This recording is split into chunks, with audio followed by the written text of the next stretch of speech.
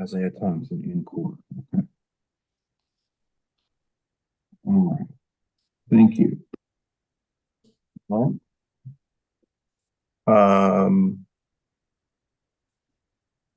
Leon Jr. Lewin or Lewin? Yeah. Can you hear me? I can. Mr. Lewin, just give me 1 second. I think the court is about to come on. Give me just a second. We're going to see if the court comes on, then we'll go from there. Good morning. I'm Judge Tammy Long Hayward. This is the State Court of Clayton County, courtroom 304. This is the bench trial calendar for traffic cases on March 18, 2026. Mr. Brooks, did you have something before I get started with the calling of the calendar? You're muted, sir. Give me, Your Honor. What was the court's pleasure? I said, did you have something before I get started? I do have a few announcements. I began speaking with a few folks, and there are some resolutions on at least 3 matters. All righty, sounds good. Let me go down the calendar and then you can update me as I get to them. Oops.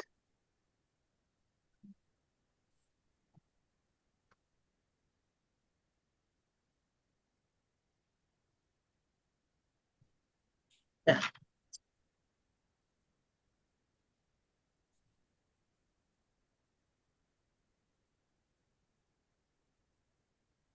All right, the first name on the calendar is Demetrius Betts. My understanding is he's in the courtroom. That is my understanding as well, Your Honor. All right, Mr. Betts, did you wish to speak with the state to discuss a possible resolution of your case, or did you wish to have a trial? State. Can you speak up for me? State. All right. Your Honor, for the folks in the courtroom, I think it may just be easier for me to go down to the courtroom. Okay, so he'll come down in a minute and begin speaking with you all. Yeah. All right, you can have a seat, Mr. Betts. Catravius Bigby. Catravius Bigby. That's called for Catravius Bigby. Failure to appear. Shayna Melinda Branker. She's in the courtroom, but I believe the attorney filed a conflict, Your Honor. All right, Ms. Branker. Who's your attorney? Mr. King. Speak up. Mr. King. Kimani King. Oh. All right, so you're free to go at this time. Okay, we'll reset your case. All right, thank you. Thank you.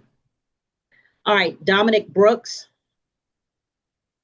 We have a resolution on the Brooks matter.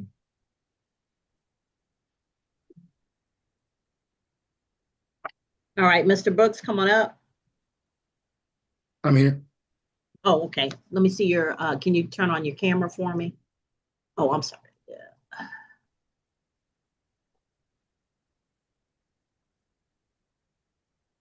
Yeah. There you are. All right, so Mr. Brooks, raise your right hand for me. You solemnly swear or affirm any testimony you give in this matter will be true.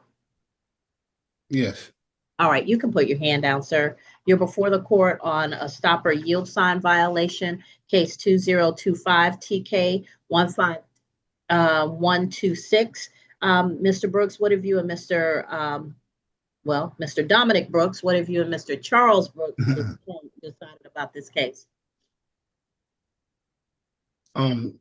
I think he said like no. Hold on, the other Mr. Brooks is going to give me the details. No problem. Your Honor, Mr. Brooks, he's eligible to do a no-low plea. Okay. And the state's recommendation was a $100 fine. All right. So, Mr. Brooks, you are entering a no-low plea to stop or yield sign violation. Is that correct? Yes, ma'am. All right. So by doing so, sir, you give up the right to have a trial by jury or judge. You give up the right to have the state prove your guilt beyond a reasonable doubt. You give up the right to have the presumption of innocence in your favor. You give up the right to confront witnesses, subpoena witnesses, present testimony and evidence on your behalf, to not incriminate yourself, and if you are not a United States citizen, a plea of guilty or no contest could negatively impact your immigration status. Do you understand all of these things? Yes, ma'am. All right. Factual basis. You're muted. Okay. Ma'am, on July 21st, 2025, officers with the Clayton County Police Department were doing traffic enforcement in the area of Flint River Road and Taylor Road. Officers observed a vehicle failed to stop at a stop sign, initiated a traffic stop, and identified the driver to be Mr. Dominic Brooks. This all occurred here in Clayton County. State's recommendations are $100 fine. All right. So, sir, the $100 fine is going to be $153 with the surcharges. I can give you 30 days to pay because you're not at the courthouse. Did you need more than that? If so, I'll give you 60 days. No, I could just play online or something because I'm not in Georgia.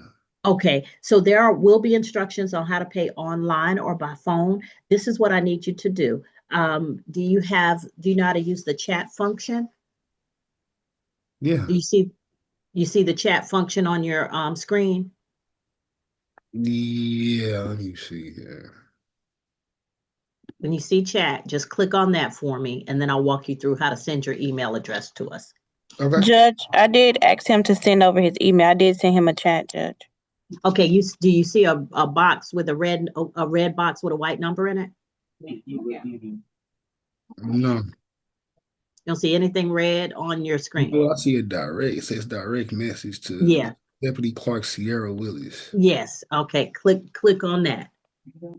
Okay. Okay, and when the box opens up, type into there at the bottom of the page or wherever it says type into your information. You're going to put your first and last name, and then you're going to put your email address, and you're going to make sure that all of the letters and numbers are in the right place, okay?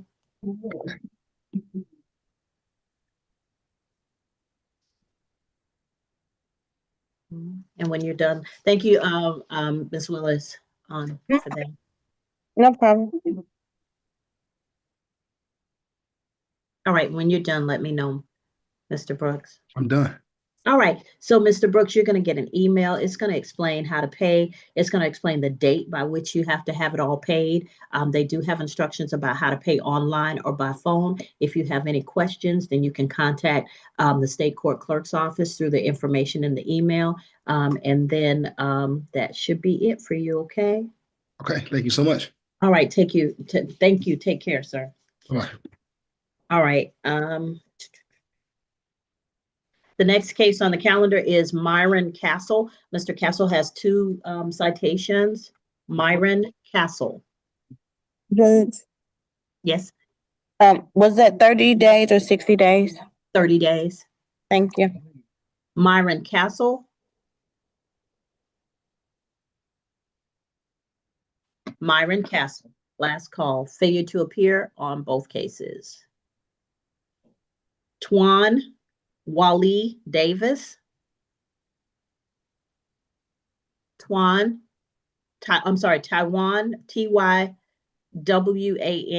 Taiwan Wally Davis. Last call, Taiwan Wally Davis. Failure to appear. Kimberly, Judge, yes. Judge, this officer Elliott, am I free to go for Myron? If Mr. Brooks says so. Okay. Officer, if you just stand by, as soon as the judge calls the calendar, we're going to release all the officers that are not needed. All right, I'm clear. Okay. Kimberly Janice Dealu. Your Honor, we have a resolution on that. I think it's Dealu. Dealu. All right, Miss Dealu. Let's see if I can find you. Miss Dealu.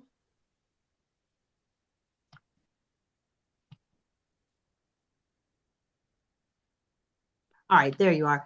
Unmute for me. You have to unmute. All right, raise your right hand for me. Do you solemnly swear or affirm any testimony you give in this matter will be true? Yes. All right, you can put your hand down. So this is case 2024 TK 27319. Kimberly Janice Dealu for speeding 21 to 25 miles per hour. Mr. Brooks, what have you all decided on this case? Your Honor, we've. Oh, I'm sorry, there's another case too. 2024 TK 27320 for seatbelt violation, and 2024 TK 27322 for speeding 26 and to 30. Yes, ma'am. For case number 2024 TK 27319, that is the first case. Yes. The state is moving to reduce the speed to 59 in a 45. The state's recommendation is a $100 fine. The second citation, 2024 TK 27320, which is a seatbelt violation. State is moving to null process citation. Citation 2024 TK 27322. That is a speeding citation for 26 and a 30. The state is moving to null process that matter as well. All right. So, Ms. Dealu, I'm going to, on case 2024 TK 27319, are you entering a plea of guilty and saving your NOLO on that? Yes. Okay, so by entering a plea of guilty, you give up the right to have a trial by jury or judge. You give up the right to have the state prove your guilt beyond a reasonable doubt. You give up the right to have the presumption of innocence in your favor. You give up the right to confront witnesses, subpoena witnesses, present testimony and evidence on your behalf, to not incriminate yourself. And if you're not a United States citizen, a plea of guilty or no contest could negatively impact your immigration status. Do you understand all of these things, ma'am? Yes. All right, factual basis, please. Yes, ma'am. On December the 17th of 2024, officers with the Clayton County Police Department were doing traffic enforcement in the area of Forest Parkway and South Ridge Parkway. Officers identified a vehicle going at a rate of speed 66 in a 45 mile per hour zone. Officers initiated a traffic stop, identified Ms. Dealu as the driver. This all occurred here in Clayton County. After a review of Ms. Dealu's driving history, the state is elected to reduce her speed to 59 in a 45. State's recommendation is a $100 fine. All right. So, Ms. Dealu, the fine is $100. It'll be $153 with the surcharges. And I just need you to send us your email address. Miss Willis may have already sent you an email. A chat to get your email address. Do you see the chat function on your phone? Yes. Okay. So if you'll reply to that, you're going to send your first name and last name and your email address to Miss Sierra, Deputy Clerk Sierra Willis. Okay. And ma'am, I'm gonna need you to slow down for me. I will. And wear that seat belt. Yes, ma'am. Because even if you driving careful, somebody else might not be, and you might need that seat belt. Understood. All right. So once you send your email address, we'll go ahead and get that email out to you. It'll tell you you can pay online, by phone, or you can come up to the Clayton County Justice Center at 9151 Terra Boulevard and pay on the second floor, and that's in Jonesboro. Okay. Okay, thank you. All right. Once you send the email, you're free to go. All right, thank you so Send your much. email address. All right. Take care, ma'am. Bye-bye. The next case is Sharella Patrice Gilbert. Miss Gilbert has two cases. Sharella Patrice Gilbert. I don't see any movement in the courtroom. I'm searching the screen. Sharella Patrice Gilbert, last call. Failure to appear, both cases. Ana Maria Hernandez Aguilar. Ana Maria Hernandez Aguilar.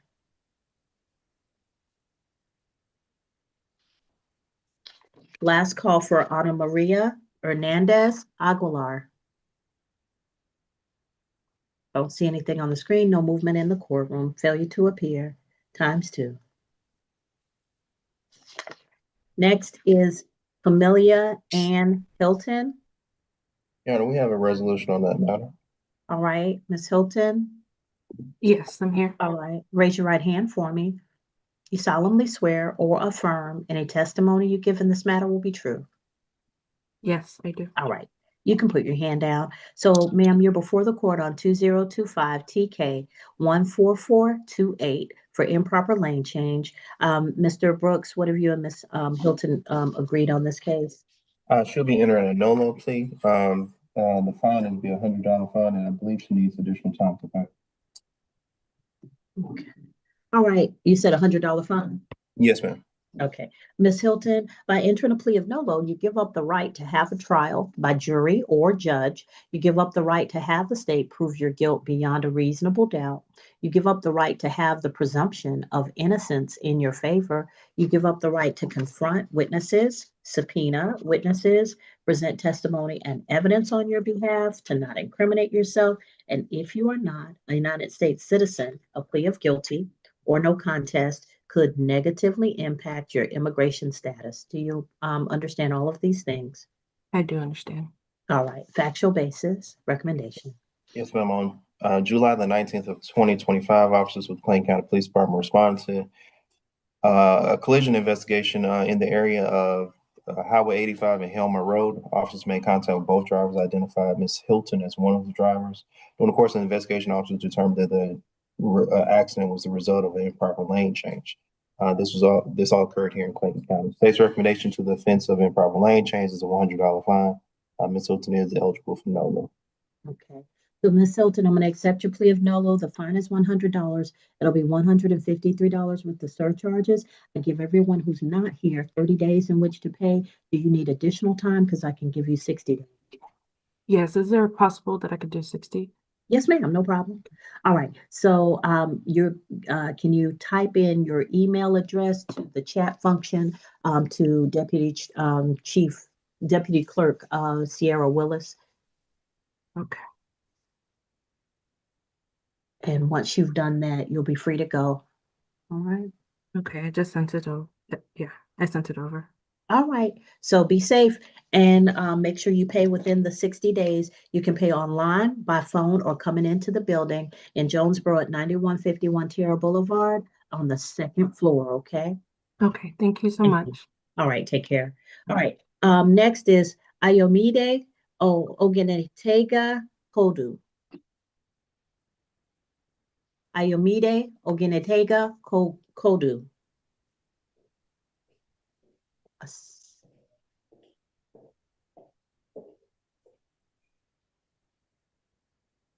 Is somebody coming up to the courtroom? All right, so there's no one in the courtroom, I take it. Okay, so I'm not seeing anyone on the screen. Failure to appear for Kodu. Lewin Jr. I'm here. Good morning, Mr. Lewin. So you got to be stopped and not driving to do this hearing. Yes, ma'am. Can you give me just a moment just to pull over the truck? Sure. Be safe. Will do.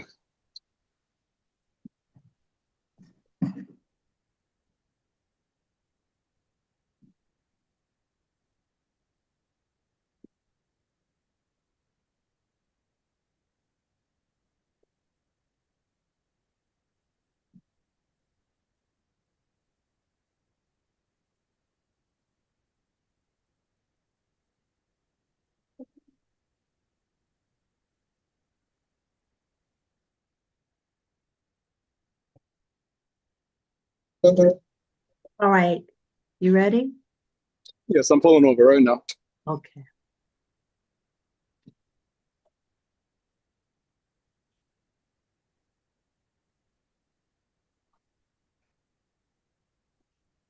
I'm ready. All right, so Mr. Lewin, you're before the court for a central lane violation. You have the opportunity, you have the right to speak with the state to see if you all can reach a resolution, or you can go to trial on this case. Which would you prefer, sir? To go to trial. Okay. So once we get through the calendar, we'll come back to your case and have a trial, okay? Okay. All right, thank you. James Lee Turner Palmer. James Lee Turner Palmer. All right. Hey, how you doing, man?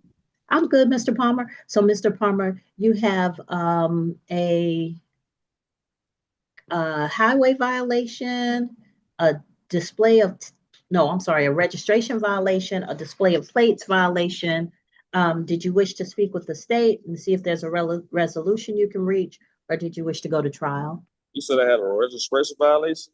That's what it looks like. Mr. Brooks, can you decipher this? Because the way it's coming up on my calendar is CAH rest violation. Yes, ma'am. That's trucks using highways with multiple lanes. Ah, And that's the second citation is a improper display of tag. okay. So it was a multiple lane highway violation, Mhm. and then improper display of tags. I can count for the tag, but the multiple violation for the lane is that it's no signs indicating that the truck. Okay, sir, I Yes, asked ma'am. you one simple question. Yes, ma'am. I said, did you want to talk to the state about a possible resolution of your case, or did you want to go to trial? I'll talk to the state. Okay. So in a moment, I'm going to put you in a breakout room. You can have a conference with Mr. Brooks, okay? All right, thank you. All right, no problem. All right. Johnny St. Louis. Johnny St. Louis. Okay, I'm looking on the screen. I do not see Johnny St. Louis. I do not see movement in the courtroom. Last call for Johnny St. Louis. Failure to appear. Zakia Spurgeon. Zakia Yes. Spurgeon. Yes, All I'm right. here, Your Honor. May I see you, please? Oh, Ms. Spurgeon, you're charged with speeding 26 to 30 miles per hour over the limit. Did you wish to speak with the state, or did you wish to have a trial? Speak with the state. All right. In a moment, I'll put you in a breakout room so you can have a conference. Thank you. All righty. Isaiah Jamil Townsen. Isaiah Jamil Townsen. I'm not seeing anybody on the screen with that name. Mr. Townsend's in the courtroom. He was here. Oh, all right. Speaking to the Solicitor General outside. Okay, he went outside. He's speaking to somebody from my office, Your Honor. Oh, okay, no problem. So I'll just put him down as here. All right, and Staria Michelle Wilkerson. Staria Michelle Wilkerson. Last call for Staria Michelle Wilkerson. All right, failure to appear. All right, Mr. Brooks, I'm going to go ahead and start these conferences for you. I think that's Palmer and Spurgeon. Yeah. So Betts is in the courtroom, and then you said Palmer and Spurgeon are the ones you need on the screen. All right.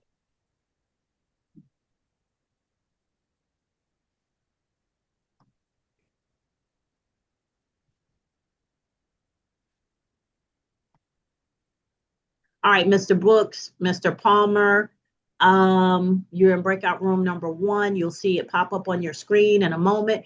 In order to come out of the breakout room, when you're done, just activate your screen or touch your screen and it should pop up, okay? Go on into the breakout room. All right, ladies and gentlemen, so we are working diligently to get through this calendar. So as soon as Mr. Brooks is back with announcements or the other solicitor comes in with announcements, we'll move forward.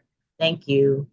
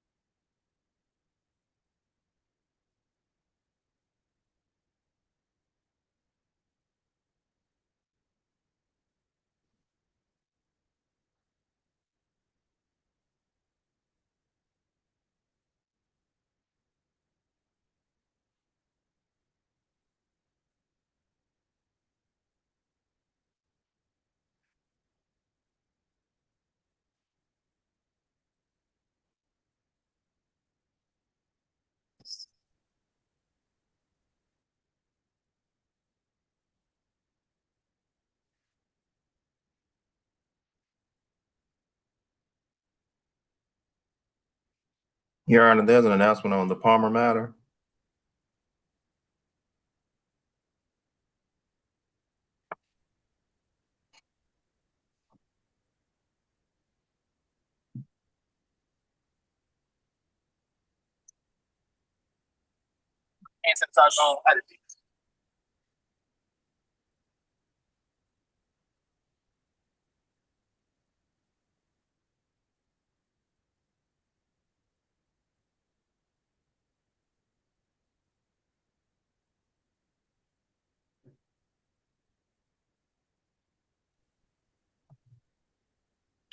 Yes, Mr. Brooks, you have an announcement on Palmer? Yes, ma'am. The state is giving Ms. Palmer a strong admonishment about the charge and addition a warning and for moving the non-press at this time. Both cases? Yes, ma'am. All right, so Mr. Palmer, you good to go. You're getting an admonishment. Please pay attention to it for me, okay? Yes, ma'am. Have a great day. You do the same. Thank you, Judge. All right, Mr. take care. Brooks. All Yeah. right. And then Ms. Spurgeon is going to breakout room number 1 with Mr. Brooks. Second.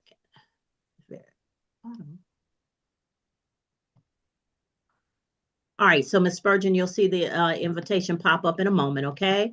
And I think Ms. Spurgeon, let me go ahead and release these officers if you don't mind to y'all. Go ahead, go ahead. Let's see, Officer.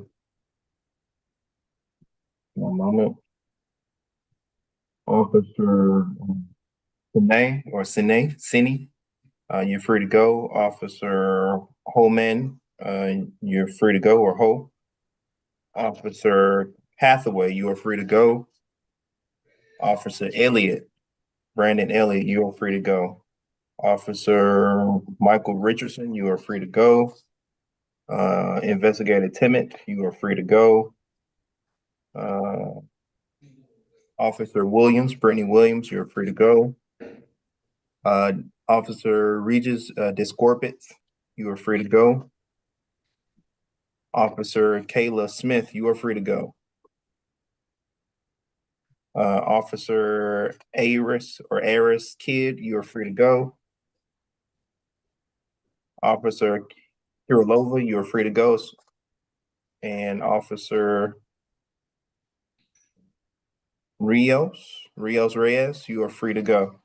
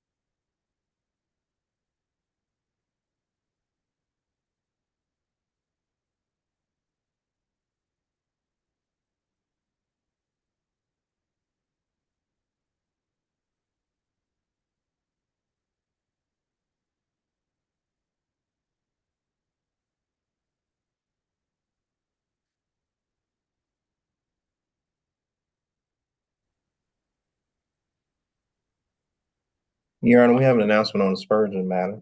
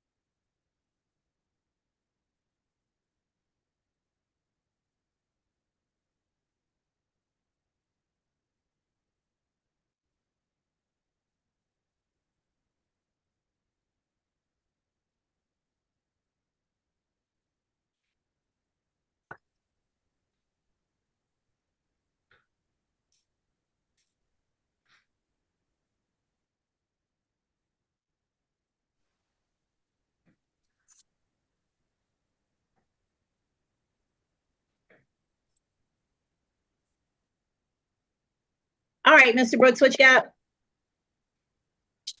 Your Honor, on the Spurgeon's matter, that's going to be a no-low plea. All right, Ms. Spurgeon. Yes, ma'am. There she is. Raise your right hand for me. You solemnly swear or affirm any testimony you give in this matter will be true. Yes, ma'am. All right, you can put your hand out. You're before the court on State of Georgia versus Zakia Spurgeon for speeding 26 to 30 miles per hour over the limit on 2025 TK 14002. By entering a plea of nolo, you give up the right to have a trial by jury or judge. You give up the right to have the state prove your guilt beyond a reasonable doubt. You give up the right to have the presumption of innocence in your favor. You give up the right to confront witnesses, subpoena witnesses, present testimony and evidence on your behalf, to not incriminate yourself, and if you are not a United States citizen, a plea of guilty or no contest could negatively impact your immigration status. Do you understand all of these things? Yes, ma'am. All right, factual basis recommendation, please. Yes, ma'am. On July 15th, 2025, officers with Clayton County Police Department were doing traffic enforcement in the area of Forest Parkway and Derrick Jones Road. Officers identified a vehicle going 71 and a 45. Initiated a traffic stop, identified the driver being Miss Zakia Spurgeon. This all occurred here in Clayton County. State's recommendation to the offense of speeding 71 and 45 is a $100 fine. All right, Ms. Spurgeon, the fine is $100. It'll be $153 with the surcharges, and I can give you 30 days to pay. If you need more, I can give you 60 days. Which did you prefer, ma'am? The 60 days, please. Sure. Now, you're going to send your email address to Deputy Clerk Willis. So you're going to go to the chat function, choose new chat. You're going to look for Deputy Clerk Willis. And at the bottom of the page, type in your first and last name and your email address. So Ms. Willis is going to send you your sentence sheet by email. There'll also be instructions on how to pay online or by phone. But you can always come into the Clayton County Justice Center on 9151 Terrell Boulevard in Jonesboro, and pay in person on the second floor, okay? Yes, ma'am. Thank you. All right, slow down for me, please. Yes, ma'am. I will. I'm sorry. All right, thank you. Take care. Your Honor, on the Betts matter,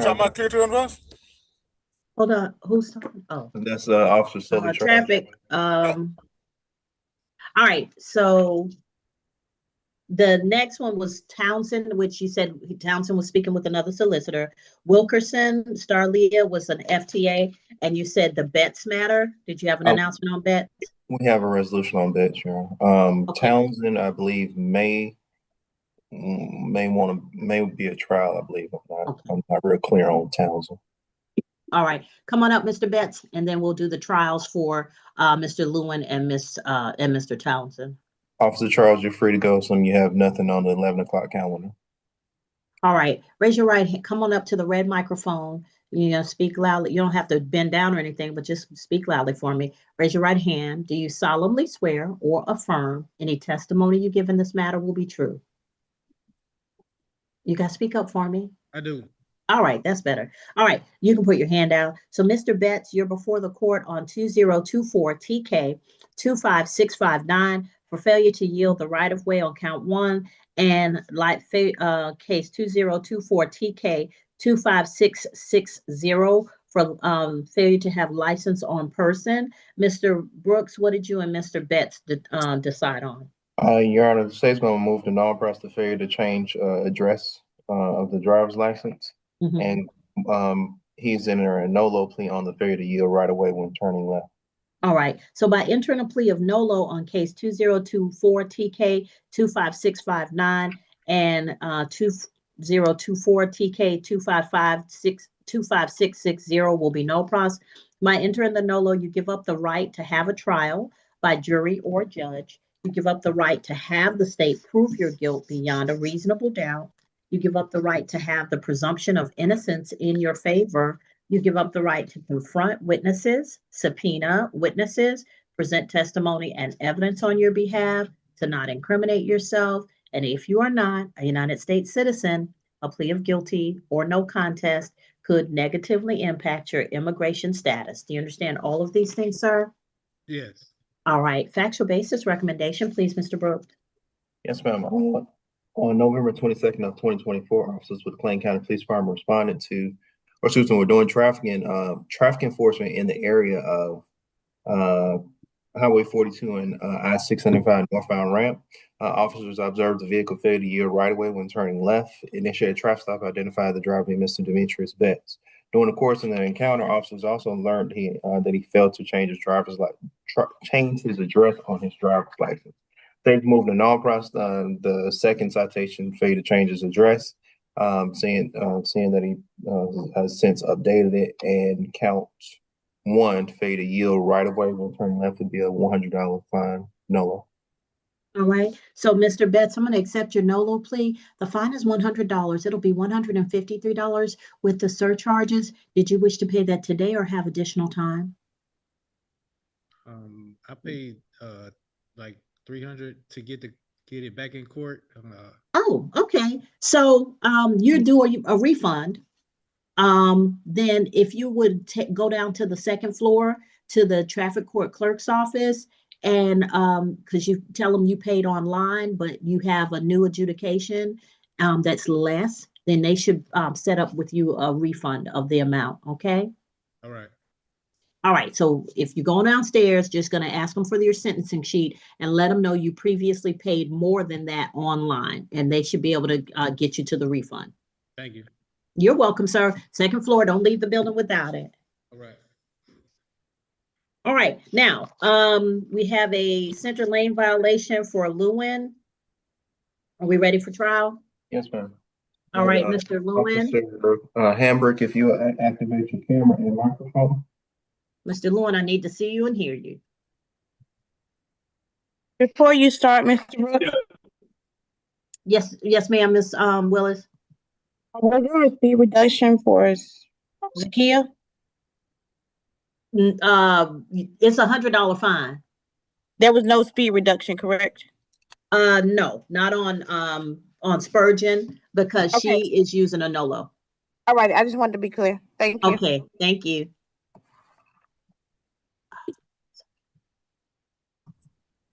All right, so ladies and gentlemen, if you're coming in for the 11 o'clock calendar, please put your first and last name on the screen. iPhone designation doesn't help me because everybody's got an iPhone. So please put your first and last name on the screen. Mr. Lewin, you're gonna have to stay pulled over, sir, until we complete your trial. I can't do a trial. You get a Can you distracted. can You're you gonna give get me a 5 distracted minutes? driver while you get rid of this case. Yes, man. Can you give me 5 minutes and I'll be able to pull over at a truck stop? Okay, sir. All right, did we have an announcement on Townsen? Mr. Townsend is in the courtroom, I believe. I believe Mr. Townsend may want to go forward as well. I think Mr. Townsend may hold a CDL. Ms. Mr. Townsen, come on up, sir, and tell me what we're doing on your case. Is he back in the courtroom? All right, sir, are we trying your case? When I talked to the people that came in, they basically told me y'all got something called a NOLO, where it doesn't affect my driver's license if I'm trying to pursue my CDL and I don't get no points. But at the same time, they told me it's not guaranteed. Yeah, see, here's the thing. We know regular car stuff. We don't know CDL stuff. And so because CDL involves federal and state law, we don't know how a NOLO would affect it. It might have the same effect. It might not. So we try not to, like, let me just tell you this, though. A plea carry, you can take a plea and get a NOLO. If you go to trial, it's going to be not guilty or guilty. So you run the risk of getting a guilty instead of when you could have had a NOLO. Now, this is your trial date. If this is a major concern for you, do you need us to continue it until you figure this out and then come back on the next trial calendar? I ain't gonna lie, it's my 4th time in this courtroom. I'm trying to make it my last. You know what I'm saying? Well, I'm trying to make it your last too, but I don't know why you keep coming back. Like, if it's the same situation, you should have asked the questions by now. I mean, technically, y'all brought me back. You know what I'm saying? Technically.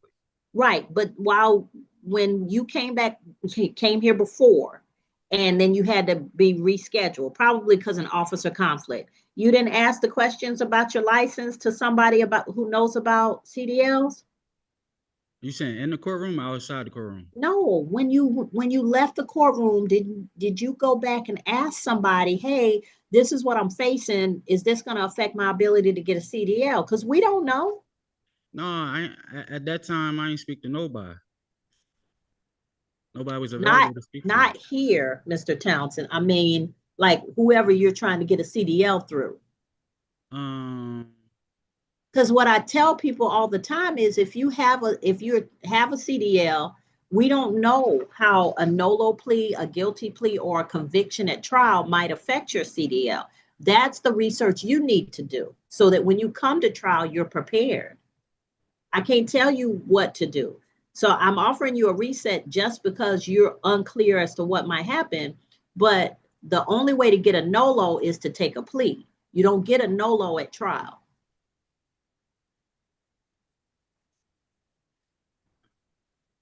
And if I do the trial situation, what's the worst that could happen? You said the guilty plea is the worst? Yeah, it's only going to be probably going to be about $100 fine. That's not the worst thing. The worst thing would be if it's an issue for you, a guilty plea. But I don't know. I haven't heard anything. But what I'm saying to you is between the two, people usually prefer a NOLO versus a guilty. I'm giving you say you don't want to leave and come back. You've had a chance to do the research and you didn't do it. You got to make a decision, sir. Are we going to trial or are you going to determine what you can do with the state? I think I'm going to do the NOLO. I'm tired of coming in this courtroom. So we're going to do the NOLO. Okay. Mr. Brooks, he wishes to enter a NOLO to stop a yield sign violation. It's $100 fine, Your Honor. All right. Raise your right hand for me, Mr. Townsen. Do you solemnly swear or affirm any testimony you give in this matter will be true? What? Yes. Okay, you can put your hand down. So you're before the court on State of Georgia versus Isaiah Jamel Townsen, 2025 TK 24652, stop or yield sign violation. You're entering a plea of nolo. By doing so, you give up the right to have a trial by jury or judge. You give up the right to have the state prove your guilt beyond a reasonable doubt. You give up the right to have the presumption of innocence in your favor. You give up the right to confront witnesses, subpoena witnesses, present testimony and evidence on your behalf, to not incriminate yourself. And if you are not a United States citizen, a plea of guilty or no contest could negatively impact your immigration status. Do you understand all of these things? I understand everything you said. Did you have a question? I do. Go ahead, sir. I don't think it's really a question. I think it's more of a statement. Go ahead. Like when I was talking to the people out there, they basically told me like they want me to feel comfortable with my decision. Yes. I'm gonna be honest, because I hate lying. I really feel like I'm forced. I really feel like I'm forced with the NOLO, because if I don't do the NOLO, 9 times out of 10, y'all gonna go to the cop. No, sir, first of all, anybody will tell you, police officers and everybody else, that I make my own decisions. I don't side with anybody, number one.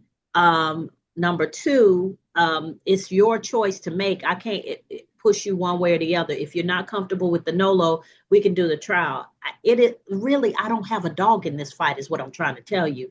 This is what I'm here to do. If bench trial day, I do bench trials. If people want to take the plea, sometimes it works out better for them, then take the plea. But I can't make the decision that you've had. You said you've been here 4 times, which means you've had at least 3 times between appearances to ask the questions you need to ask to know if a NOLO will benefit you or a trial will benefit you. But I can't tell you that, and you didn't do your due diligence. So don't say that we're forcing you to do anything.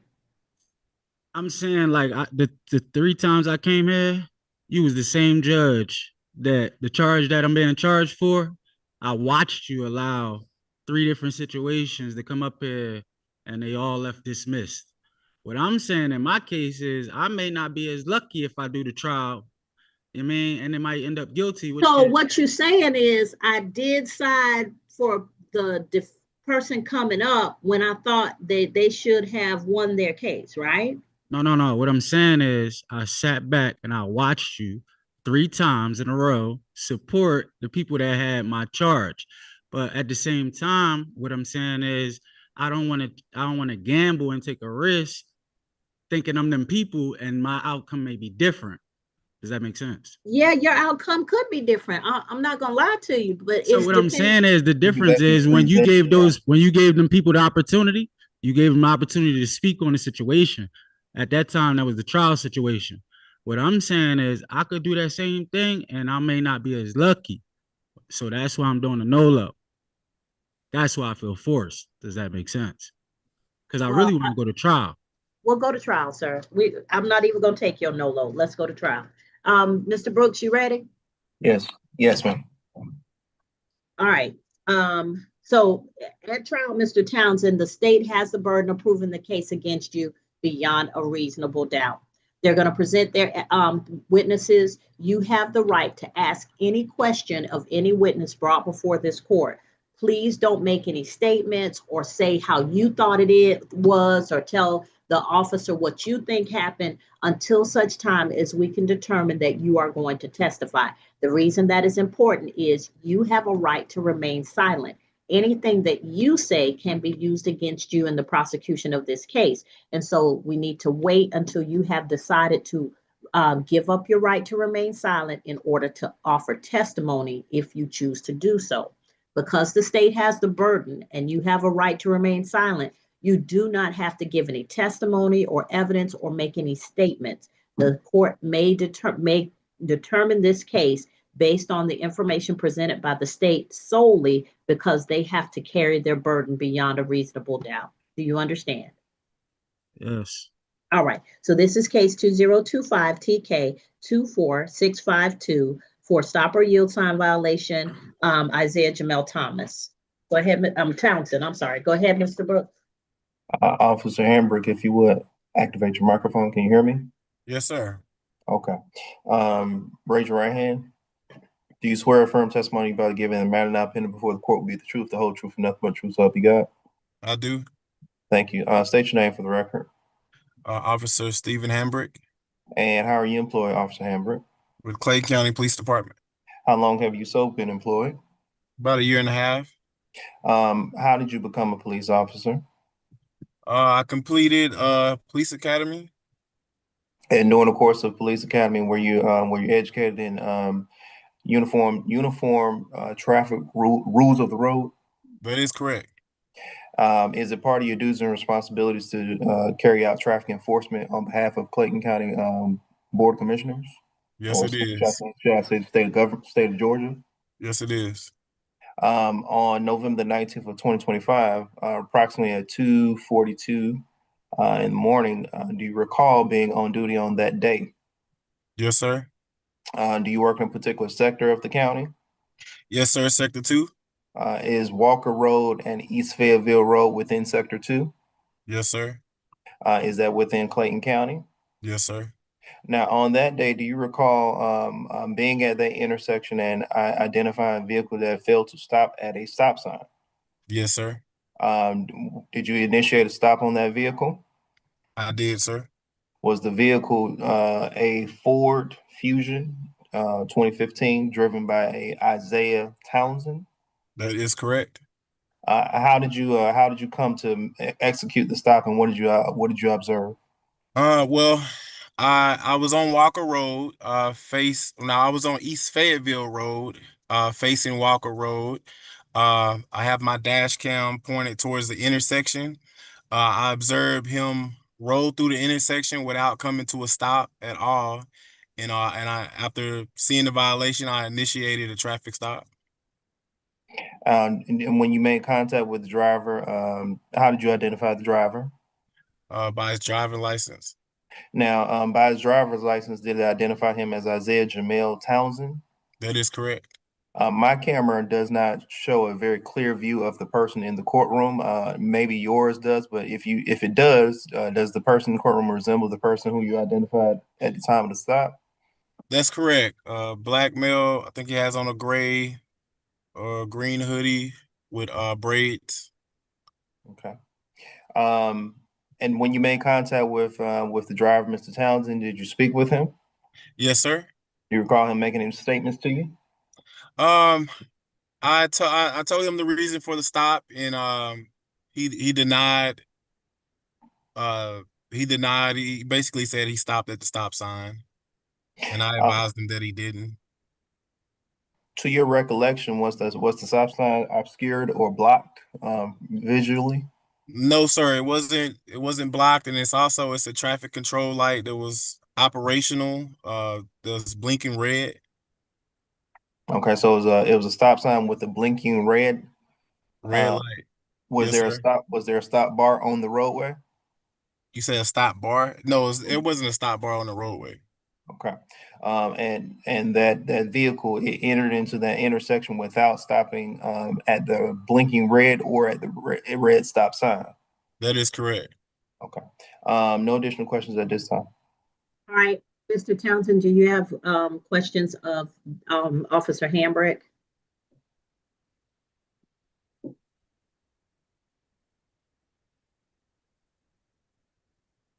No questions? Okay. All right, did the state have additional evidence or witnesses to present? The state rests, Your Honor.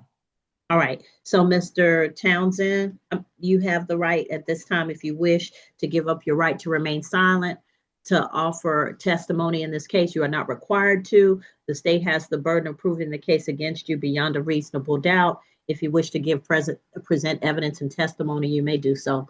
Do you wish to do that, sir? I do wish to make a statement, yeah. All right, raise your right hand for me. Do you solemnly swear or affirm any testimony you give in this matter will be true? Yes, ma'am. All right, you can put your hand down. So You have the right to remain silent under the Fifth Amendment of the Constitution of the United States. Do you wish to give up that right to remain silent and offer testimony in this case? I wish to speak. Okay, that means you wish to give up your right to remain That's silent. correct. That's correct. Okay. All right, go ahead and tell me what you wish me to know. All right, so I'm gonna start from the beginning. Okay. I work at UPS. I went to work at 10 o'clock. I got off at 2 o'clock. Um, my girlfriend had left her key in my car, and she asked me to come drop it off to her when I get off of work because she had to be to work at 6 a.m. So I told her originally, it's Riverdale. I'm cool. I ain't got time for the police. Long story short, she was adamant about not being late to work. So I decided to get off work at 2 o'clock. I arrived in Riverdale around 2:30. I got to that stop sign. It was probably like 2:35, 2:40, no later than that. When I tell you, it was no vehicles in sight. It was no vehicles in sight. That includes law enforcement vehicles, any vehicle on the road. I was the only person on the road. Not only that, I heard about Riverdale is one of the worst areas to, deal with law enforcement in. So I'm real cautious when I'm in that area, even to this day. I just was there yesterday in the same location where he said he pulled me over at. Anytime I'm in Riverdale, I always make sure that, I'm focused on the traffic laws because, I haven't been in trouble with the law criminal wise or traffic wise for years. So for me, I take it very personal to keep my traffic record clean when it comes to law enforcement. So when I came to that stop sign that night, I know for a fact that I stopped. Not only did I stop, maybe 50 yards down the road, I saw the officer put on his blue lights. He had to catch up to me. I had already slowed down and stopped at the time. And then he came and got out the car, asked for my driver's license and all that. He called 2 more officers. He never spoke to me once he grabbed my license. Like once he grabbed my license, he went back to the car. He had the other 2 officers basically stand there with me the entire time. And then I asked them, can I speak to him? And he basically ignored me. Like the only time he spoke to me was when he had my license. And then he went to his car, had the officers wait there. Then he came back, gave me the ticket. He basically told me, like, if I don't sign this ticket, he's gonna take me to jail. He also searched my car because he said my car smelled like weed. I don't smoke weed. So my personal interaction, he's the first police officer in the state of Georgia that ever pulled me over. I've never been in contact with no police in the state of Georgia. He's the first one. And when I tell you, he was very rude. And he was upset that he didn't find nothing in my vehicle because he said it smelled like weed. I had already told him, my girlfriend, she do smoke weed, so I had explained that to him like, hey, earlier in the day, she might have been in the car smoking a joint or whatever the case may be. He didn't want to hear that. So he searched my car. Once he didn't find nothing in my car, and once he seen that I didn't have like a warrant or nothing like that, that's when he told me, all right, look, I'm gonna give you this ticket. And I tried to communicate with him. The other officers, they was very polite. They was very professional. He was the only one that, I felt like, I just felt uncomfortable around him. You know what I'm saying? I felt like he was very unprofessional. And every time I tried to speak to him with common courtesy and decency, it was like, nah, I'm good. Like it was a bad experience, long story short. You know what I'm saying? I was trying to help my girlfriend out so she could make it to work on time. And I already knew I didn't want to do it, but I tried to help her. And then in return, you know what I'm saying, I ended up getting a ticket. I've been in Georgia for 3 years. I've never, ever been in trouble with the law, whether it's a ticket or whether it's criminal, until I met this officer. And what I'm saying is, when I go to the NOLO thing, when I was saying about being forced, in my mind, I really do want to resolve this case. But at the same time, I don't want it to come back and bite me in the butt later in the future. You know what I'm saying? Because like you said earlier, you only deal with what you deal with. You don't know the CDL side of it. So basically what I'm saying to you is I didn't do what he said I did. You know what I'm saying? And I know for a fact that I stopped at that stop sign. Even to this day, I'm traumatized from the stop. When I tell you, is no like yesterday, I was at that stop sign. I was at that stop sign yesterday. There was no cars in sight. I made sure I stopped there. because I didn't want another opportunity where an officer like this would say, hey, you ran a stop sign. And all reality is like, bro, nobody was out there. It was almost 3 a.m. I was coming from work to get my girlfriend her key. And next thing I know, I'm being pulled over and my car is being searched. You got 3 officers in total there. And then when I try to speak to him, it's like 2 of them was professional and he was the only one that, you know, he was upset that he didn't have nothing on me. You know what I'm saying? So I just feel like, you know, basically I feel violated. You know what I'm saying? So that's why I went with the trial situation, because I felt like I wanted to be heard. You know what I'm saying? He was heard. I should be heard. You know what I'm saying? I don't have a track record of, you know, tickets or DUIs or anything like that other people do. It's very important to me that I keep my nose clean, because I'm trying to be a better person in life through the CDL situation. I can't, you know, mess that up. And if I do mess that up, then it's like, all right, what position do that put me in? I work at UPS. They got, you know, tractor trailers and stuff like that. They basically put you through a class, and then once you pass the class, you now work for UPS as a CDL Class A driver. This situation with this officer has literally traumatized me to the point where I don't know if I'm gonna be able to pursue that anymore. You know what I'm saying? So it's like I'm just trying to resolve this case. I don't, you know, and that's it, basically. All right, Mr. Brooks. Mr. Townsend, you advised that you got off of work at about 2 o'clock in the morning, correct? Correct. And you got to the traffic intersection about 2:40 roughly? 235, 240. 2:35, 2:40. And you also testified that you were trying to get to your girlfriend's house before 6 o'clock because she was adamant that she could not be late for work, correct? Yes, sir. Okay, and your girlfriend, she lived somewhere in the area? From the stop sign, I would say no more than maybe 6 minutes, 5 minutes. Okay, 6 minutes, 6 to 5 minutes from the stop sign. And when you got to that intersection, it was nighttime or early morning, right? Correct. And your testimony was that you didn't see any vehicles in the intersection, correct? Obviously, I was looking straight. I didn't see him. I looked in the rear view. I didn't see him. You have to come to the stop sign and look left and right. That's the purpose of a stop sign. So once I looked at all 4 situations, that's when I pursued. Once I went past that stop sign, it was probably 50 feet. I seen blue lights. I immediately pulled over. Immediately when I saw them lights. So you never saw the officer in the intersection, correct? There was no officer at the intersection. If Okay. anything, there's a store at the top of that hill. I don't know the name of that store, but there's a store at the top of that hill, and then there's the stop sign. From the store to the stop sign, I stopped at the stop sign. I went past the stop sign. That's when I saw the blue lights, and then I pulled over, and then he got behind me. Okay. You were driving a Ford Fusion, a black Ford Fusion? Yes, sir. 2015? Yes, sir. Investigator Ecure, if you could activate your camera. Your Honor, does the state have the ability to share screens? Sure.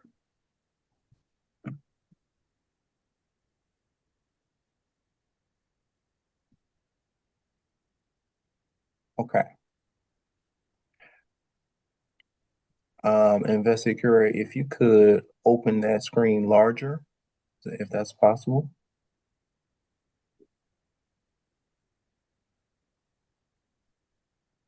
Okay. Okay. Now, Mr. Townsend, the intersection, and that intersection is a fairly dark intersection, correct? Yes. Okay, and it has a blinking red light to also indicate that there's a stop sign in that area, correct? I never seen the blinking stop sign. I go through there daily. Not a blinking stop sign, a blinking red light. There's no blinking red light there that I see. There is a red stop sign there for sure. Okay. I'm going to show you a video, and I want you to see. I want you to tell me if this is if this is what you remember from the stop.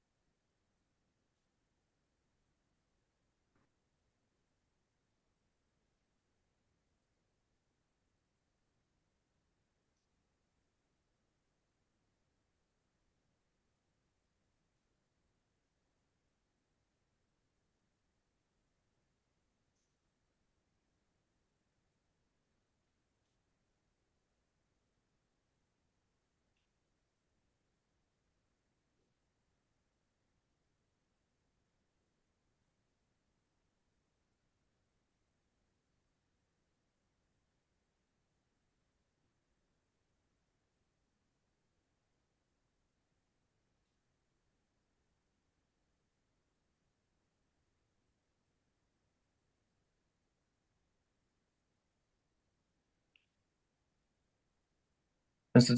Townsend, do you recognize that vehicle? My vehicle, yes. That's your vehicle? It's not my vehicle, but I was driving it at the time, yes. You were driving that vehicle? Yeah. And would you say that this video is a truthful and accurate reflection of what happened on that night? I still don't remember seeing that red blinking sign. Okay. I didn't see that, honestly. You don't remember that? No, sir. Okay. At this time, the state will move into evidence will be marked as State's Exhibit number 1 as a depiction of what happened on the incident night, November the 19th, 2025. All right, it will be admitted. Continue to play, Investigator Curate.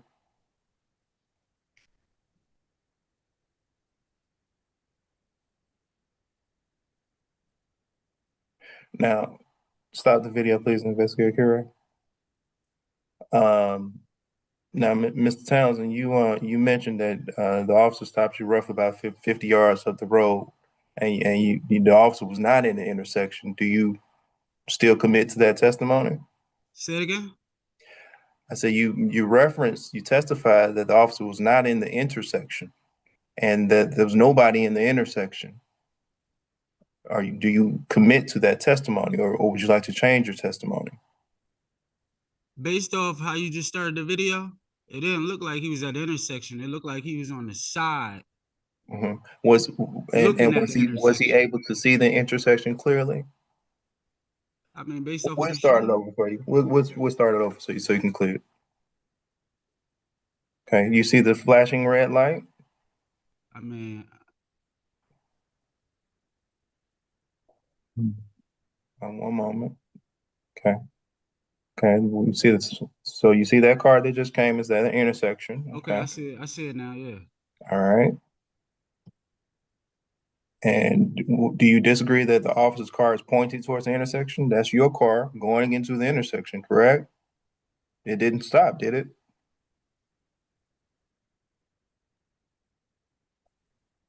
Ms. Townsend, did it stop?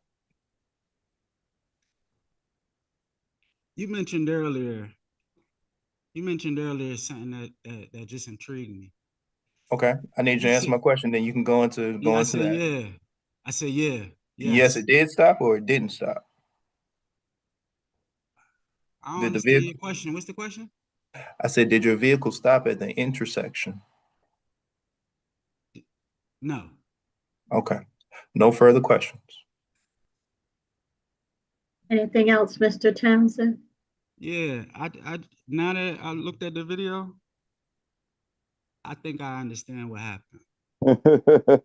No. I didn't peep. I just off the video. That's not me, Mr. Townsend. I think somebody has their mic on.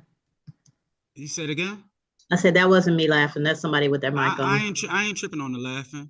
I'm watching the video and it just played back in my mind from that night. Okay. This is like a month or two ago. Like, you know, a lot go on. So based off the video, let's go back into what I said earlier about me getting off work, because that was very important. When I got off work, I had just worked probably like a 12-hour shift. And I think that based off looking at the video, I might have been wrong. And if I'm wrong, I'm man enough to say I'm wrong. You know what I'm saying? So based off the video, me looking at it go through the intersection, the officer was right. And I think at that time, I probably just, I don't want to say I was tired and fatigued and probably dozed off, but based off looking at the video, I think that's what happened. And I think that's why I did go through the stop sign, now that I'm actually looking at the video. All right. Anything else at this time? No. All right. You can take the dash cam down, Mr. Investigator Akure. Does the state have anything at this time? No additional witnesses. All right. Mr. Townsen, the court has reviewed the testimony in this case. both the testimony of the officer who responded and also the testimony, your testimony, and the video that was introduced into evidence of the actual traffic event. The court is going to find you guilty of the event guilty of the offense of stop or yield sign violation. Does the state have a recommendation for sentencing? It's a $200 fine. I'm sorry? Yeah, a $200 fine, bro. All right, the fine will be $200. It'll be $298 with the surcharges. And sir, I can give you up to 60 days to pay without putting you on probation, or I can give you for a probation, 12 months probation to pay the fines and fees. Did you want to pay it today, or did you need 30 days or 60 days? I need 60 days. All right. So what I'm going to ask you to do now is you're going to go downstairs to the second floor. Please do not skip this stop. You're going to go to the second floor to the traffic court window. They're going to give you your paperwork. They're going to give you all the information about how to pay. You can pay online or by phone or coming back to that window to pay in person. Please remember that if you fail to pay, an arrest warrant could issue, and you do not want that. The total will be, I think, $298. You can head down to the second floor for me. Thank you. All right, are we ready on Lewin? I had something to say, Judge. Can I speak? Sir, you have talked a lot. What else you need to know? I ain't gonna lie. This go hand in hand with what I was telling you, Judge, about the force situation, though. You know what I'm saying? Sir, I didn't force you. You went to trial. No, you said you didn't expect the dash cam. That's all. That's the only difference in what you're saying. You said you felt forced. I don't force people to take a plea. I gave you the option. I said you could take a NOLO plea. Let me ask you this. Go to trial. Sir, what you need now? If you want to appeal my decision, you may, but please understand that the appellate court will see the video. Okay. That's fine. All right. So head on down to the second floor for me. Let's not belabor this, sir. Let's go on to Lewin. Mr. Lewin, I hope you are stopped and ready for trial. Yes, ma'am. All right. Mr. Lewin, you're before the court for a central lane violation. This is case 2025 TK 14374. The state has the burden of proving the case against you beyond a reasonable doubt. You can present evidence and testimony if you choose to, but if you do not wish to, you do not have to, because you have a right to remain silent. And anything you say can be used against you. I ask that you not make any statements or tell us how you felt or what you saw or what you experienced until such time as we determine whether you are going to give up your right to remain silent or offer testimony. Because the state has the burden, they're going to present their witness first. You can ask questions of any witnesses brought by the state, but do not tell us what you experienced. Only ask questions of the state's witness, okay? All right, Mr. Brooks, you may call your first witness in the case of Lewin Jr., 2025 TK 14347. Yes, ma'am. Officer Hamburg, if you would, raise your right hand. Do you swear firm testimony about giving the matter not pending before the court be the truth, the whole truth, and nothing but the truth, so help you God? I do. Thank you. State your name for the record. Officer Hamburg with the Clayton County Police Department. And how do you serve the Clayton County Police Department? As a police officer. Are you part of any specialized units or divisions? Oh, yes, sir. I was part of the traffic unit at the time. Okay. And what are your duties and responsibilities in the traffic unit in the County Police Department?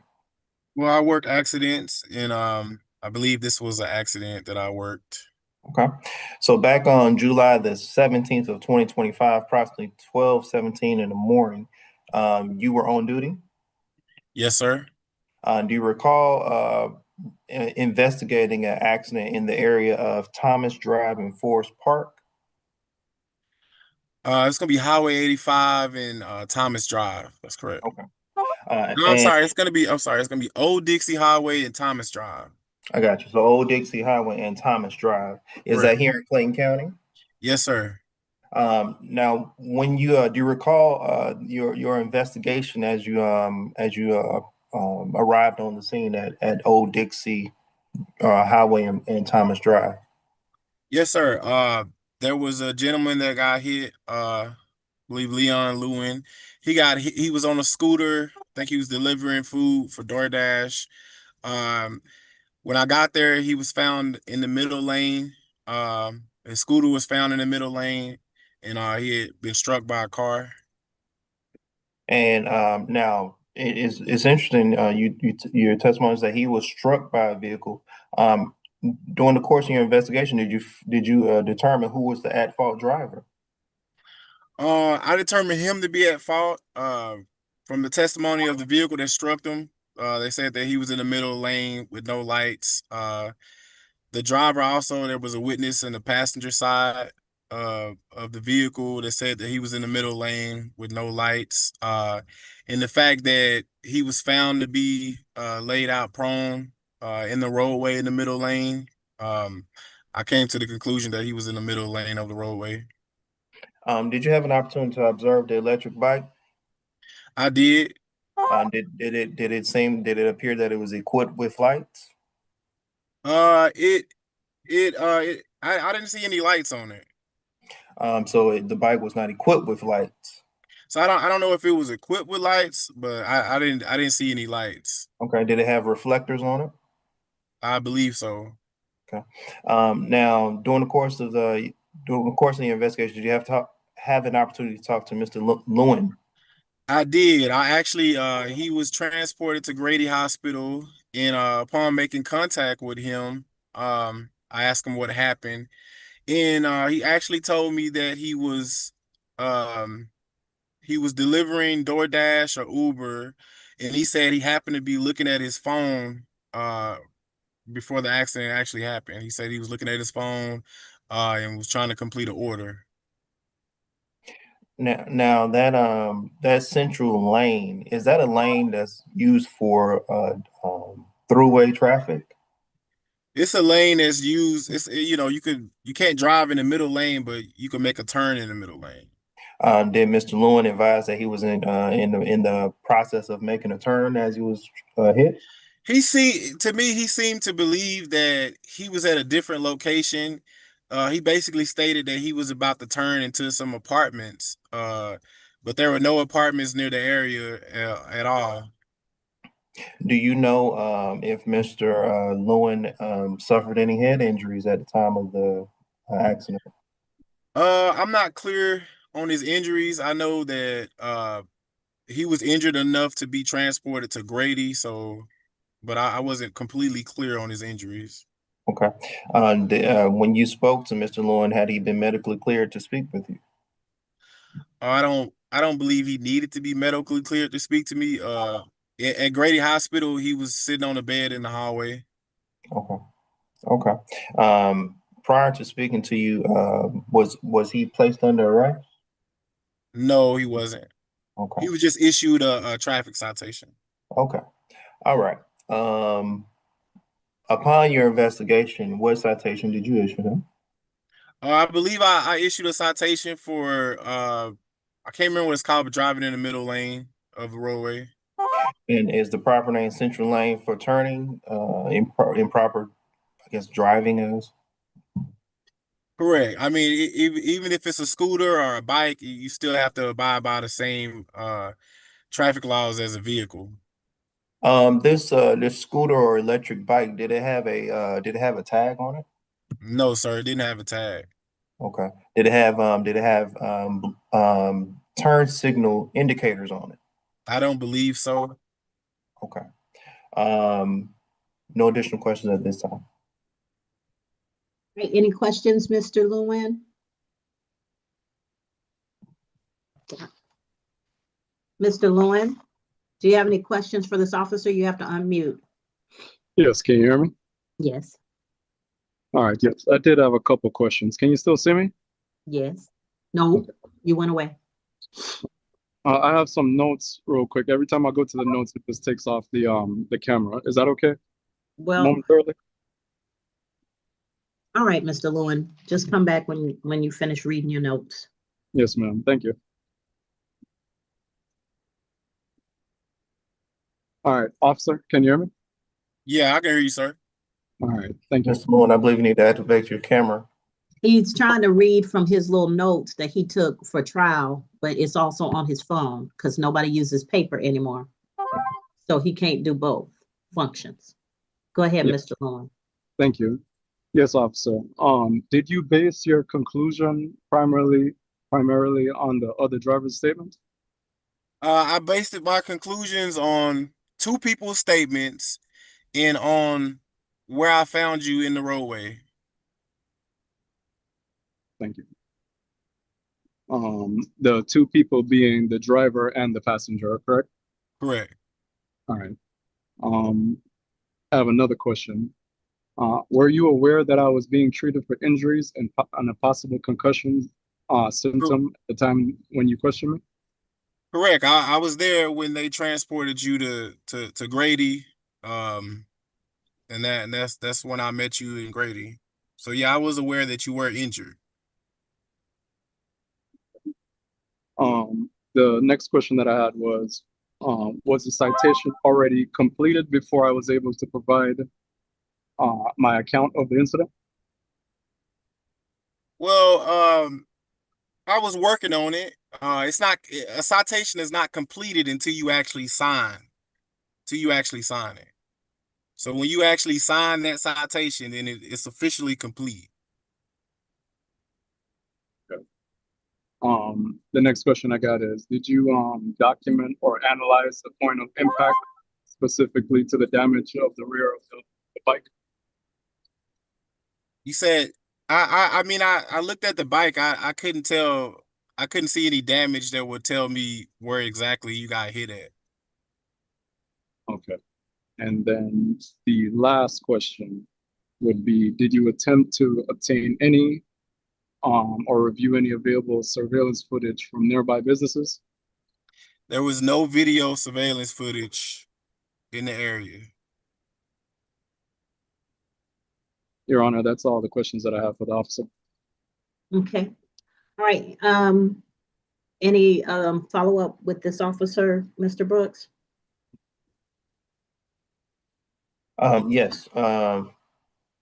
Officer Hamburg, the vehicle that struck Mr. Lewin, was it in the central turn lane, or was it turning, or what was that vehicle doing at the time? Do you recall? That vehicle was coming off of Thomas Drive, and it was turning left onto Old Dixie Highway. So it was making a left turn. Okay. And where Mr. Lewin was he within the path of the left turn of the driver? That is correct. They stated after when they made a left turn, they didn't see him. They said he didn't have any lights, and they struck him the front left bumper. Okay. Okay. All right. No additional questions. All right. Anything else, Mr. Lewin, for this officer?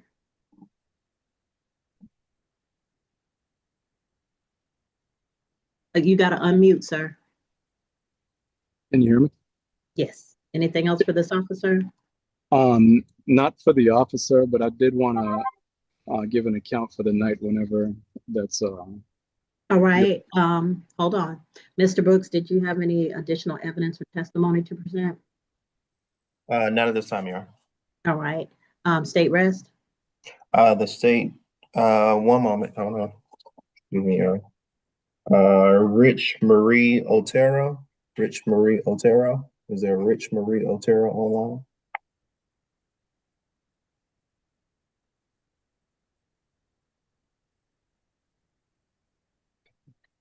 Here. Miss Otero? You have to speak into the microphone for me. Yes. Okay. Your Honor, the state does have one additional witness. All right. Raise your right hand for me. You solemnly swear or affirm any testimony you give in this matter will be true. Yes. All right, you can put your hand down. You're before Ms. Otero. You're before the court to testify in the case 2025 TK 14347. Mr. Brooks, your witness. Ms. Otero, please state your name for the record. Rich Marie Otero. And Ms. Otero, do you recall being involved in a collision on July the 16th of 2025? Yes. Would you recount for the court what exactly happened? Yes, I was coming out of my neighborhood on Thomas Drive and I was making a left turn. I made a stop at the stop sign. I looked to my left, to my right. No cars were coming from neither way. So I proceeded to make my turn. And as I'm turning, that's when he was coming in the middle lane from Old Dixie, and I hit him and I immediately pulled into the middle lane where he was still at too, and I called 911. Now when you struck that was it a bicycle or was it a scooter? What was it? It was an electric bike. And was it equipped with lights? I didn't see any lights approaching, no. Did it have any blinking indicators or turns indicators? Not that I've seen. Okay. When you were in the process of making your turn, did you strike the bicycle head on, or was it at the front of the bike or the back of the bike? Do you recall? I believe it was like the back side of the bike. Okay. And what was the lighting conditions of the roadway? You said the lighting? It's pretty light out there. I mean, there's the BP is right there. It's pretty light. Okay. Okay. All right. No additional questions at this time. What time of day was this? It was like 11 something at night, close to 12 p.m. or at night? Okay. Yes. All right. Mr. Lewin, do you have any questions for Ms. Otero?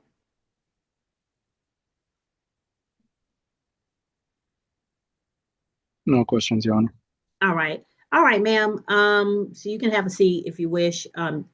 Mr. Brooks, did you have anything else? None at this time. State rest, Your Honor. All right. So, Mr. Lewin, the state has rested its case. I can make a decision now based on the evidence presented by the state because they have the presumption, they have the burden of proof. But if you wish to enter evidence and testimony, let me know because we have to talk about some things first. Yes, ma'am. I would like to provide an account of what happened that night as well. Okay. So do you wish to give up your right to remain silent? Yes, ma'am. All right. Raise your right hand for me. You solemnly swear or affirm any testimony you give in this matter will be true? Yes, ma'am.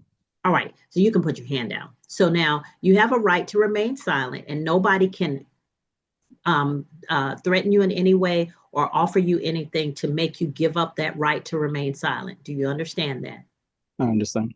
And do you voluntarily wish to give up your right to remain silent and enter evidence in this case? Yes, I do. And you understand any evidence that you present could be used against you in the prosecution of this case? Yes, Your Honor.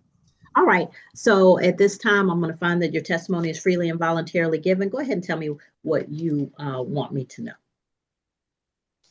Yes, ma'am. Let's see. Got my evidence. Yes, Your Honor. I am contesting this citation because the evidence that I'm going to show will show that I had the right of way and that the driver failed to yield from a stop sign, which caused the collision. At approximately 9 p.m., anywhere between 9 and 9:30, I was traveling along around 23 miles per hour on an electric bike in a 45 mile per hour zone, and I was already established in the roadway.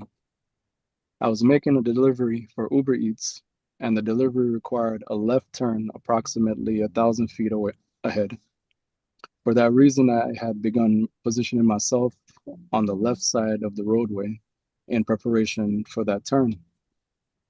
My phone was mounted on the bike for navigation, and I received a notification that my turn was up ahead, but I maintained my attention on the road and did not look down at the device. The incident occurred at night, and I had my headlight on high beam a functioning taillight, and was wearing a bright yellow helmet, making me clearly visible to other drivers.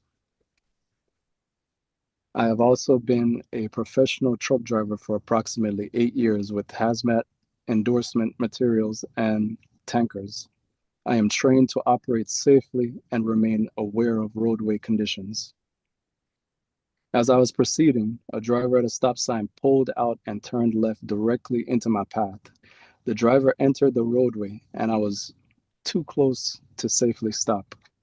I immediately took evasive action by moving further left to avoid a head-on collision. I was unable to turn right because the vehicle was already occupying that space. Despite my attempt to avoid the collision, the vehicle struck my rear wheel.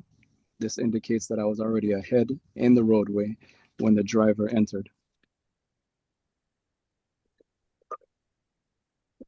I was thrown from the bike and I was unable to move until emergency services arrived.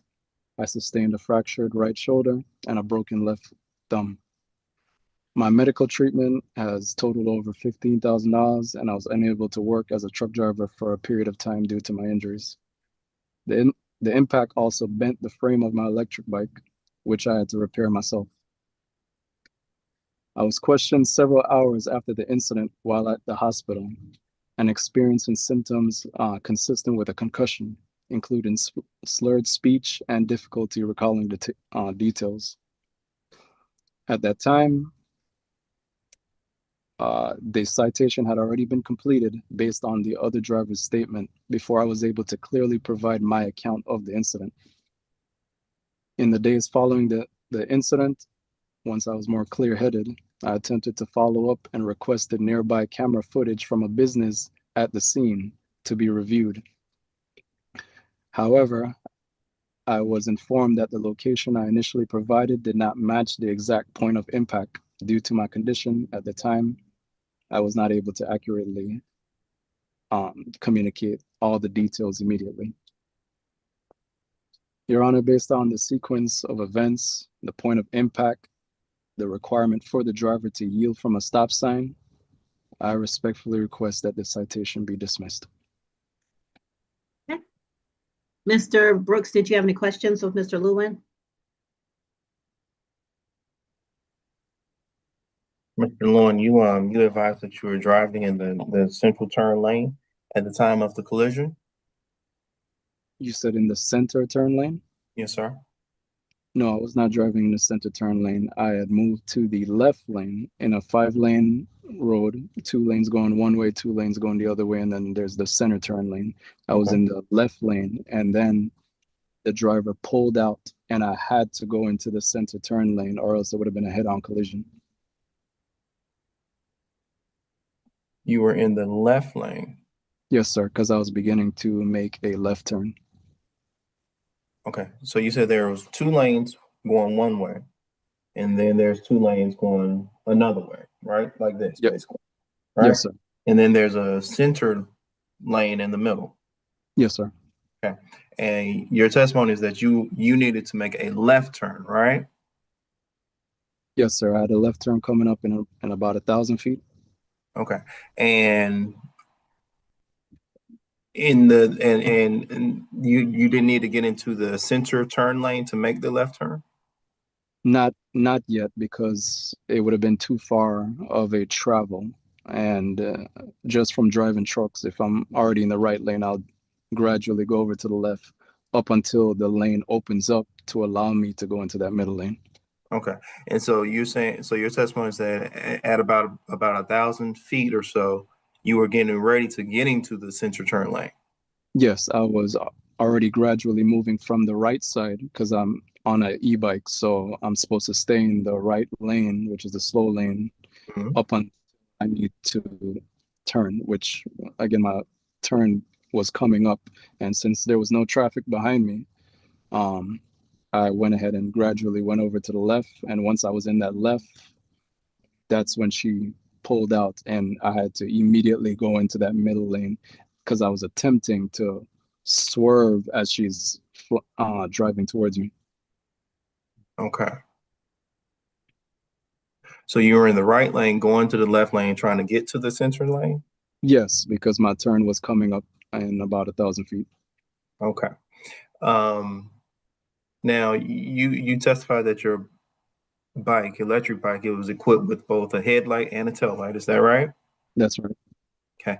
Was it also equipped with turn indicators? Not from the factory, but I did buy some and put them on the bike. As well as the type of bike that it was, it has automatic running lights also, so it automatically just flips on. So the lights stay on, but how do you indicate that you're turning, left or right? I had a turn signal that I purchased from Amazon and I installed it on the bike. Okay. And how do you activate that turn indicator? There is a button that's already mounted on the handlebar, and the button you could press to go either left or right, and it'll activate the turn signal. And you installed that, is what you said? Yes, I did. Okay. Now your bike was in the roadway at the time of the collision, correct? Yes. Was your bike registered to be in the roadway? Did you have a tag to be in the roadway? From my understanding, the class 3 e-bikes don't need a registration or to be registered, so that's why I was riding the bike. Is it considered, from your understanding, is it considered a motor vehicle? Is it motorized? I believe in Georgia, I get electric bicycles are considered motor vehicles, yes. Okay. And I believe your prior testimony was that you were going approximately 25 miles per hour? I believe I said 23 miles an hour. 23 miles per hour. Yes, okay. sir. Okay. So I just want to clarify that, make certain that I understand your testimony. Your testimony is that you were in the right lane, moving to the left lane to get to the center turn lane to turn left. Yes, sir. Okay. And at the time that you were struck in the left lane, not the center turn lane. When I got struck, I was in the center lane because by the point of being struck, she had already pulled out. So my immediate reaction was to jerk to the left to avoid her vehicle. So moving from that left lane directly into the center lane, all in hopes of trying to avoid her striking me. So by the time she hit me, yes, I was in the center lane because I was trying to avoid her. There was no way of me going to the right or stopping safely because she had pulled out suddenly. Okay. Okay. All right. No additional questions. All righty. Mr. Lewin, did you have anything else? No, ma'am, that's it. All right. Did you have any other witnesses or evidence to present? No, ma'am. All right. Mr. Brooks, did you have argument that you wish to present? I did want to call Ms. Otero just very briefly for a rebuttal. Okay, Ms. Otero, you can come back up. You're still under oath.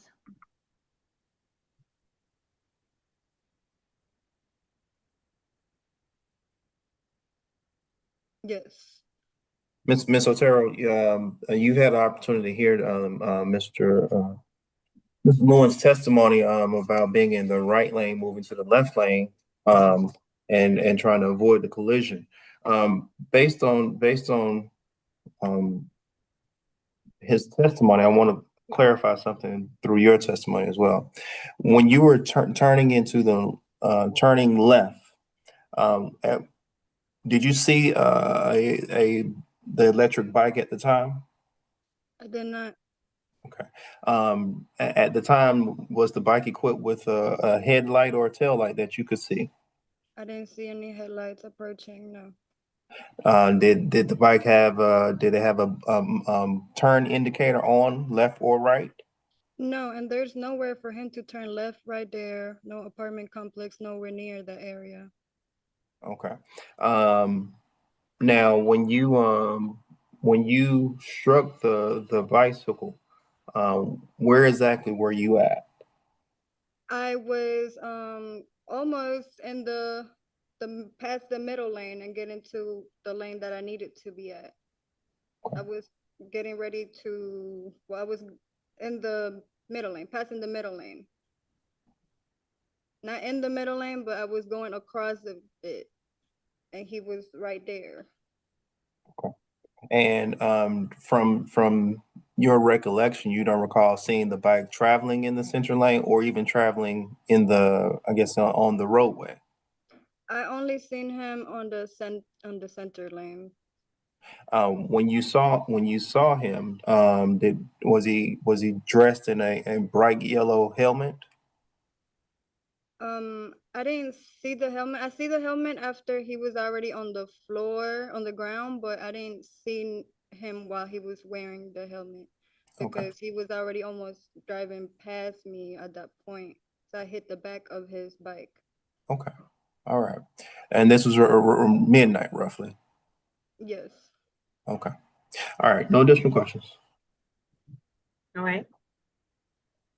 Anything else, Mr. Lewin? Any questions for Ms. Otero? Yes, ma'am. Ms. Otero? Mr. Lewin might have questions. Yes. Yes. I know that when you approach a stop sign, that as a driver, you're obligated to observe and yield to all incoming traffic from either directions. Did you look to the left and did you look to the right prior to making that left turn onto the main road? I definitely did. And you did not see me coming? I did not. Is it possible that you were distracted because you had a passenger in your car? No, not at all. I have anxiety while driving, so I am a very attentive driver. I'm holding the steering wheel with both hands. I'm looking around. I'm constantly looking around. It's not possible. No further questions, Your Honor. All righty. Anything else? Nothing from Senor. All righty. All right. At this time, I have heard testimony from the from Officer Hambrick, from the other driver, Ms. Otero, from Mr. Lewin. I had some concerns. So Mr. Lewin starts talking about a 9 p.m.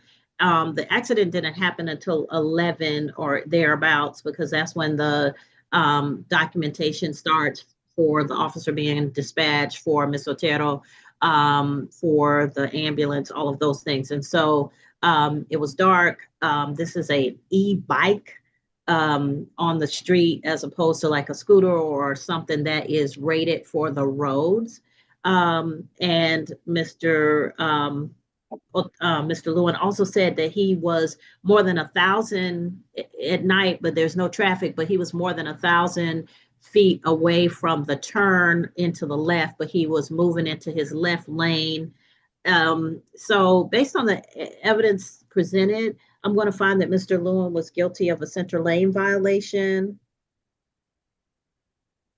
Mr. Lewin, Mr. Brooks, did you have a recommendation for sentencing in this case? $100 suspended fine. All right, the fine will be $100. That fine will be suspended per the recommendation of the state. Mr. Lewin, I find you guilty, but you don't have to pay anything. Mr. Brooks is asking that the fine be suspended. At this time, sir, you are free to go. Okay, thank you, Your Honor. All right, take care. All right, ladies and gentlemen who are here for the 11 o'clock calendar, thank you for your patience. I know we're running behind, but trials take time and people want to be heard. And so what we're going to do, listen up carefully. So it is very important that if you are here for trial, that you have your first and last name on the screen. Everybody has an iPad, iPhone. It doesn't help me to find out where you need to be when you need to be there. So please make sure you put your first and last names on the screen. I'm going to go through the calendar. I'm going to call the names on the calendar. And when I call your name, you're going to have to respond as if I call an FTA. I'm going to move pretty quickly. And so you want to hear your name, unmute, and respond. Okay. We got a lot of people on the screen, so I can't look at the screen and see everybody here. I may miss some people, which is why you want to put your first and last name on the screen. Because if I see iPad and I don't know it's you, you're getting an FTA. I'm just going to tell you now. Second thing is, you have the right to talk to the state regarding any plea that you might wish to take. And as I tried to explain to the gentleman in the last in the last trial, if you wish to enter a plea of nolo, a nolo plea only comes with a plea, not a trial. If it's a trial, it's going to be guilty or not guilty. I'm not going to go back and forth with you because he took up a lot of my time. But if you have a CDL, we cannot change the charge for you because you have a CDL, because that's called masking. And that will get all of us put out of our jobs. And I like my good government job. I'm going to tell you that right now. And so we're not going to change your charge if you're charged with masking. If you have not done the research for knowing what a nolo plea, a guilty plea, or a trial will do for your CDL, that's on you. Because if you came before me for arraignment, for traffic arraignment, I tell everybody, if you have a CDL, check and see whether you'll still be able to drive after you adjudicate this case. If you did not do that, then you don't really care about your ability to drive, because we don't know how a nolo plea, a guilty plea, or a finding of guilt at trial might affect your CDL. But if you want to keep your ability to earn a living, you would have done that research prior to coming to trial. Number one. Number two. Number three, we're going to go through the calendar. I'll take any pleas that we have once we go through the calendar. I'm going to give Mr. Brooks time to conference. We have one solicitor. He may have help from some other people at some point, but we have one solicitor, and I'm going to need you to be patient as we're going through the calendar and make your announcement. And he's going to conference with people. If he conferences with you and you all come up with a plea, as soon as you come back, I'm going to take that plea and I'm going to get you moving. As far as fines and fees, the fines are pretty reasonable. We're looking at $100 to $200. A $100 fine with the surcharges is going to be $153. A $200 fine is going to be $298 with the surcharges.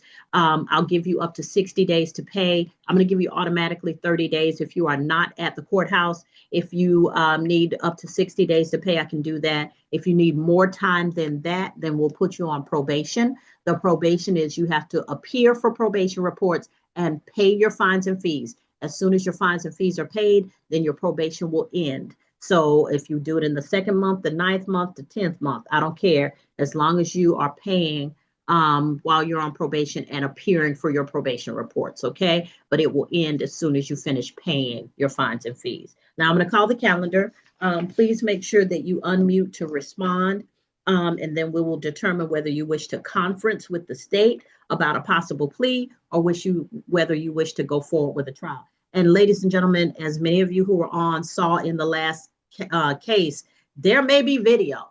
And so if you are adamant that you did not do a thing, then I'm fine with the trial. It doesn't affect me, but be prepared for the video, because Mr. Townsen was so adamant, and he was so adamant that the officer was horrible. And as the video showed, none of that was true, unfortunately.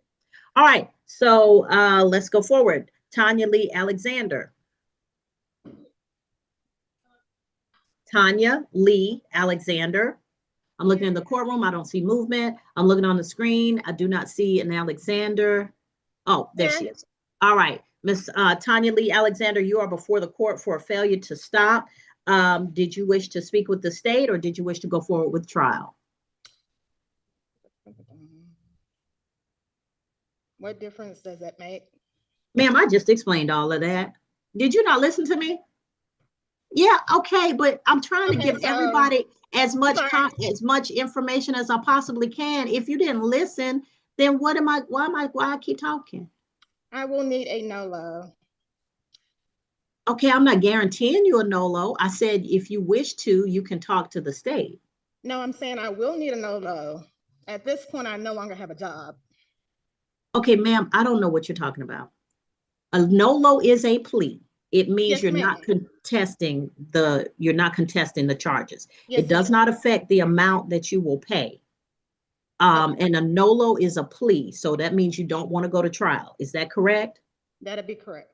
Okay, but I can't guarantee that you're eligible for a NOLO. What I have asked is if you want to talk to the state and they can check and see if you are NOLO eligible. Oh, that'll be fine. Okay, so she wishes to have a conference, Mr. Brooks. I'll put her in, I'll either give you time to come down to the courtroom or you can make other arrangements at the time. Have Your a Honor, seat for me. I can go ahead and answer it too, Your Honor. She's eligible. It appears the last NOLO she used was on an insurance violation. Okay, so you are eligible for a NOLO. What would be the fine for that, Mr. Brooks? That's $100 fine. All right, did you wish to take the plea now, ma'am? Yes, ma'am. Okay, did you But need more than? I would still need time. Oh, I'm getting ready to ask you that. Did you need more than 60 days? No, 60 days should be good. Okay, raise your right hand for me. Do you solemnly swear or affirm any testimony you give in this matter will be true? Yes, ma'am. All right, you can put your hand down. So Ms. Tanya Lee Alexander, this is case 2025 TK 14965 for failure to stop. You're entering a plea of NOLO. The fine is going to be $100, $153 with the surcharges. By entering the plea of NOLO, you give up the right to have a trial by jury or judge. You give up the right to have the state prove your guilt beyond a reasonable doubt. You give up the right to have the presumption of innocence in your favor. You give up the right to have the presumption of, you give up the right to present evidence and testimony on your behalf to not incriminate yourself. And if you are not a United States citizen, a plea of guilty or no contest could negatively impact your immigration status. You understand all of these things? Yes, ma'am. All right, factual basis, Mr. Brooks. On July 21st, 2025, officers with the Clayton County Police Department were doing traffic enforcement in the area of Highway 85 and Leeds Mill Road. Officers observed the vehicle failed to stop at a flashing red light stop sign. Officers initiated a traffic stop, identified the driver name as Tanya Lee Alexander. This all occurred here in Clayton County. State's recommendation is $100 fine. All right, ma'am. So I'm going to give you 60 days in which to pay. You already have pending an SSD, which means that you have been given time to pay on a previous citation. So if you don't remember that or you need to be reminded, when you go downstairs on the second floor to pick up your paperwork, you can ask for paperwork on that pending SSD, and then you can get the paperwork for this. So it's $100 fine. You'll have 60 days in which to pay.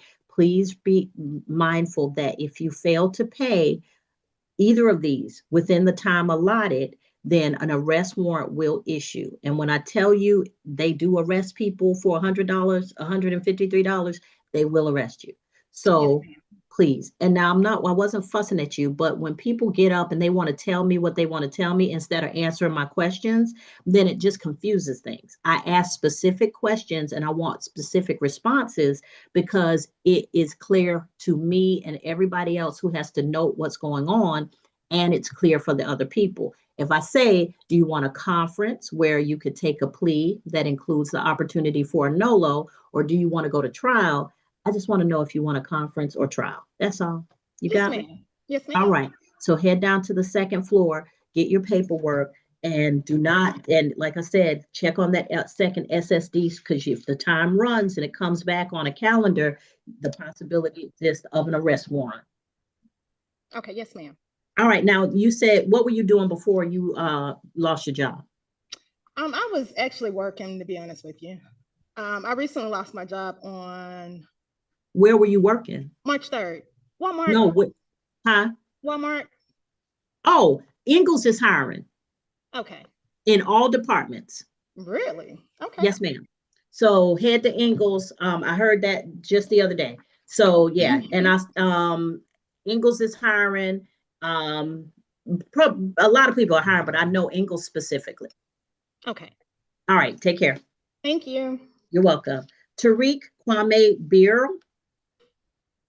Come on up, sir. And if you could tell me how to pronounce that last name so that I don't mess it up, I'd appreciate that. So I don't like messing up people's names. It's Burl. It's Burl. Okay, so Mr. Burl, you're before the court for improper lane change. If you wish to have a conference with the state or hear what the state is offering for a plea, that's fine. If you wish to go to trial, is the state ready for trial? I'll talk with the I'll have a meeting with the prosecutor. All right, Mr. Brooks, he wishes to meet with the state. Yep.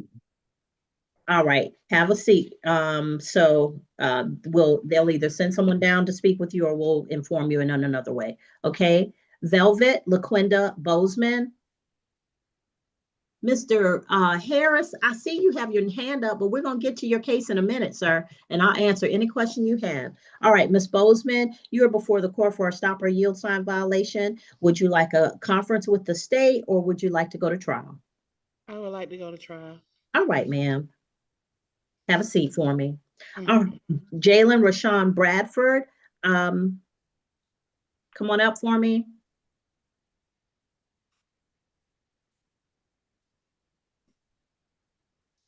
Sir, you're before the court on a stop or yield sign violation. Did you wish to go to trial or did you wish to have a conference with the state? I do trial. All right. Timothy Bernard Dodson for improper passing. Timothy Bernard Dodson. Timothy Bernard Dodson. Okay, there you go. All right, Mr. Dodson, you're before the court for improper passing. Did you wish to have a conference with the state or did you wish to have a trial? Trial. All right. Is the state ready on Boseman, Bradford, and Dodson? Mr. Brooks, you're muted. Let's see. Officer Curry is present. Officer McCoy appears to be present, and Officer Justice appears to be present. All right, we're ready on all three. All right, have a seat, Mr. Dodson. Mr. Dodson, you have two cases.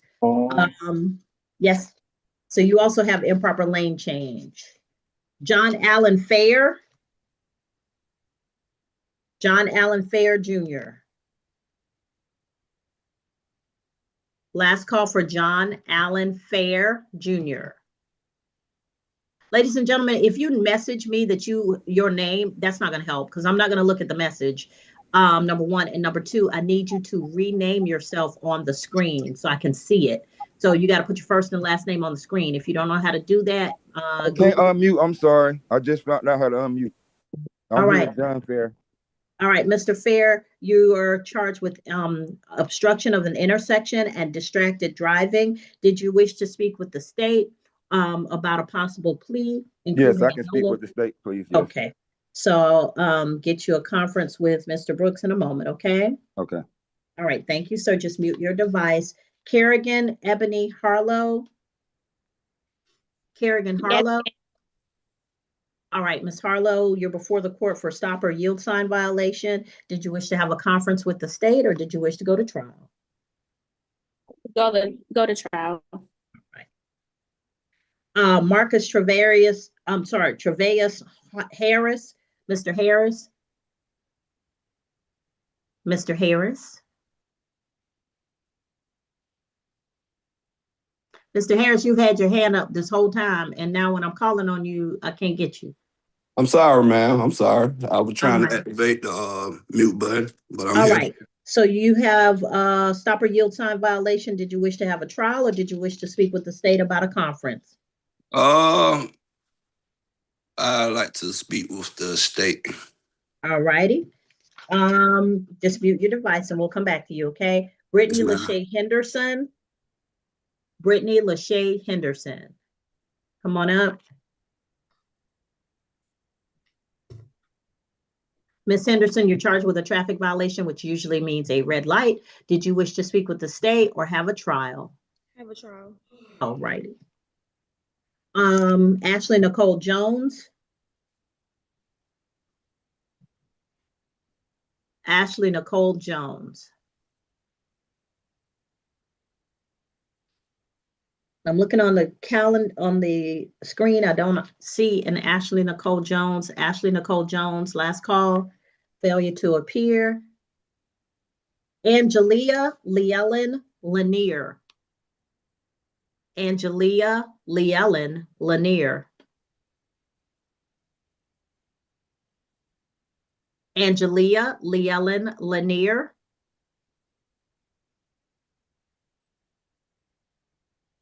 All right, failure to appear. J. Audley Munings. J. Audley Munings.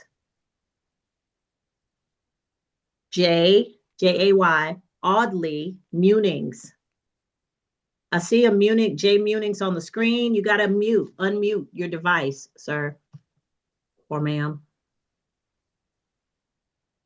Unmute. All right, next is Nisi Nadine Smith. All right, Ms. Smith is in the courtroom. Ms. Smith, you are charged with stopping on the roadway. Did you wish to have a trial or did you wish to have a conference? Trial. All righty. Ms. Smith, you have two cases. Excuse me. This is Jay Money. Sorry, but when I try to unmute, it made me leave the Zoom, but I'm here. All right, sir, you are charged with speeding in a school zone 11 to 15 over. If it's less than 14 miles per hour over the limit, it does not carry points. Did you wish to speak with the state or did you wish to have a trial? A trial would mean what I pleaded not guilty for, right? Yes. So you can have a trial. The court will make a determination based on the testimony presented by the state, any testimony that you may wish to present, but you do not have to. And it would be either an acquittal, a not guilty, or a guilty. Now, if you wish to enter a plea, if you are NOLO eligible, you would have the option of entering a NOLO plea if it is available to you. But in this case, anything under 14 miles per hour over the limit does not carry points against your license. So you could enter a guilty plea and still get no points. Okay, I would like to have a trial. Okay. Your Honor, the officer in that matter, Officer Holman, he has filed a conflict for this date, and the state has asked for a reset. Okay, how long is his conflict? Investigator Curry, do you have that information?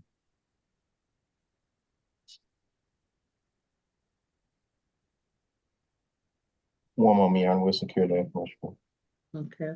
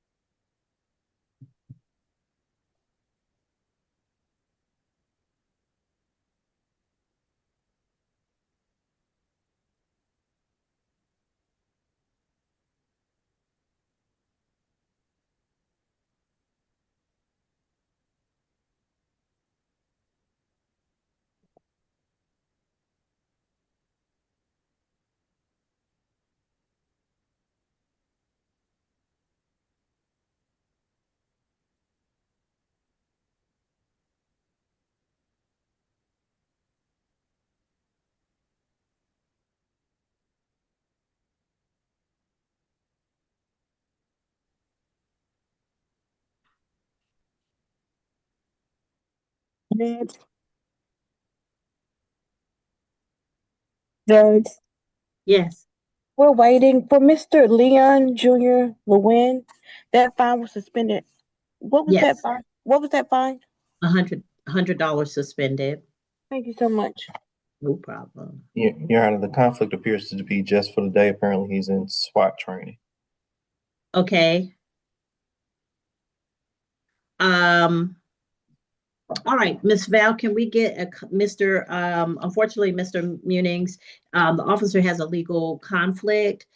So I have to give the state a continuance, at least for the first time. So do you have, I'm going to give you another date to appear. Ms. Val, do we have another date for Mr. Munings' case? April 29th at 11 a.m.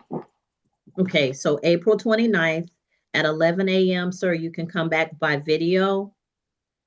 And then we'll either have the case, you can still have the option of going to trial or entering a plea on that day. But at this time, because the officer has a conflict, I need to respect the training conflict.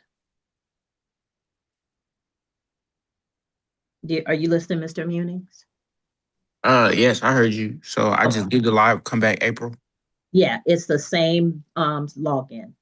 Okay, thank you for your help. All right, thank you, sir. Be safe.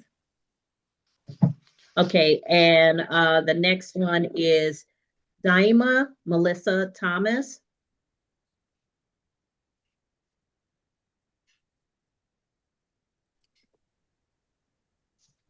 All right. Here. Hi, Ms. Thomas. Ms. Thomas, you're before the court for a traffic Oh, Mr. violation, Bob. which usually means a red light violation. Did you wish to have a trial or did you wish to speak? Oh, you're also before for driving in an emergency lane. Did you wish to have a trial or did you wish to speak to Mr. Brooks about a plea? Quick question before I choose one. My incident happened on the highway, so there was no traffic light.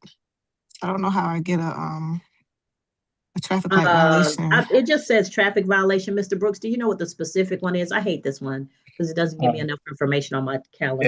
It may have been a traffic sign. Let's see. I'll find out. Give me one moment. Okay. The notation I have is traffic control device violation, driving within a emergency lane. I'm assuming it's a traffic sign that prohibits driving in the emergency lane, but I'm not sure. The officer will have to specify. Yeah, so I guess I can talk to Mr. Brooks about it because it was an accident. You know, when it's an accident, you're going around an accident, you go into the emergency lane. And I went over into the emergency lane to go around the accident, which he was guiding the traffic. And he told me to pull over. Okay, well, ma'am, if you're going to conference with Mr. Brooks, don't tell me what to do, okay? Oh, well, sorry. No problem. All right, so I'll put you down for a conference, okay? I'll do that. All right, thank you. All right, and last case on this calendar is Courtney Deshaun Ty, T-Y-E, Courtney Deshaun Ty. It looks like the ticket was paid in full, Your Honor. Okay. I don't know if it was paid to reset it or if it was paid for the purpose of. All right, Ty. All right, so no failure to appear. If it was paid in full, that's fine. If they appear, then it may just be for a plea change. All right, so Mr. Brooks, I have a few people in the courtroom. Mr. Burl has chosen in the courtroom, wants to have a conference, but the rest of the people are on video who want a conference.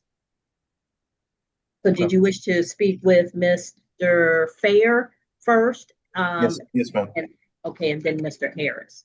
All right, so let me put you in a breakout room with Mr. Fair. Ladies and gentlemen, we have one solicitor, so we're gonna have to go through whether it's a trial or a plea or a conference. We got one solicitor, so just be patient. Mr. Brooks moves very quickly, so and he will make an announcement and we'll switch out to the next person. Mr. Fair, I'm gonna put you in breakout room number 1 with Mr. Brooks. All right, please keep your devices muted so we don't hear anything inappropriate while we're waiting.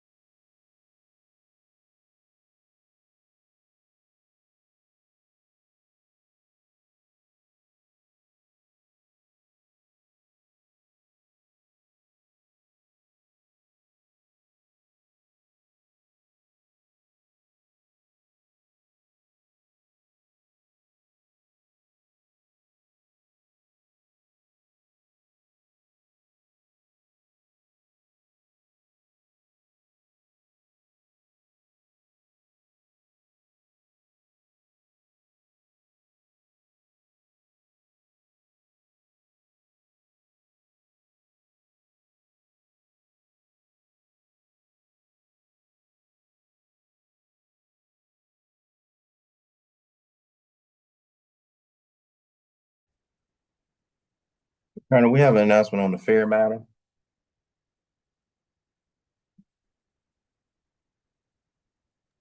Go ahead, Mr. Brooks. Gonna be a non-price. He's been admonished. And the case be closed. All right, so Mr. Fair, the court is going to accept the no pros. Mr. Brooks has announced, and you're free to go at this time, but please, please be careful in these situations. So a no pros on each of the offenses.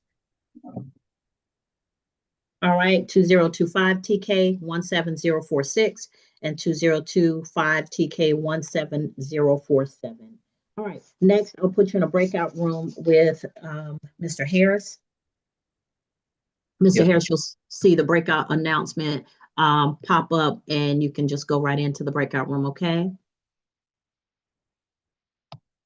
All right, breakout room number 1. Thank you, Mr. Brooks, and I'll be back.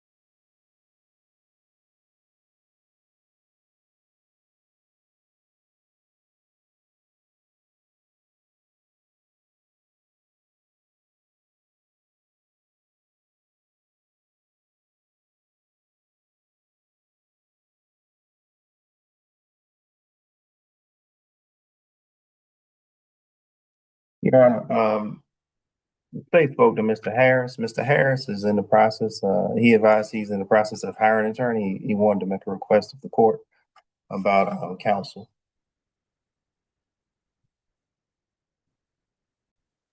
All right, Mr. Harris, if you want the court to appoint counsel to you, the case is going to be accused and sent to state court. Nothing really will change other than the case then goes from the traffic bureau to the state court, where we have attorneys that we can appoint to assist you. I think he intends on hiring, Your Honor. Oh, that's fine too. He Is may he be out? I think he may still be in the break room. I'm not sure. Oh, Lord Breakout bless his heart. Hold on. Yeah. Let me see if I can get him to move to the main session. It usually takes a couple of times of me sending the request. Hold on.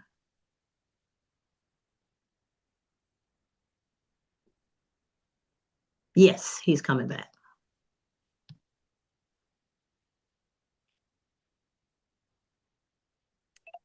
Hello? Hey, Mr. Harris. Oh, yes, ma'am. I'm sorry about that. No problem. If you wish to hire an attorney, then I can give you until the April calendar to do that. But just make sure you start talking to them today, because no attorney wants to take a case last minute. Okay, let me turn my video on. I'm sorry. Okay, no problem. You got it? Yes, ma'am, I do. Okay, so now if you need the court to appoint you an attorney, in this case would have to go to the from the traffic bureau to the state court, which would mean just transferring it before from the traffic bureau to state court. The case number would change. The charge would be the same, but the case number would change. I really wanted, I wanted to take it to the trial, but I just know I won't win. So it's up to you now. But if you hire an attorney, or then that's fine. I can give you a continuance to do that. All I'm saying is just have them hired. That means paid by the April date, and give them some time to prepare. Don't do it last minute is all I'm asking. Okay, April, there's a way I could be on May calendar. I don't know if you have a calendar for May, but I'm just asking. You asking a lot, Mr. Harris. Miss Val, I have a lot. Listen, you have not because you asked not. Miss Val, we got a May calendar. No, ma'am. All right, so it's the April calendar because we don't have anything set in May. Summertime, things change. So sometime I may do more trials. I may do less trials. So it just depends on the calendar. All right. So if I did get a public defender, how would that work? So your case would be transferred to the state court. So it would change. You would get an arraignment date to come back before the state court. I would appoint an attorney at that arraignment date, and then you would be able to speak with them then. Would that be in April as well? I don't know, because that would be whenever the solicitor's office So if you so I'm Sims supposed to be in device for me. That would be whenever the solicitor's office accuses the case. So what if I did go forward with a public defender, then 2 weeks later I'd be like, nah, forget a public defender. I'm gonna go ahead and get a lawyer. Would that be possible as well? Mr. Harris, I need you to decide what you're gonna do quickly, because by the time you come back for an arraignment, they could already be working on the case on the arraignment day, and the case could be resolved. So you need to, between now and your arraignment day, you need to decide whether you're gonna get an attorney or not. May I get a public defender? All right. So your case is going to be, Mr. Brooks, this case is going to be moved to the state court. Is that correct? That's correct, yeah. All right. So the case will be accused. You'll get the notice in the mail for the next court date. And at that time, please be prepared either to have me appoint an attorney for you when you come to arraignment, or have your attorney with you. So do I need to come in person, or I can stay on Zoom? You can come by video. That's fine. Okay. All right. Would I receive that by April? Like, would I be coming in April? I'm not sure, because I'm a truck driver, so I'm just. I got you, sir. But this has to be accused through the state court. So you're moving from the traffic bureau to state court. So it has to be accused through the solicitor's office. That's the only. I don't control that. All right, but if I want to just go ahead and close everything, now my fine would be $100. I don't control that either. I mean, that's what's happening today. Okay. Okay.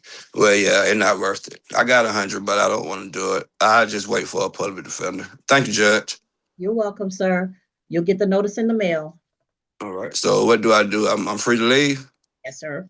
All right. Y'all have a blessing. You too. Your All Honor, right. that's the only case I have before the court. May I be excused? Yeah, if Mr. Brooks excuses you, that's fine. You're All free right, to thank go to business.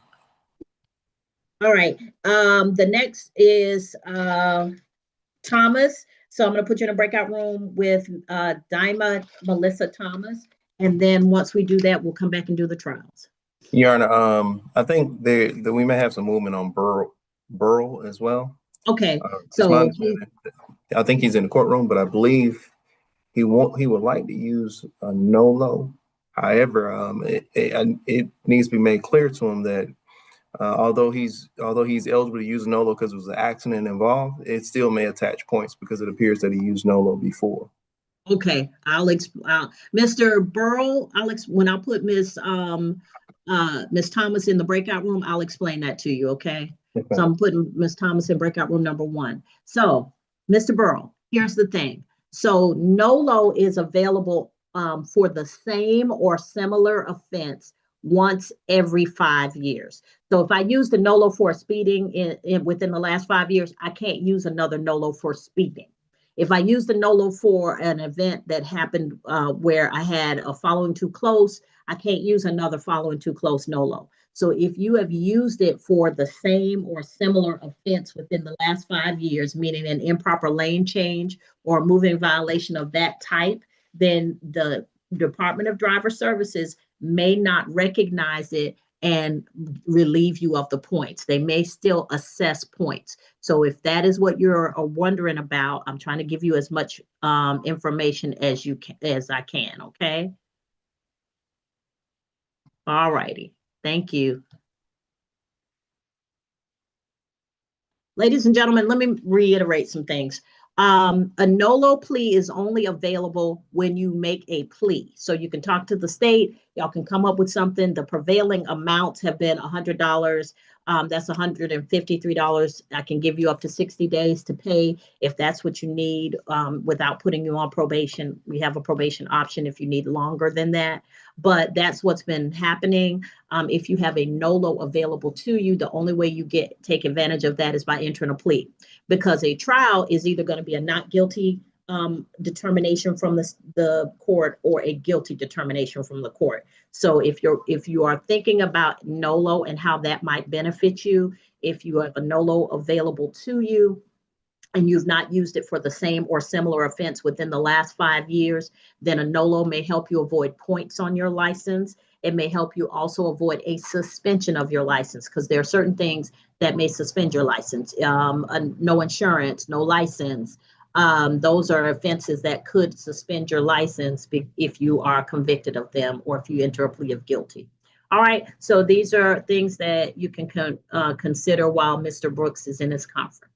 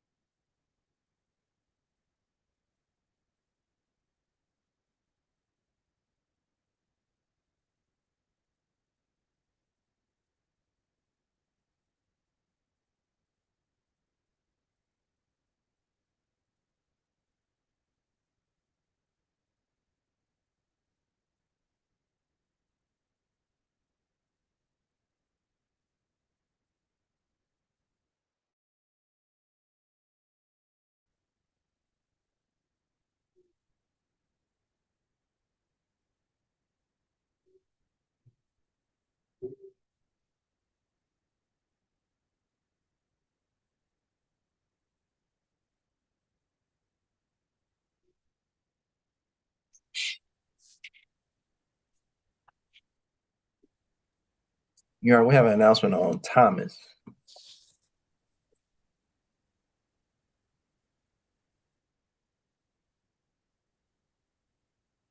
What's your announcement, Mr. Brooks?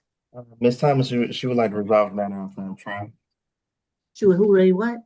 She would like to resolve the matter outside of trial. She's entering a plea to driving in the emergency lane. Traffic control device will be non-processed. All right, Ms. Thomas, may I see you, please? Oh, she's still in the break? Yes. No, I'm There here. you are. All right, raise your right hand for me. You solemnly swear or affirm any testimony you give in this matter will be true. Yes. All right, you can put your hand down. So you're before the court on 2025 TK 16607 for traffic violation. That will be no pros. On case 2025 TK 16608, driving in the emergency lane. You're entering a plea. Is you entering a NOLO plea? It's a guilty plea, yeah. All right, you're entering a plea of guilty. By doing so, you give up the right to have a trial by jury or judge. You give up the right to have the state prove your guilt beyond a reasonable doubt. You give up the right to have the presumption of innocence in your favor. You give up the right to confront witnesses, subpoena witnesses, present testimony and evidence on your behalf, to not incriminate yourself. And if you are not a United States citizen, a plea of guilty or no problem contest could negatively impact your immigration status. Do you understand all of these things, ma'am? Yes. All right, factual basis and recommendations. Ms. Duckworth, can I have you mute for me, please? On August 15, 2025, officers with the Clayton County Police Department were doing traffic control within at the area of I-285 West and I-75 southbound. Officers observed the vehicle fail to follow a traffic control device and driving within the emergency lane. Officers initiated a traffic stop on that vehicle, identified the driver being Ms. Thomas. During the course encounter, officers issued a citation for the same. This all occurred here in Clayton County. State's recommendation to traffic control device violation is being non-pros. Driving the emergency lane is a $100 fine. All right. Ms. Thomas, the fine is $100. It'll be $153 with the surcharges. Did you wish to pay that within 30 days or 60 days? I'll do 60. All right. So here's what I'm going to ask you to do. Do you know how to use the chat function? Yes. Okay. If you will chat your email, your first and last name and your email address to Deputy Clerk Willis. So it's Deputy Clerk Sierra Willis. And she may have already sent you a chat to respond to. Yes, Judge, I have. Thank you. So if you will put your first and last name in there, check your email address to make sure everything is correct, and then you'll be free to go. Just make sure you pay it within the 60 days. You also have the option of paying online or by phone if you can't get into the building to pay on the second floor, okay? Okay, she'll send me a link to pay online, right? It should be all in the email address about how you do all that. Okay, all right, thank you. All right, thank you, Ms. Thomas. Be safe, All okay? right. You too, thanks, bye. All right. All right, so is there, Ms. Courtney Ty was paid in full. So we have trials. Are we ready, Mr. Brooks? Ladies and gentlemen, if you are here for, I'm sorry, Mr. Brooks, 1 minute. If you're here for the 1 o'clock calendar, we're moving my phone. Mr. Squires, I don't know what to tell you. If your phone is about to die and you have no charger, I have no clue how to help you. So, ladies and gentlemen, please keep your device muted. Please make sure you have your first and last name on the screen. You will have the option at the 1 o'clock calendar. When I call the calendar, you'll have the option of conferencing with Mr. Brooks about whether you wish to take a plea or whether you wish to have him consider possibly no processing one or more of the charges. You also have the right to go to trial. I do say this, and I think people may not understand completely. A NOLO is only available on a plea. So if you go to trial, it's either going to be a guilty or a not guilty based on the testimony that the court hears. But if you enter a plea, you may have the option of using a NOLO. A NOLO is available once every 5 years for the same or similar offense. So if you used a NOLO for speeding, but you have a different offense this time, you may still have the ability to use a NOLO. And a NOLO means you're not contesting it, but you're not entering a guilty plea, and it has the ability to ensure that you have no points assessed against your license or you don't have a suspension of your license if it is a more serious charge. So please be mindful of that, like no insurance and no license. Those charges could possibly come with a suspension of your license. So you may want to consider a NOLO plea. But if you want to go to trial, we go to trial. Okay. All right. So Mr. Brooks, you had an announcement? Your Honor, I don't know if Mr. Burl made a decision as to which way he will be. Yeah, Mr. Burl, can you come on up and tell us what you want to do?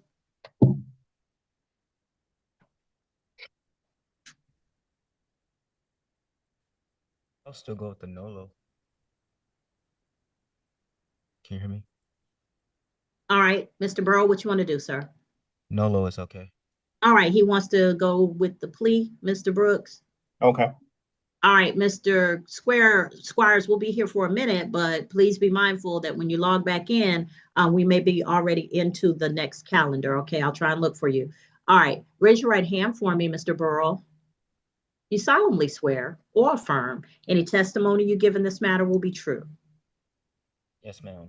All right, you can put your hand down. You can, Mr. Burl, you're before the court for case 2025 TK 17054, Tariq Burl, improper lane change. You're entering a plea of NOLO. By doing so, you give up the right to have a trial by jury or judge. You give up the right to have the state prove your guilt beyond a reasonable doubt. You give up the right to have the presumption of innocence in your favor. You give up the right to confront witnesses, subpoena witnesses, present testimony and evidence on your behalf, to not incriminate yourself. And if you are not a United States citizen, a plea of guilty or no contest could negatively impact your immigration status. Do you understand all of these things? Yes, ma'am. All right, factual basis recommendation, please. On August 20th, 2025, officers with the Clayton County Police Department responded to a crash investigation in the area of I-75 southbound and Forest Parkway. Officers made contact with both drivers, identified Mr. Tariq Burl as one of the drivers. During the course of the encounter, officers did determine that the accident was the result of an improper lane change made by Mr. Burl. This all occurred here in Clayton County. State's recommendation to the citations of $100 fine. I believe Mr. Warren Clayton is in the courtroom. I don't believe he wanted the same thing to the court. All righty. All right, so Mr. Burl, the court will accept your NOLO plea. The fine is $100. It's $153 with the surcharges. And did you wish to pay today or have additional time? I'll pay today. All right, so Mr. Burl, when you leave the courtroom, you're going to go down to the second floor, right below where we are. You're going to come into the double doors and go down the hall, but you're going to go to your left. When you get to the traffic court window, they're going to pull it up by your last name. They'll get your paperwork, and then they'll accept your payment, and you'll be done, okay? Yes, ma'am. All right, be safe out there. Thank you. You as well. Officer All right, Duncan, if you have no other matters, you're free to go. All right, the next is Boseman. Velvet Boseman wanted a trial. Come on up. Officer Curry, if you would, activate your microphone and camera. Ladies and gentlemen, if you wish to have a trial, please pay attention to what happens in this trial as the first example of what is going to happen. I will explain to you as we go along and as we come to your trial, but it is very good to watch and understand how these work, okay? All right, Ms. Boseman, raise your right hand for me. You solemnly swear or affirm any testimony which is Officer Curry? Raise your right hand too. You solemnly swear or affirm any testimony you give in this matter will be true. I do. Officer, all right. So now, Ms. Boseman, the state is going to present testimony from witnesses. You have the right to ask any questions that you have of that witness about what they observed or what they reported, or what they investigated, anything that shows anything about their decision regarding the case or what they determined. What I don't want you to do is make any statements about what you saw, you heard, you knew, because you're not at the point of testifying yet. The reason is you have a right to remain silent. No one can make you testify or entice you in any way to testify and give up your right to remain silent that's guaranteed under the Fifth Amendment of the United States Constitution. The state has the burden of proving the case against you beyond a reasonable doubt. And so they have to meet that burden, and you can't be compelled to assist them in any way. And anything that you say could be used against you. If after you have heard from their witnesses, asked questions of any witnesses that you wish to ask questions of, and they've presented their case. Then, if you wish to testify, you may do so at that time, but we'll talk about your rights, okay? Yes. All right. So, Mr. Brooks, your witness. Thank you. Officer Curry, you've been sworn in. If you would state your name for the record. It's Officer Curry, Jonya Curry. And how are you employed? I'm employed with Clayton County PD. And how do you serve the Clayton County Police Department? I'm a police officer. Are you assigned to a particular division or unit of the police department? No, I'm just a patrol officer. Okay, is that general patrol? Yes, sir. What are your duties and responsibilities within general patrol? I answer calls. When I'm being proactive, I'll stop at a stop sign. I'll be stationary somewhere and just watching stop signs. Okay. Do you work in a particular section or sector of the county? Yes, Sector 2. Is Lake Ridge Parkway and Lock Forest Way, is that within Sector 2? It is. And that's located here in Clayton County? It is. Now, when you are on duty, how are you equipped? As far as like what equipment do you generally operate as far as traffic enforcement? The patrol vehicle that is issued to me, I'm full duty wear. And full duty, well, where does that does the patrol vehicle does it have a dash cam? It do. Okay. And how does the dash cam work for as the patrol vehicle? Pretty much when you're sitting somewhere and before you activate the lights or the siren, it records 30 seconds prior to you activating your light. So it has a full view of the front dashboard. Gotcha. Now, when you're doing traffic enforcement, as far as like you mentioned that if you're being proactive, you may do some stop. You may be posted at stops or intersections. When you're at those intersections, is that an occasion in which you might use your video equipment? Yes. Do you recall on July 22nd, 2025, being on duty? Yes, I do. Do you work a morning shift, approximately 8:48 in the morning? Yes, day watch. That's day watch. Yes. And day watch starts at what time? It starts at 2. It starts at 6, ends at 2. Sorry. Gotcha. Is that 6 a.m.? 6 a.m. to 2 p.m. Gotcha. Okay. Now, on that day, you mentioned that you were doing traffic enforcement in the area of Lake Ridge Parkway and Lock Forest Way, July 22nd, 2025. Do you recall making a stop on a Velvet Boseman for a stop sign violation? Yes, sir. Would you recount for the court how that even came about?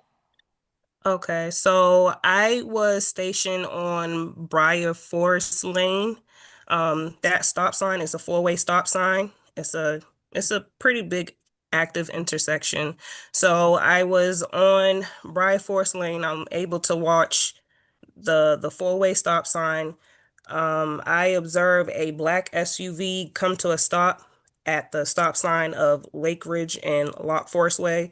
Then that driver proceeded through the stop. Immediately after that driver went through the stop sign, I observed a silver sedan vehicle run right through the stop sign. At that time, I initiated the pullover by activating my sirens and my light. Gotcha. So you observed a vehicle come to a complete stop, a black vehicle, SUV. Yes. And then immediately behind that vehicle was another vehicle, a silver vehicle? Yes. Okay. Now, when you made contact with the driver of that silver vehicle, how did you identify that driver? I introduced myself. I advised the driver the reason why I pulled her over, and she provided me her ID, her driver's license. And on the driver's license, did it show a Velvet Laquita Boseman? It did. Now, I don't know how your camera shows, but mine does not show the courtroom very clearly. But can you see the individual in the courtroom, courtroom 304? I'm trying to. Yes. My screen is kind of small. Yes, it looks like she has on a black jacket. It might be a gray undershirt in between. I can't really see. Okay. And does that individual favor the individual that you stopped on July 22nd, 2025? Yes. Okay. When you made contact with Ms. Boseman, did she make any statements to you? She stated that she stopped, but I seen that she had a bounce with her, and she expressed that she had to use the bathroom. She had a bounce, you said? Yeah, like when you're sitting down and Oh, okay. like She was bouncing. Yes. Okay. As if she had to use the restroom. Yes. Okay. And when you followed up on that, she did advise she had to use the restroom? Yes. Okay. This area, is this a residential area? Yes, it is. Okay. And where the stop was executed, was it in front of a residential home? It was. Okay. After learning the reason for passing the stop sign, what did you do? I went back to my patrol vehicle and proceeded to write up the citation. And what was the citation for? Failure to stop at the stop sign. Okay. No additional questions at this time. All right. Ms. Boseman, did you have any questions of Officer Curry? No. All right. Did the state have any additional witnesses? One moment.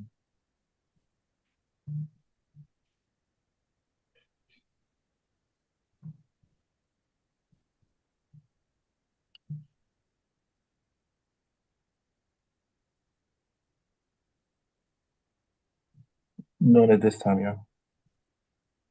All right. Ms. Boseman, no additional no additional questions for this witness. In the state, do you have any other witnesses or testimony to present? Maybe a rebuttal, depending on what Ms. Boseman says. All right, Ms. Boseman, the state has rested its case at this time. Did you wish to present evidence and testimony? No. I'm sorry? No. Okay. All right. So Mr. Brooks, do you have any argument that you wish to make? State to submit on the evidence, Chairman. All right.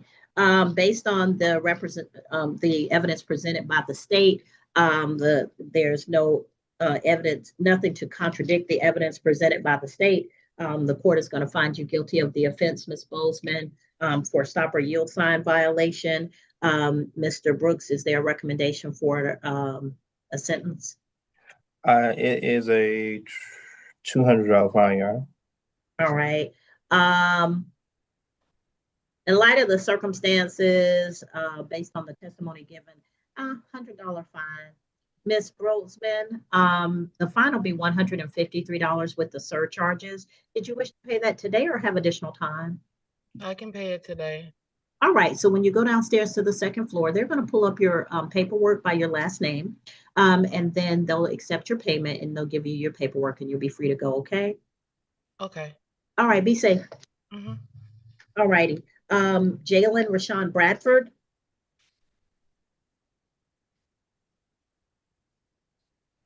Do we have any other cases for Officer Curry? Officer Curry, if you have no other cases, you are free to go. I do. Okay. You have one for 1 o'clock or one for the 11 o'clock? 11 o'clock, Harlo. Oh, well, let's go with Harlo. So once I release her, she can be gone. All right, Mr. Bradford, have a seat for me. Let me go to Harlo and go ahead and do this while we have the same officer out. All right, Ms. Harlo, Carrian Harlo.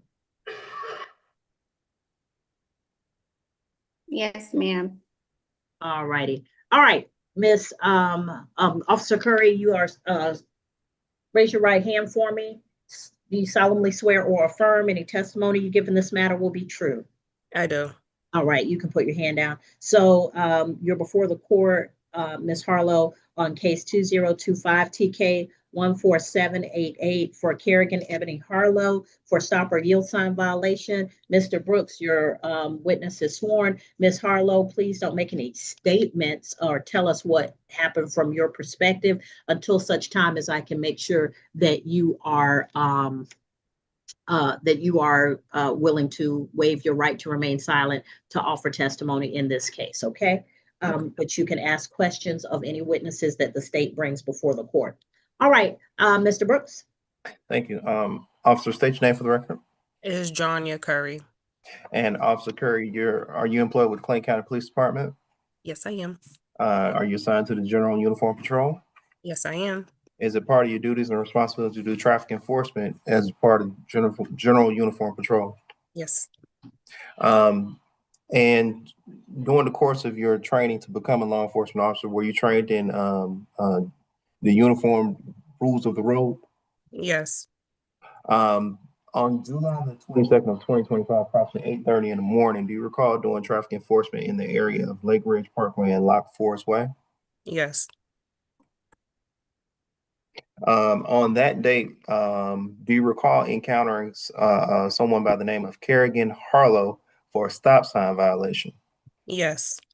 Do you remember if Ms. Harlow was driving a Ford Flex, a black Ford Flex vehicle? Yes. Recount for the court how that stop came about. Just like the one before, I was stationed on Briar Forest Lane, watching the intersection, the four-way intersection of Lake Ridge Parkway. When I observed the black Ford Flex, a black vehicle, go through the stop sign of Lake Ridge, and she proceeded straight through. When you executed the stop on the vehicle, were you able to identify the driver? Yes, with her identification. With her identification, and you see someone with the title Carrian Harlo on the screen? Yes. Okay. Does that individual favor the individual that you stopped on the incident date? Yes. Now, when you made contact with Ms. Harlo, did she make any statements to you? Yeah, she just stated that I thought I stopped. Okay. And how did you respond? Before she made that statement, I introduced myself. I told her the reason why I pulled her over. Then she stated that she thought she stopped. And then I asked for her ID. She provided her ID. And I asked her if her address on the ID was correct. She advised that it was, and I proceeded back to my vehicle and typed up the citation. Okay. After issuing the citation, was there anything else of evidentiary value that the court needs to know? No, sir. Just to be clear, that area, Lake Ridge Parkway and Lock Forest Way, that is located here in Clayton County? Yes, it is. Questions for Officer Curry? I do. Is there any way I can see the footage, since she said that she records the footage in the dash cam? Mr. Brooks? I didn't ask any questions about footage. I think we may have some, but I'll double check also. Usually if you want to see video, you have to subpoena it or you have to request it and have your own copy, Ms. Harlo, because that's part of your case in chief if you wish to present it. If they didn't present video, then we can only confirm or deny whether it exists. Okay.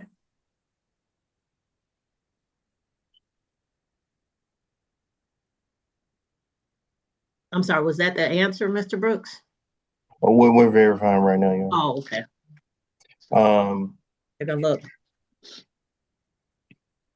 Investigator Curry, if you could cue the footage of Ms. Harlow's stop. I believe it may be other stops on it, so let's double check. And Your Honor, we have the ability to share? Yes.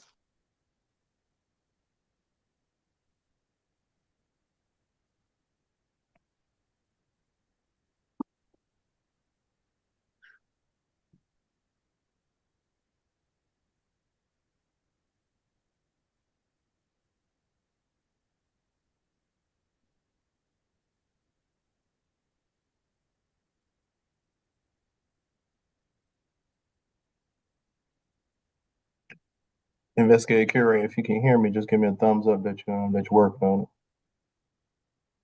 I'm working on it. Thanks, sir.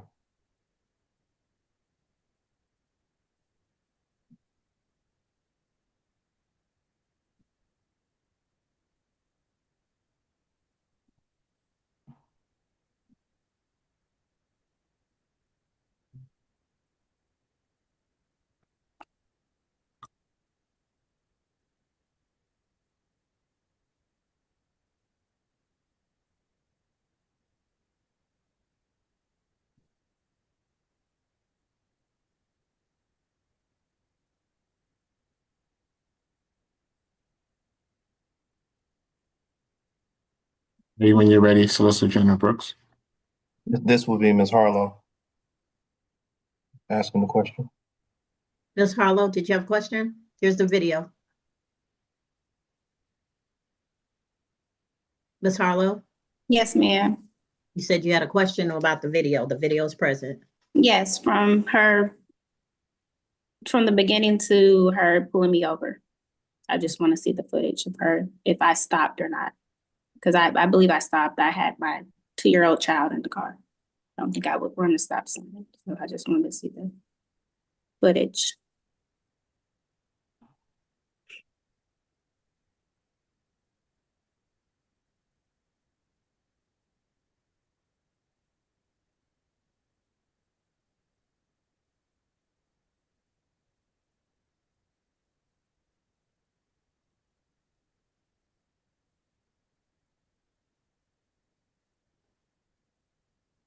Would you like me to restart it? Yes, so Yes. I'm sorry.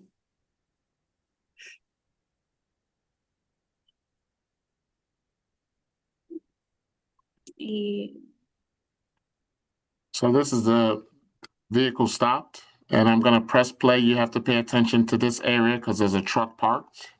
The stop sign is over here. If you could see that cursor on the screen. I see it. All right, go ahead, play.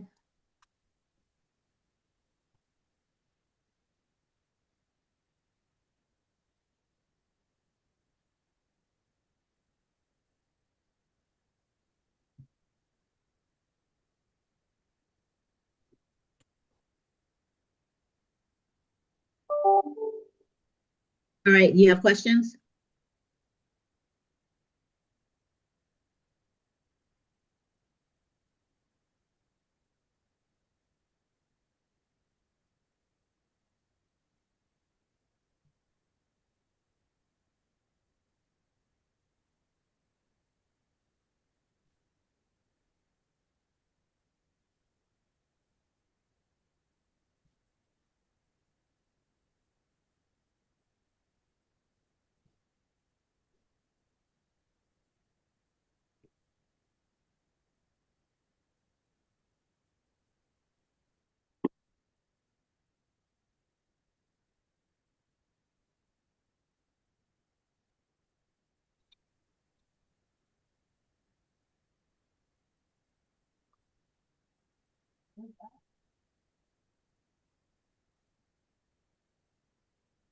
All right, ma'am, did you have any other questions? No questions. All right, Mr. Brooks? Investigator Curry, if you would, please start the video from the beginning. Ms. Harlow, you drive a Ford Flex, correct? Well, Ms. Harlow's not testifying. She was asking questions of Officer Curry. Okay, all right, forgive me then. We're on Officer Curry. Officer Curry, this is your vehicle? Yes, it is. And if I direct your attention to the left-hand side of the screen through the gate of the trailer, do you see that area? Yes, I do. Now, from your vehicle, could you see that clearer than we see on this screen? It's so much better from inside the vehicle. I don't know if you see that blue trash bin right there. Okay. Blue trash bin. Right above that trash bin, that's the stop sign sitting there. Okay. In between the bushes there, as you're sitting there, you could see when the cars are pulling up. So you can see when a car actually stops or if they continue right through On the screen here, it doesn't really show that clearly, but you could see in between the cracks of the bushes when the vehicle is approaching. Okay. And as we play the video, what are we looking at? So what you're looking at right now, where that trash bin is, that is Lake Ridge Parkway. Where I'm parked at right now is Briar Forest Lane.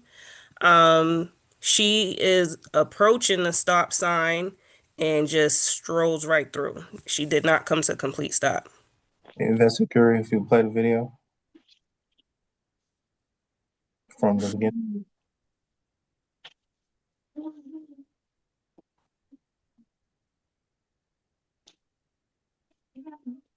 Now, this vehicle that's passing, did it obstruct your view of Ms. Harlo's vehicle? It did not. Has it fully passed? It fully passed. At what point does Ms. Harlo's vehicle pass the stop sign? She just passed it. And did you immediately activate or execute a stop from observing the pass of the stop sign? I did. Okay.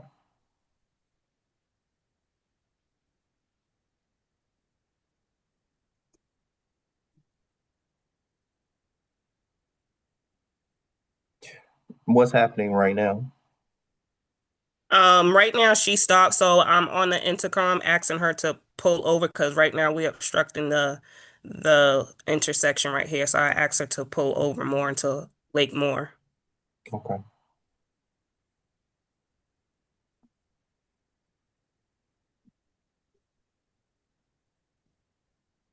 All right. No additional questions at this time, ma'am. All right, did you have anything else for this officer, Ms. Harlo? No, ma'am. All right, did the state have additional witnesses or evidence to present? State does not, Your Honor. Okay, all right, Ms. Harlo, did you wish to waive your right to remain silent and testify, or did you wish to make the court to make a decision based on what the state has presented?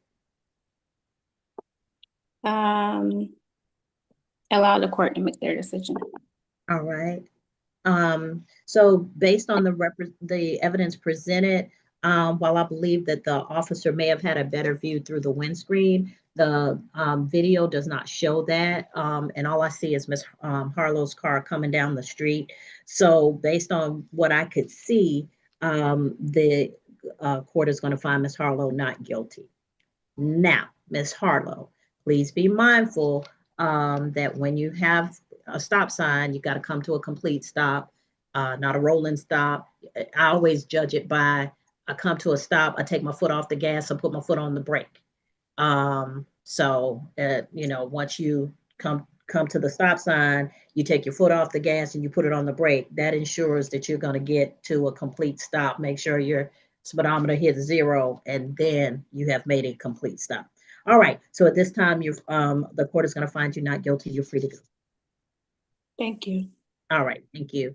All right, we now have, if Officer Curry doesn't have anything else in the 1 o'clock or this calendar, she's free to go. And then we have Bradford. Are we ready on Bradford? Officer McCoy, stage radio.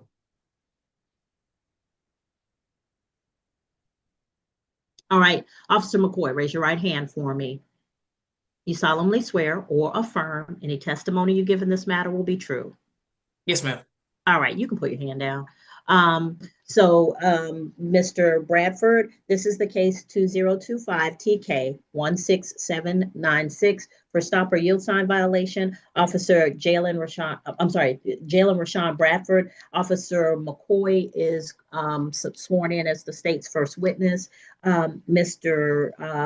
Bradford, you can ask any questions of any of the state's witnesses about their testimony, about what they may have observed about in their investigation of the matter. Please don't make any statements or tell us what you think should or did happen until such time as the court determines whether you're going to waive your right to remain silent and give testimony in this case, okay? All right, Mr. Brooks. Officer McCoy, if you would, please state for the record your full name. Officer Destiny McCoy. And Officer McCoy, how are you employed? With the Clayton County Police Department. Are you assigned to the General Uniform Patrol of Clayton County Police Department? Yes, I am. Is it part of your duties and responsibilities to do traffic enforcement as a part of the General Uniform Patrol? Yes. During the course of your training to become a law enforcement officer, were you trained in the uniform rules of the road? Yes. The stop sign, yield sign violations, was that a part of your training? Yes. On August the 17th of 2025, do you recall making a stop on Jalen Bradford in the area of Taylor Road and Palisades Place? Yes. Was that stop executed because of a stop sign or a yield sign violation? Yes, it was. Would you recount for the court how the stop came about? I was sitting on Avalon Drive and Taylor Road. There's a three-way stop sign that comes off of a residential street. I was sitting on Avalon Drive facing Taylor Road where I'd be able to see both of the stop signs for oncoming traffic and the sign on Avalon Drive. I was sitting there just doing traffic control like I normally do, watching the stop sign, and I observed his dark colored Jeep coming in the direction off of Taylor, and he did not stop before the marked line on the road and continued through the stop sign. And then at that point, I activated my lights and sirens and initiated the traffic stop at Taylor Road and Palisades Point. When you made contact with the driver, were you able to identify the driver? Yes, I was. Was that driver identified as Jalen Rashawn Bradford? Yes, it was. How did you come to identify the driver? With his driver's license, Georgia driver's license. Now, I believe Mr. Bradford is in the courtroom, and it doesn't show clearly on my screen, but can you see Mr. Bradford on your screen? Yes, I can. It looks like he has braids in his hair, wearing a black puffer jacket with a gray hoodie under. When you made contact with Mr. Bradford on the day of the incident, did he make any comments or statements to you about why he didn't stop at a stop sign? No, not in reference to the stop sign that I can remember. No. Okay. When you spoke to him, what did you advise? I advised him. I introduced myself and stated who I worked for. I advised him of the reason for the stop, and then I asked him for his driver's license. Okay. And did he provide that to you? He did provide it to me. As you progressed through the stop, what did you ultimately do? I ultimately ended up citing him for the stop/yield sign violation. Okay. And did he sign for that citation? He did sign for the citation. Okay. To be clear, that area, Taylor Road and Palisades Place, is that located here in Clayton County? It is located here in Clayton County. Okay. No additional questions at this time. All righty. Any questions for Officer McCoy? Mr. Bradford? I wasn't aware you need a subpoena for the footage, but is it possible I could see the footage? Mr. Brooks? There's no footage. There's no dash cam footage. All right. There's no footage, Mr. Bradford. The reason I'm saying that because I went down that road and I forgot something. Mr. Bradford, you can't tell me until we determine whether you're going to testify. That's I'm sorry. Step by step. Did you have any questions for this officer? Just the footage, that's it. But all right. So there being no footage at this time, Mr. Brooks, did you have anything else to present to the court? Not at this time, Your Honor. All right. So, Mr. Bradford, did you wish to give up your right to remain silent and offer testimony in this case? Yes, I'd like to speak. All right. Raise your right hand for me. You solemnly swear or affirm any testimony you give in this matter will be true. Yes, ma'am. All right. You understand, you can put your hand out. You understand that you have a right to remain silent and no one can make you testify. I do. All right. And do you wish to give testimony in this case? Yes, I'm familiar with that road. Yes, I'm familiar with that road. So I forgot something like maybe a block away and turned around and I made the same stop. So I'm trying to figure out why I didn't make that same stop the second time. So that's why I want to see the footage, basically. Okay.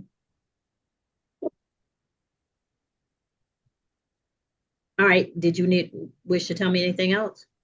No, that'd be all. Okay. Mr. Brooks? Nothing from state, Your Honor.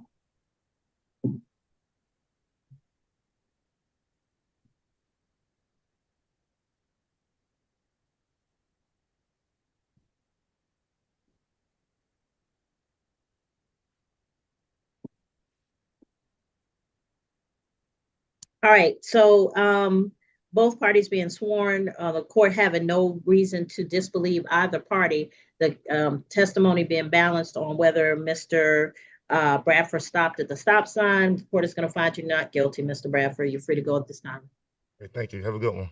All right, you too. All right, does Officer McCoy have anything else on this calendar or the 1 o'clock? I have the 1 o'clock calendar, ma'am. All right. All right, next is Timothy Bernard Dodson. I believe Mr. Dodson has 2 cases.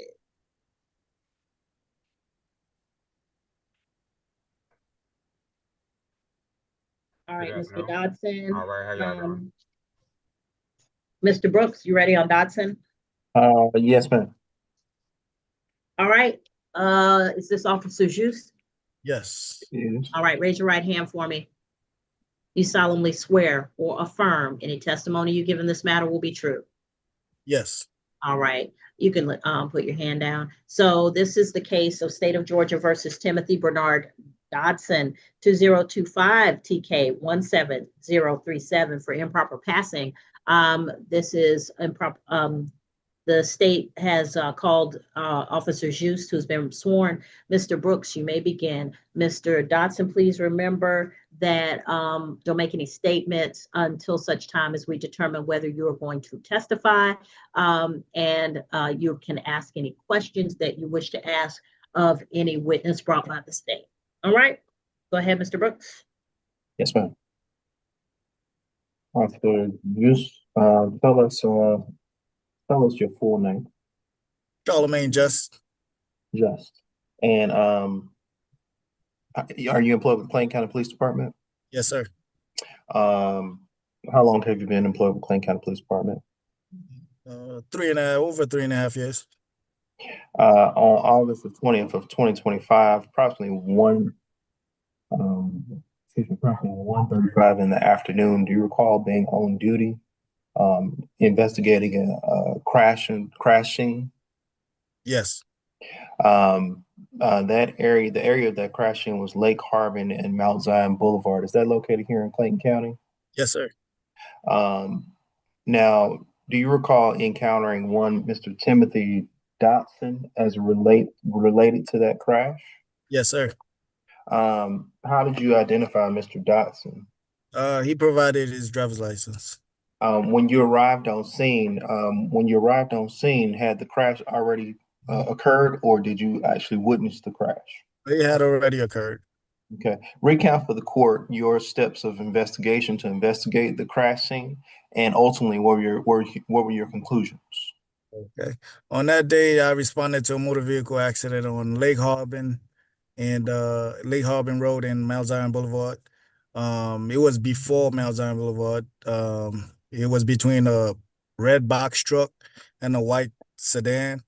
I made contact with both drivers and got their story as to what happened.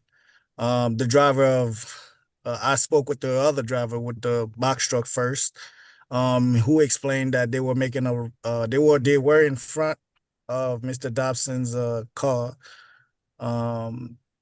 making a wide right turn into a private driveway, and they expressed that Mr. Dobson's car tried to pass them on the right and causing the collision. I then spoke with Mr. Dobson, who explained his part of the story, that he did observe the box truck backing into another yard on the opposite side of the roadway. Now, and he said as he tried to go around the box truck, it sped up and struck his driver's side of the vehicle. Now, Lake Harbin Road is a two-way road, eastbound, westbound. The damages to both vehicles were consistent with what both sides tell me, that they were making a right turn, and they provided proof by showing me the items that they delivered on the property. And so that's why I cited Mr. Dobson with the citations that I did. Now, Mr. Dotson, the gentleman you identified on the scene of the crash investigation, does the gentleman you see in the courtroom right now favor that gentleman? If you can see clearly, I'm not sure how your camera's situated. It's the gentleman with the green jack sweater. Yeah, Okay. that's all I can. Okay.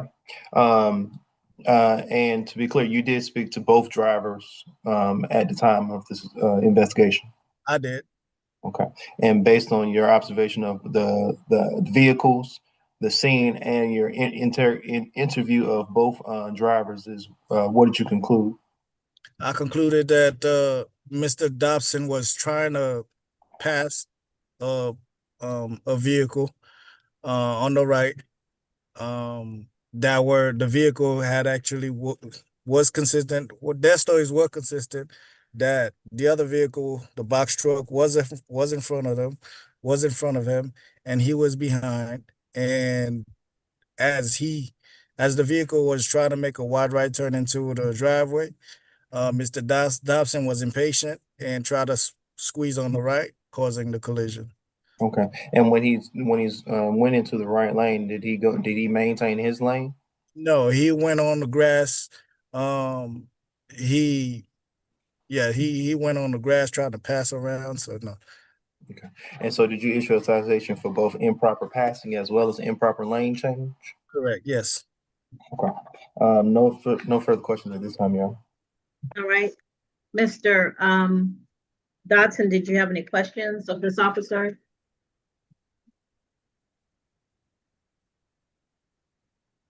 Mr. Dodson? Yes, ma'am. Did you have any questions of this officer? Yes, ma'am. All right, go ahead, sir. Yes, that particular day when I was trying to explain the situation, he kept asking and saying, all right, are you asking him a question or are you telling him? We can't hear you, Your Honor. Hello? Hold on. Now we can. Okay, are you asking him a question or are you just telling me what you want the court to know? I rephrase that. I want to say what I know. I mean, okay. I want the court to know. All right. So Mr. Brooks, did you have any other evidence to present before the court? Not at this time, Your Honor. All right. So Mr. Dodson, you understand that nobody can make you testify, correct? Right. You have a Fifth Amendment right against self-incrimination, and you do not have to give any evidence or testimony. The state has the burden of proving the case against you beyond a reasonable doubt. Raise your right hand for me. You solemnly swear or affirm any testimony you give in this matter will be true. Yes. All right, you can put your hand down. So it is my understanding that you wish to give testimony in this case. Yes, ma'am. You wish to waive or give up your right to remain silent. Yes. You understand this, that anything you say may be used by this court in considering the case before the court. Yes. All right. Go ahead. Tell me what you want me to know, sir. All right. On that particular day, like he said, the officer said that Lake Harper Road is a two-way road. I was on one side going to my granddaughter's school, and that box truck was way ahead of me, way, way up by Mount Zion. They had turned up in a yard, and then they came out the yard. And as in my passing, they on the left side coming out of the yard, I'm on the right side. As they coming out the yard, they was going across the street to another yard. And in me passing, I tried to avoid an accident because I'm in the right lane. They on the other side coming this way. So I tried to avoid the accident. So I swerved to avoid them coming in my lane. And I ran out off the lane on the right side of the grass in a ditch. And then I came up on the same side of the road to avoid the accident. But as my damages show on my car, my whole front door was messed up from them coming from the other side of the street.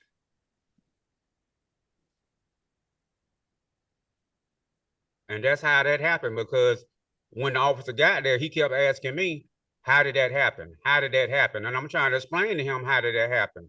If they coming from one side of the road across the street and going clean across the lane to another yard across the street, clearly I was in the right. I tried to avoid the accident once I seen them coming back across, because it was too late to stop. So if anybody failure to yield or whatever, it was them, not me. I failed to yield on the other side trying to avoid the accident, and I ran off in the ditch on the right side of the road, which I was in, to avoid the accident. And I clearly went in the ditch and came up out the ditch and still landed on the right side of the road. So how will all the damages get to my vehicle if I was in the wrong? Mr. Brooks? Mr. Brooks? Hello? No questions, Your Honor. No questions? Okay. All right. Anything else, Mr. Dodson? No, ma'am. All right. The state have any argument? State of reserve, yeah. Mr. Dodson, before we close this out, I have a question. Because Yes, what ma'am. it appears to me you're saying is that the box truck went into a yard, Yes, ma'am. then backed across the street into another yard? Yes, ma'am. They was. I'm going this way. They way ahead of me. We in the same lane. They way ahead of me, Okay. and I can see them from a distance because I'm behind them. I can see Right. them turn left into a yard, Okay. and then they spunked around in the yard to come out the yard on the other side of Lake Harbor Road. And as I was approaching, they darted back out and ran. And at the same time, I'm driving straight, which I had the right of way because I'm already on the road. They coming out of yard onto the road. And that's how we hit. Because I tried to avoid them on the right side. They coming on the left side. So I ran off the ditch to the right side on my side of the road to avoid the accident. And I came back up on my side of the road. All the damages was to my car on the driver door. So how would that happen to my driver door all messed up? So you said they were way ahead of you, but by the time they were coming back, you had caught up to them? Yes, ma'am.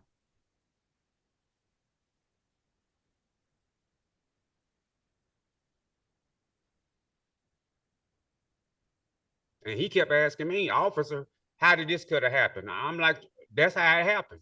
They come out clearly at another yard across the road. Okay, let me ask you this. So you said when they went into the first yard, did they stop and deliver something? I don't know what they did because I was so far back, but I did see that green landscaping truck. I did see a landscaping truck. That's how I know there was a truck, but what they did to the yard or what they dropped anything off, I do not know. I just know I seen that truck make a left. Say we in the same lane.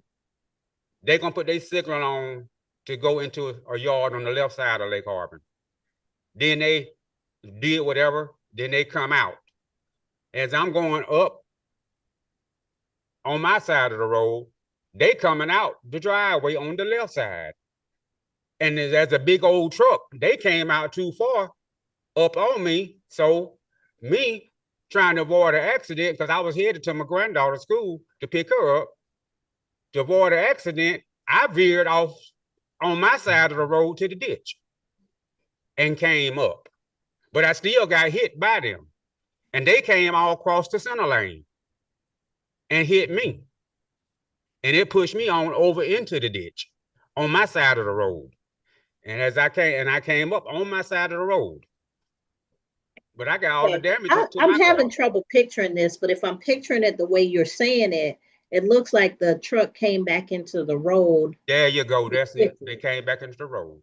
Your Honor, based on the court's question and state inquiry. Sure. Mr. Dotson. Yes. You at the time of the collision and the officer investigation, you and the other driver exchanged insurance information, correct?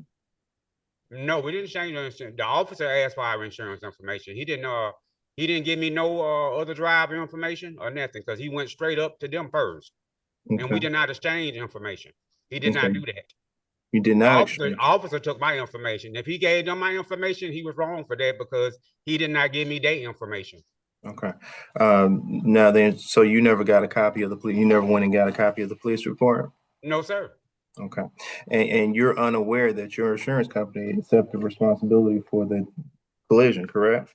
Yes, and I told them to wait on it because I was going to take it to trial. Okay, but they went ahead and yes, they went ahead. They went ahead. All right. No additional questions.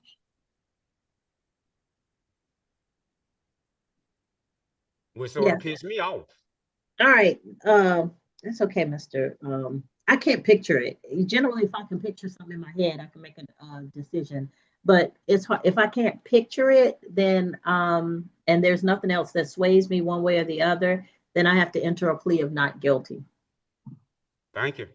You're welcome, sir. That's on both charges? Yes, sir. Thank you, ma'am. All righty. All right. I'm free to go? Yes, sir. All right. Thank y'all. Have a blessed day. You're welcome. All right. So the next trial is Henderson, Brittany Henderson.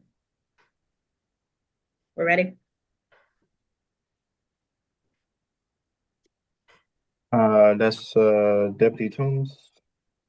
Stage ready.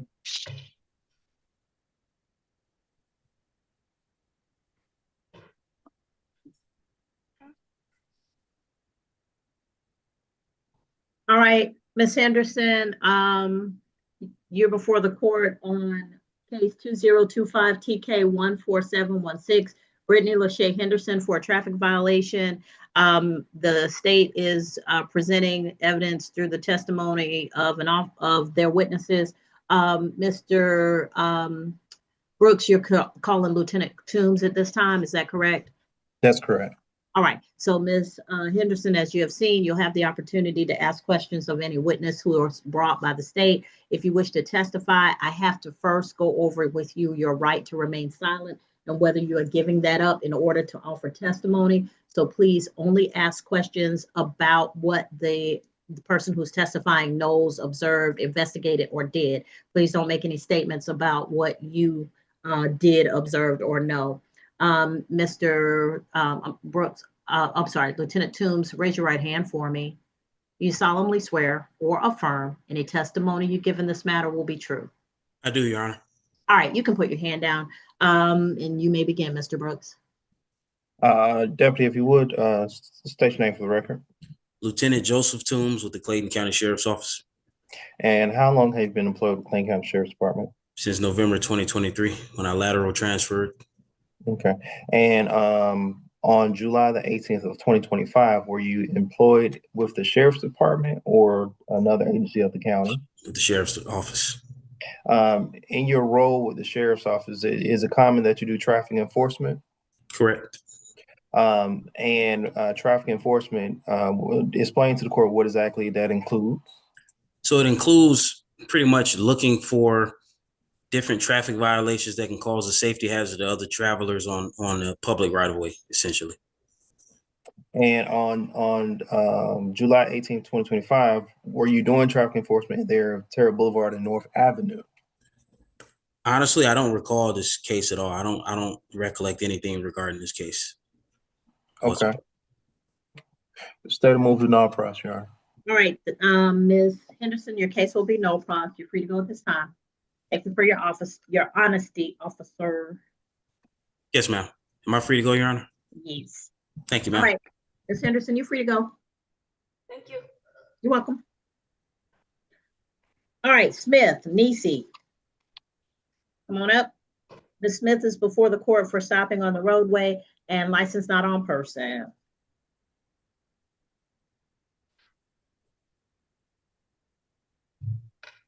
Raise your right hand. Who's the officer? Not you, Ms. Smith. Who's the officer? I'm sorry, Mr. Brooks. That would be Officer Dotson, Wayne Dotson. All right, Officer Dotson. I'm here, Your Honor. Raise your right hand for me. Do you solemnly swear or affirm any testimony you give in this matter will be true? I do. All right, you can put your hand down. So, Ms. Smith, you are before the court on case 2025 TK 16719 for stopping on the roadway, and 2025 TK 16720 for license not on person. The state has the burden of proving the case against you beyond a reasonable doubt. You do not have to give any testimony or evidence. If you wish to testify, please wait until the appropriate time, and then I'll go over with you your right to remain silent, and whether you're waiving that right in order to offer testimony. You can ask questions of any witness brought by the state, but please focus on what they know, what they observed, and what they investigated, as opposed to anything that you may wish to state about their testimony, okay? All right, can you speak up for me? Yes, Your Honor. All right, thank you. All right, Mr. Brooks, your witness has been sworn. Yes, Your Honor. Officer, please state your name for the record. My name is Wayne Dotson. And who are you employed with? Clayton County Police Department. Are you assigned to the General Uniform Patrol? Yes, sir, I am. Is it part of your duties and responsibilities to do traffic enforcement? Yes, sir, it is. Is that throughout the county? Yes, sir, it is. Specifically on August the 16th, 2025, approximately 9 o'clock at night, were you doing traffic enforcement in the area of Riverdale Road and Lake Regency Drive? Yes, sir, I was. Do you recall making or executing a citation on an individual named Naen Smith for a failure to signal before turning or stopping? Yes, sir, I do. Recount for the court how that came about. So I was, excuse me, I was coming down Riverdale Road southbound, passing the Lake Regency Drive intersection. I observed the driver. She was in front of me. She was in the far left lane. She got over into the right lane without, using her blinker. So I initiated a traffic stop. We pulled into the nearby gas station. I got out. I informed her, why I pulled her over. I asked her, did she have her license on her? And she said no. So I took her name and date of birth and ran her name and date of birth through the ICIC system. Then I issued her a citation for failure to signal and no license on person. But she had a valid license. She just didn't have the actual card on her.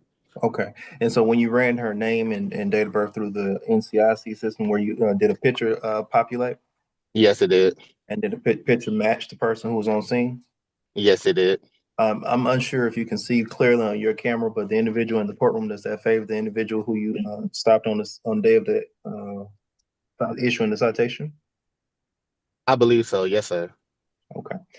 No additional questions at this time. All right. Ms. Smith, do you have any questions of this officer? Can I see a copy of the?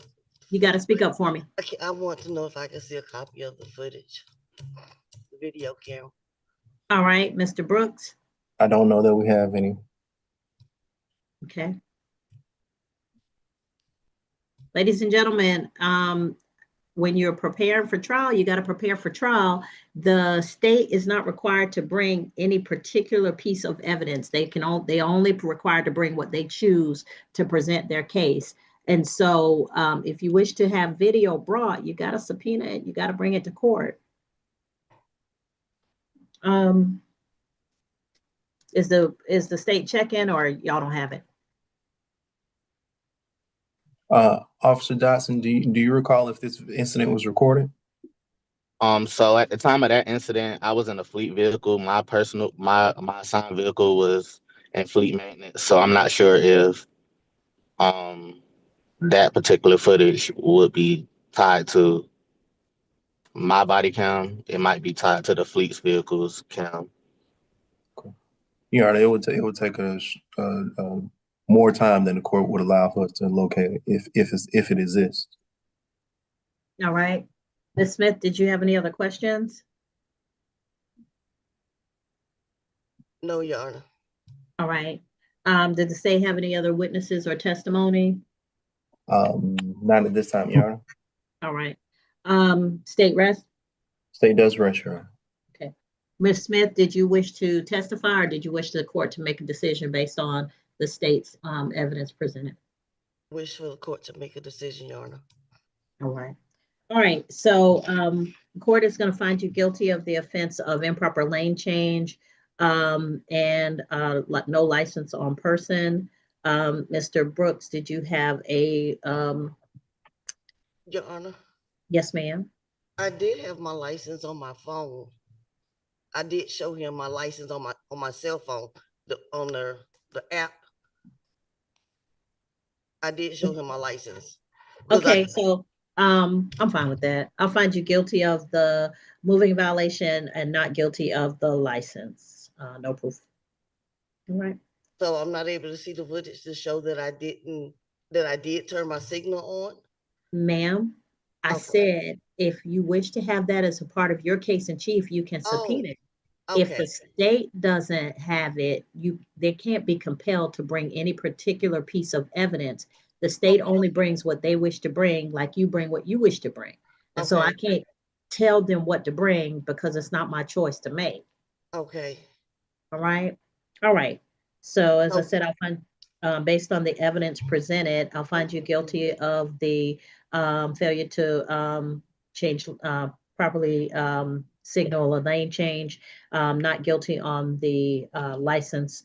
Mr. Brooks, did you have a recommendation? 100, I'll find you. All right. So the fine will be $100. It'll be $153 with the surcharges. Ms. Smith, did you wish to pay that today or have additional time? I would like to appeal. Sure. So I'm going to give you 60 days in which to pay. You can appeal within 30 days, but you have to do that by filing through the clerk's office. I can't give you any information other than my verdict will be signed today. So you have 30 days from today's date in order to appeal. Okay. All right. What I ask you to do is go downstairs to the second floor and get your sentencing sheet so you will have the information necessary to do what you need to do next, okay? Okay. All right, thank you. All right, and am I free to go, Your Honor? If you don't have anything else, that's on Mr. Brooks. Yes, if you have nothing on the 1 o'clock calendar, then you are free to go, Officer Dawson. All right, ladies and gentlemen, the 1 o'clock calendar, we have reached it. Thank you for your patience. Okay. Your Honor. Yes. I was on another conference. I was on the wrong one, and I was here the whole time out. When I had came in, I had called down there, and they told me I can still log on. So I might be late. I was on the 1 o'clock calendar. You're not late. Oh. I'm calling it now. All right. The first thing is, ladies and gentlemen, I can't read your chats. Second thing is, please put your first and last name on the screen. That is going to be the best thing that you can do. If you are here, I got to see your first and last name on the screen. The function is called rename. So I need you to rename yourself if you don't have your first and last name on the screen. If you're in court, fine, I will call you up, once I get to you. But please keep your device muted until such time as I call you, and then you unmute and let me know that you are here. But if you're unable to unmute, I'm gonna give you some grace if I see your first and last name on the screen. Christopher, first name, a couple other things. Ladies and gentlemen, you have the opportunity to speak with the state if you wish to enter a plea of NOLO, if a NOLO is available to you. But if you go to trial, it's either going to be a guilty or not guilty. If you wish to enter a NOLO plea and save yourself points on your license or a suspension of your license, then you have to do that through a plea where you can enter a plea of NOLO. There are certain things that are no points violations. So if you want to enter a guilty plea, you would still have your NOLO. A NOLO is only available to you once every 5 years for the same or similar offense. So if you used a NOLO for speeding within the last 5 years, you can't use a NOLO for speeding now. If you used a NOLO for speeding for a red light, for a red light violation 5 years ago or 4 years ago, you can't use it for a red light violation now. So that's what I mean. So just think about all of those things. When I call your name, you can let me know whether you wish to go to trial or whether you wish to have the opportunity to speak with the state to see if you can discuss your case. Also, if you have multiple citations, you may wish to entertain a conference with the state, because generally it usually involves one of the citations being no pros based on the plea. All right. Christopher Bridges. Christopher Bridges. Okay, I'm looking at the screen, but ladies and gentlemen, I got 2 screens to look at, so you got to speak up. Christopher Bridges. All right, failure to appear. Okay, ladies and gentlemen, I'm calling the 1 o'clock now, so nobody's late for the 1 o'clock because I'm just calling it, okay? So if you are here, you don't have to keep telling me you're late, you're here. I'm calling it now. So as of now, everybody's on time. Kareem Jafar Dawson. Yes, ma'am. All right. So, Mr. Dawson, you're before the court for improper lane change. Did you wish to conference with the state or did you wish to have a trial? I wish to have a trial, ma'am.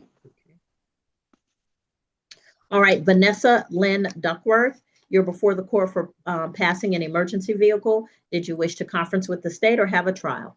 Have a trial, Your Honor. All right. Tyrion Finkley Kennedy. Tyrion Finkley Kennedy. Last call for Tyrion Finkley Kennedy.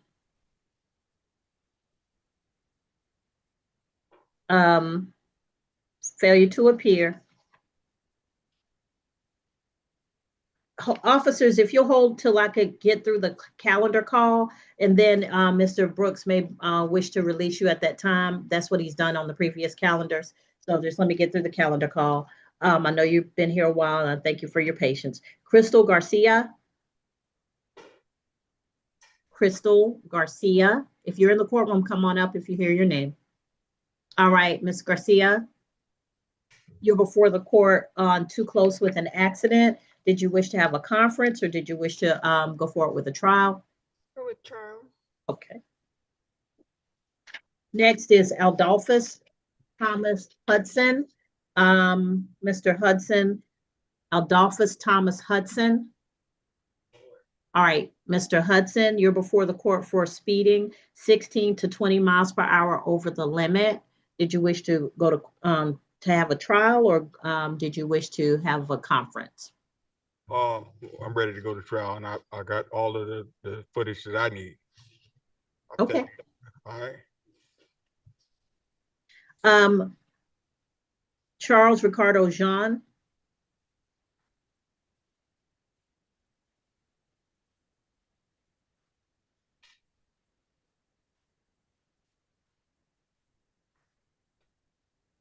Mr. Jean, did you wish to have a conference or did you wish to go to trial? You're charged with improper lane change. I don't speak good English. I need some speak up for me, sir. I don't speak good English. I need somebody to speak Creole. Okay, so Mr. Jean needs a Creole interpreter. Mr. Jean, c'est nécessaire à change le date pour acheter ou pour avoir un interpréteur ici. C'est nécessaire. Oh, 1 second. Let me, because I can do better than this. You can speak Spanish too. I speak Spanish if you speak Spanish. Hold on. You need Spanish or Haitian Creole? Creole. Okay, that's what I thought.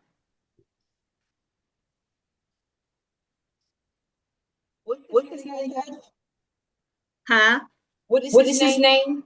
Charles Jean. Jean.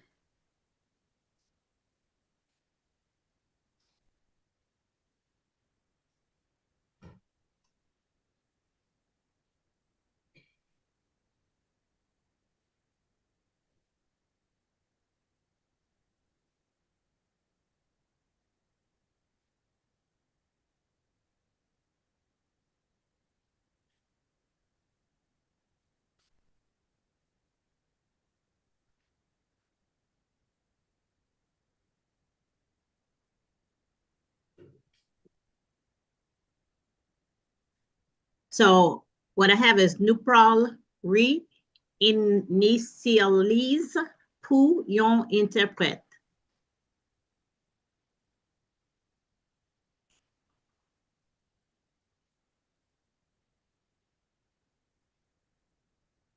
All right, so Ms. Val, do we have a date? We can do April or June. I don't know how long you want to do. Give us June, because I don't know the availability of the interpreters. And that'll it's give just Creole interpreter. Haitian Creole. Okay. Yeah. Reset to the June traffic bench trial at 1 p.m. And we'll have to re-notice him. Okay, what's the date again? Let me get the date for you.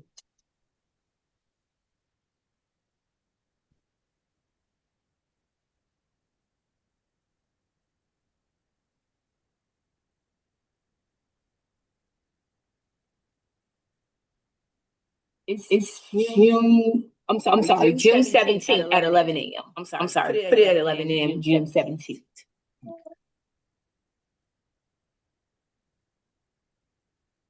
All right, Mr. Juin 17 11. Okay, yeah. That it. I hear you.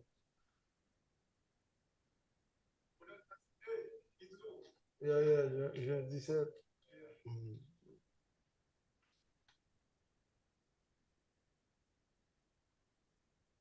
All right, sir. Thank you. Thank À you la so much. prochaine. Appreciate. Have a good day. All right, so Aline Jenkins.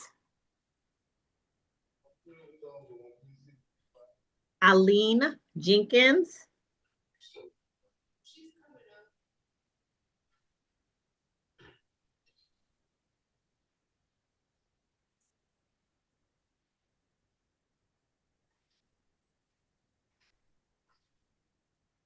All right. Yes. Ma'am, you have the opportunity to conference with the state if you wish to consider an offer made by the state, or you can go to trial.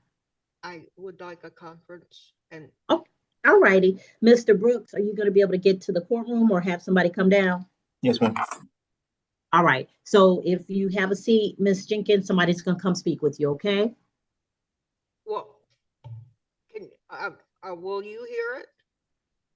So if you have a conference with the state, what they're going to do is give you an offer for a plea in this case, or they may hear what you have to say and decide whether or not to go forward with the prosecution of the case. It is always possible that they might no pros the case. If you want me to hear it, it's going to be a trial, and it's either going to be a guilty or a not guilty at the end of the trial. I will take guilty or not guilty. Okay, so we'll have a trial. Okay. All right, just have a seat for me. Thank you.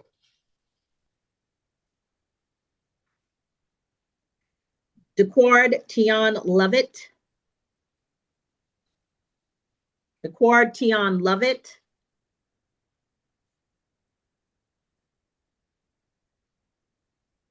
Dequard Tion Lovett. Failure to appear.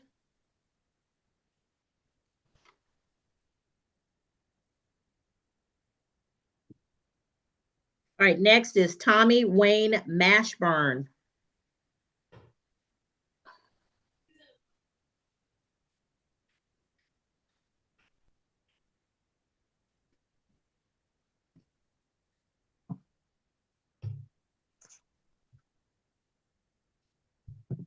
All right, Mr. Mashburn, you're before the court for a traffic violation, which is usually a red light violation. Did you wish to speak with the state, or did you wish to go forward with a trial?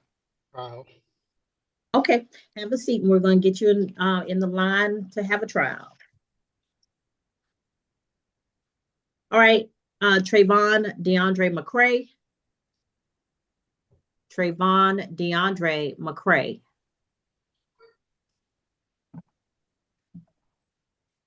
All right, Mr. McCrae, you're before the court for stop or yield sign violation, conference or trial. Trial. All right.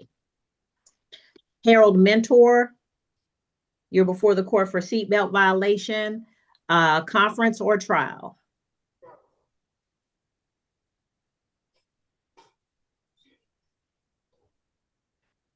Harold, oh, there you are.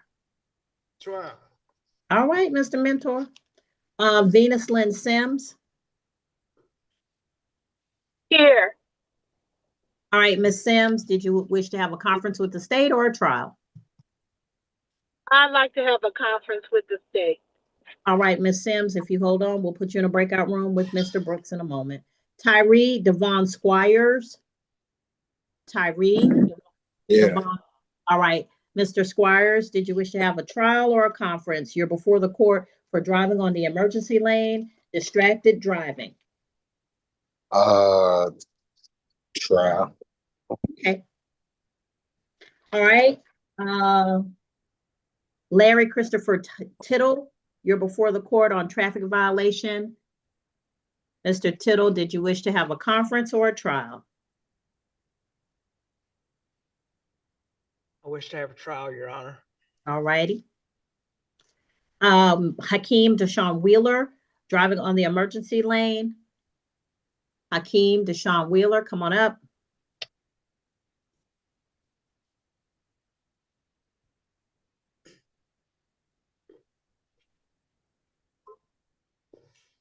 All right, Mr. Wheeler, would you wish to have a conference or a trial? You're before the court for driving into the emergency lane. Yeah, I think I had a conference from the last time they pushed it to this. Okay, I'm not sure if the only. I had a conference with somebody from when I was they had changed the court date again. Okay. Till today, so I'm thinking it's probably a trial. It'll be a trial because it's the questions that I had that he told me to just. All right, that's fine, sir. Fabian Antoine Wilcox. Yes, ma'am. Okay. Speeding in a school zone 11 to 15 over. Did you wish to have a trial or a conference? A conference. Okay.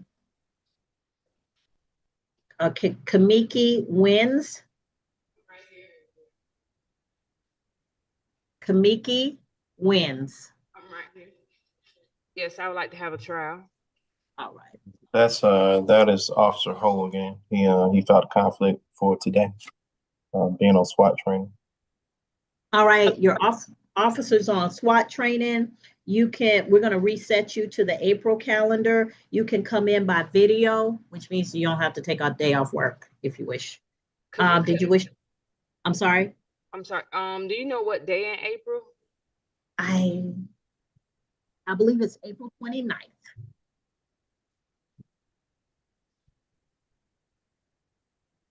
Okay. Okay.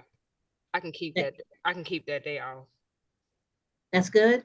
Yes, ma'am. That works. All right. So 1 o'clock. On April 29th. Yes, ma'am. And then you'll get notice. You should get notice in the mail, and you can come by video if you wish to. Okay. Thank you. All right. Thank you.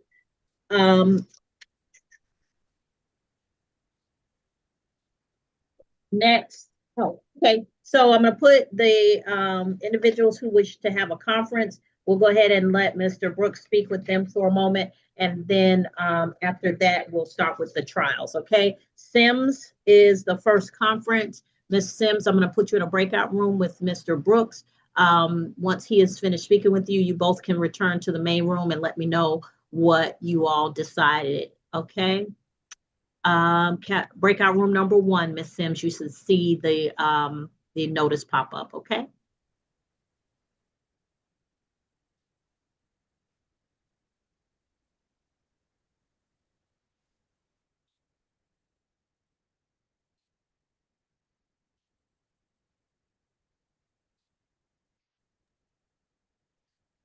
Hello, Your Honor.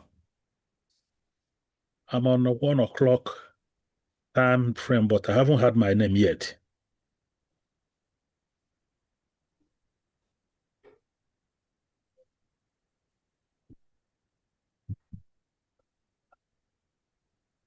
Mr. Obiora, you might be Yes. a witness in one of these cases, so just hold on. Ms. Hemphill, if Mr. Obiora is on your witness list, you may need to communicate with him.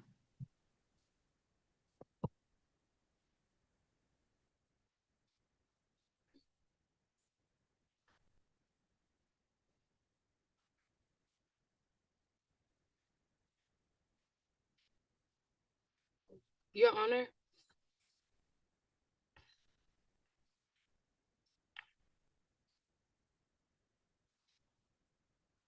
Sorry. Yes, ma'am. Miss Smith, she came before you already. She had something she wanted to speak to you about her case. If that's Okay. fine. Okay. Where is she? Yeah. She's right here. I just wanted to ask you first before. Yes, ma'am. I do Yes, Ms. apologize, Smith. Your Honor. I'm kind of confused. I heard everything that you were saying, but I'm still like, it's not comprehending. I'm not quite sure what I'm supposed to do. Like if I wanted to go to I guess another court, a higher court. I cannot give legal advice. That's what I was telling you. You have 30 days to appeal from the date of my decision. That will be today when I sign everything after we get out of court. It may be tomorrow. She might get an extra day because I'm trying to sign things as fast as I can to not clog up the clerk's office. So once I sign, you have 30 days from the date of my verdict to appeal to a higher court. I cannot tell you anything more than that. Yeah, that's what. So that's what. But I did give you 60 days in which to pay for two reasons. One, because if you appeal, then at least you will have time to make the appeal before you have to pay. And two, if you don't appeal or if the appeal doesn't go through, you will still have time to pay when it comes back. Okay. Okay. All right. Okay. Thank you. You're welcome. Just get your paperwork from the second floor in the traffic court office. Okay. All right. Thank you.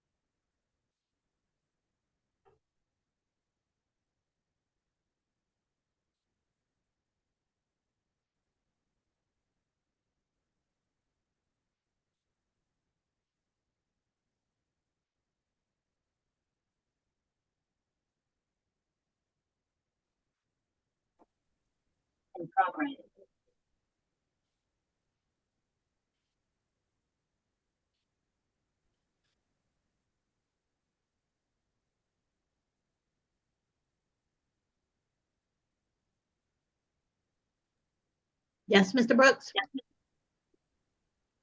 We have an announcement on Sims, Your Honor. Ms. Sims has elected to use the NOLA, on the, speeding offense.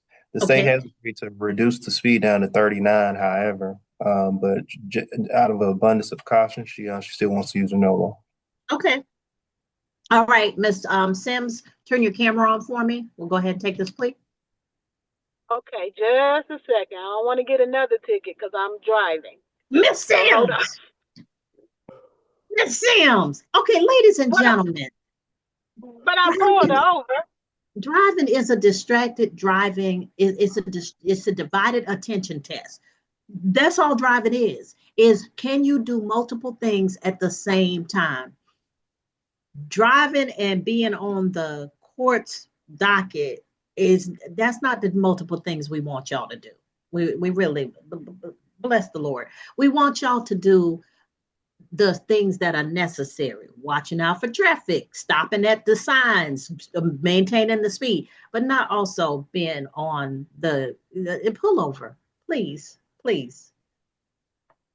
She about to get a whole charge of distracted driving. All right, Miss Sims, wherever y'all going, just think about it this way. Y'all can, you by the time we get to your case, you can take the 10 minutes to pull over and let's get through your case, as opposed to you continue to drive and get a distracted driving ticket or something worse, an accident. Let's be mindful, ladies and gentlemen, and use common sense. All right, so Miss Sims, can you turn your camera on now, please? Yes, I'm trying. Let me send you a prompt. Let's see if this works. A little okay thing. Okay. There you are. All right, Miss Sims, you still drive? No, I have pulled over. I promise I have pulled over. Okay. Raise your right hand for me. Your other hand, Miss Sims. You solemnly swear or affirm any testimony you give in this matter will be true. Yes. All right, you can put your hand down. So, Ms. Sims, you're before the court on 2025 TK 19338 for Venus Lynn Sims for a NOLO plea to speeding in a school zone. The speed has been reduced to 39, so that in agreement for the plea. But you're still using your NOLO so that you don't get any points assessed against your license. By doing so, ma'am, you give up the right to have a trial by jury or judge. You give up the right to have the state prove your guilt beyond a reasonable doubt. You give up the right to have the presumption of guilt of innocence in your favor. You give up the right to present evidence or testimony on your behalf, to not incriminate yourself. And if you are not a United States citizen, a plea of guilty or no contest could negatively impact your immigration status. Do you understand all of these things? Yes, ma'am. Factual basis and recommendation, Mr. Brooks.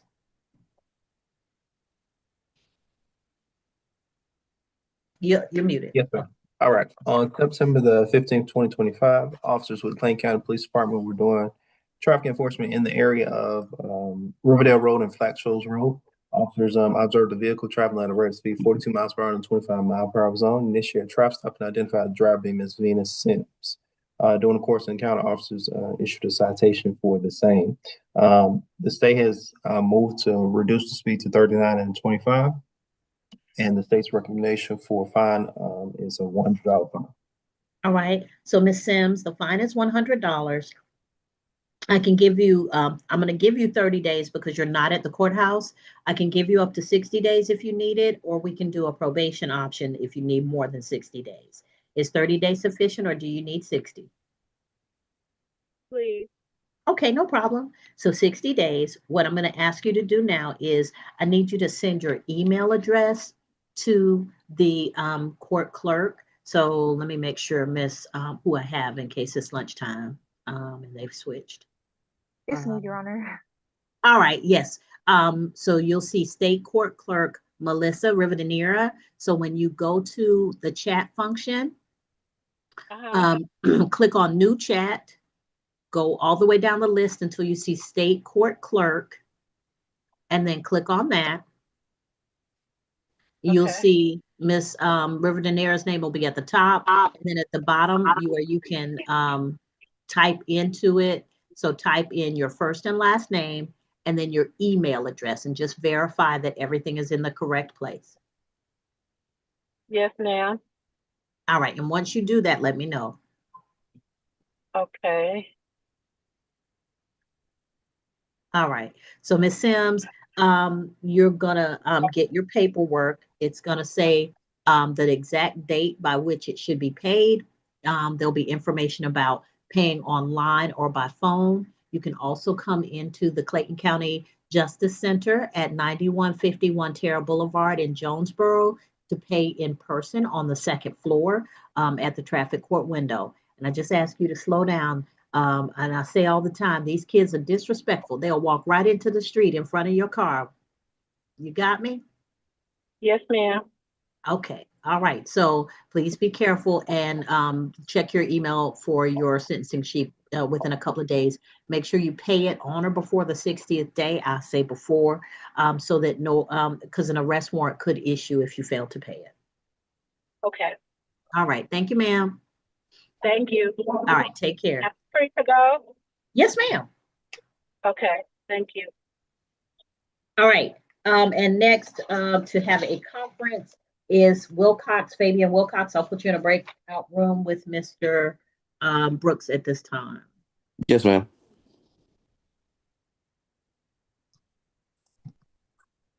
All right. Mr. Brooks, Mr. Wilcox.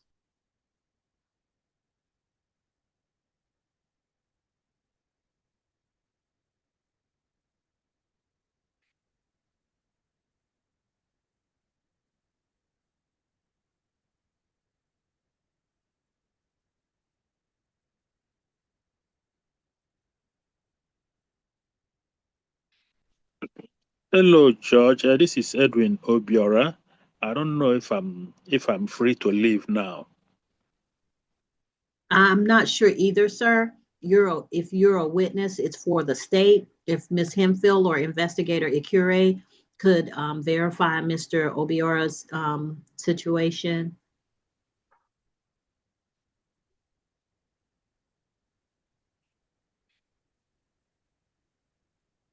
Okay, Judge, I'll reach out to him.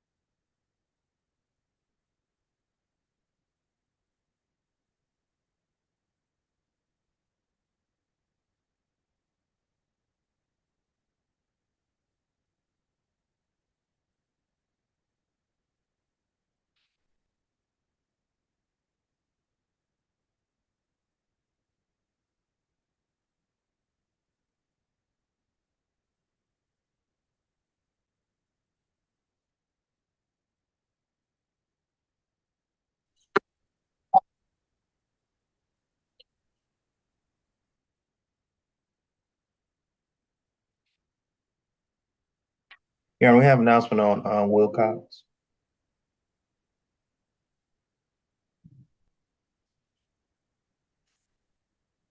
Yes, Mr. Brooks? Similar to Ms. Sims, it's a speed reduction to 39, $100 fine, with the additional time to pay. All right, Mr. Wilcox? Yes, ma'am. Oh, raise your right hand for me. We solemnly swear or affirm any testimony you give in this matter will be true. Yes, ma'am. All right, you can put your hand down. You're before the court on 2025 TK 17196 for Fabian Antoine Wilcox. Mr. Wilcox, is he entering a plea of guilty or nolo, Mr. Brooks? I believe it's a guilty plea. He's a reserve and is nolo for another time because the state's All right. reducing the speed. All right, so sir, the state has amended the speed to assist you with the Department of Driver Services so that this becomes a no points violation. You're entering a plea of guilty. By doing so, you give up the right to have a trial by jury or judge. You give up the right to have the state prove your guilt beyond a reasonable doubt. You give up the right to have the presumption of innocence in your favor. You give up the right to confront witnesses, subpoena witnesses, present testimony and evidence on your behalf, to not incriminate yourself. And if you are not a United States citizen, a plea of guilty or no contest could negatively impact your immigration status. Do you understand all of these things, sir? Yes, ma'am. All right, factual basis recommendation, please. Yes, ma'am. On August 21st, 2025, officers with the Clayton County Police Department were doing traffic enforcement in the area of Garden Walk Boulevard and Medical Center Drive.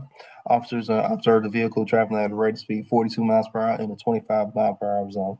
Officers initiated a traffic stop and identified the driver to be Mr. Fabian Wilcox. During the course of the encounter, officers issued a citation for the same. This all occurred here in Clayton County. State's recommendation is a speed reduction to 39 miles per hour in a 25 mile per hour zone with a fine recommendation of $100. All right. So, Mr. Wilcox, the fine would be $100, $153 with the surcharges. I'm going to give you 30 days because you're not at the courthouse. Did you need an additional time in which to pay? I can give you up to 60 days without putting you on probation. That's fine. Okay, 60 days. Yes, So, sir, I'm going to ask you to use the chat function. If you go to the chat function, you're going to click on new chat. You're looking for state court clerk, Melissa Rivadeneira. So you're looking for state court clerk. And when you see it, click on that. And at the bottom of the page, you'll see enter or type here. Okay. Put your first and last name and your email address. Make sure your email address is correct. All the letters and numbers and symbols in the right place. Okay. All right. Now, once you send that, Ms. Rivadeneira is going to send you back an email with the instructions. You're going to get your sentencing sheet for when your fines and fees are due. You'll get your instructions about coming into the building to pay on the second floor at 9151 Terra Boulevard, or by paying online or by phone. Okay. Yes, ma'am. All right. So please make sure you pay it on or before the 60th day, preferably before, so you don't have any issues. Okay. Yes, ma'am. Thank you. All right. Be safe, Mr. Wilcox, and slow down because those kids pop out of nowhere. Yes, ma'am. You too. Yes, sir. Bye-bye. All right. So Christopher Bridges is an FTA. Kareem Dawson wishes to have a trial. Come on up, Mr. Dawson. Mr. Brooks, are you ready? Officer Wyndham, please activate your camera and microphone. Stage ready. All right. So Mr. Dawson. Oh, Mr. Dawson's on video. Mr. Dawson, the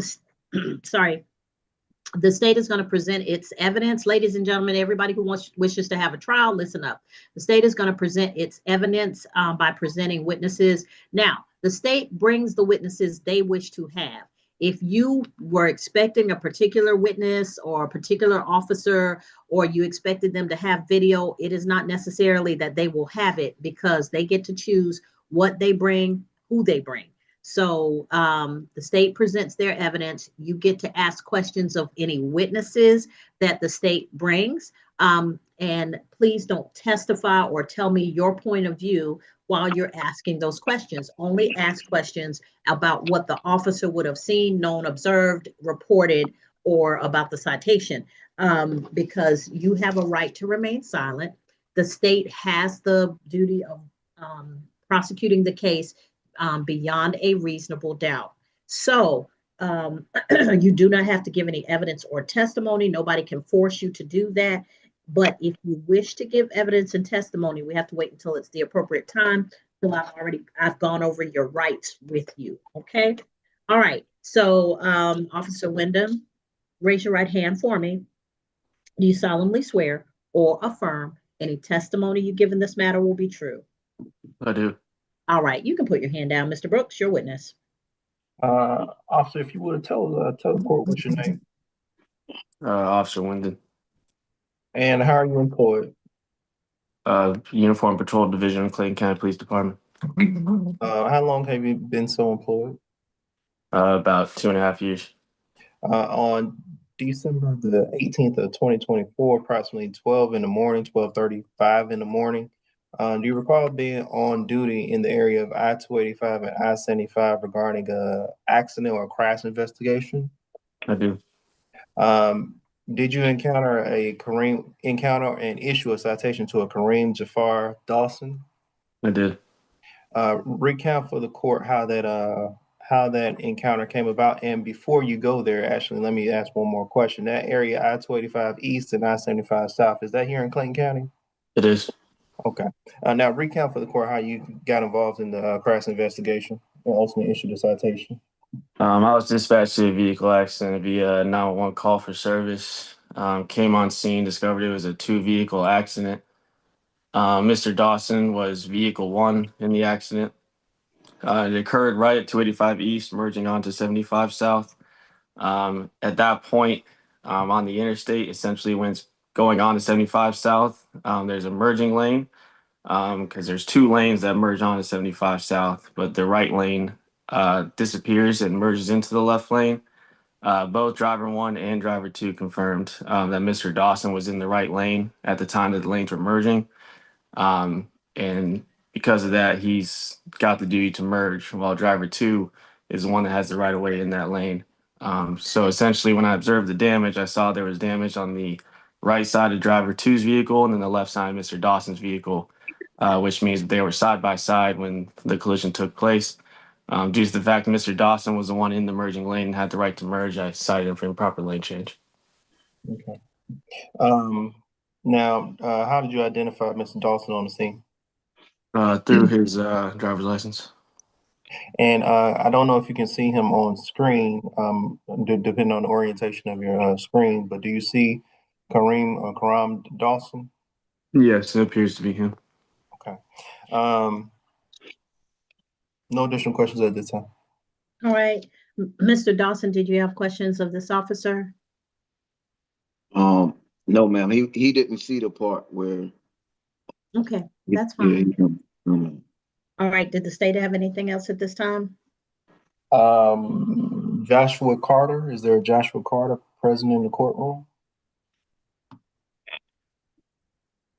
Is there a Joshua Carter present in the courtroom or online?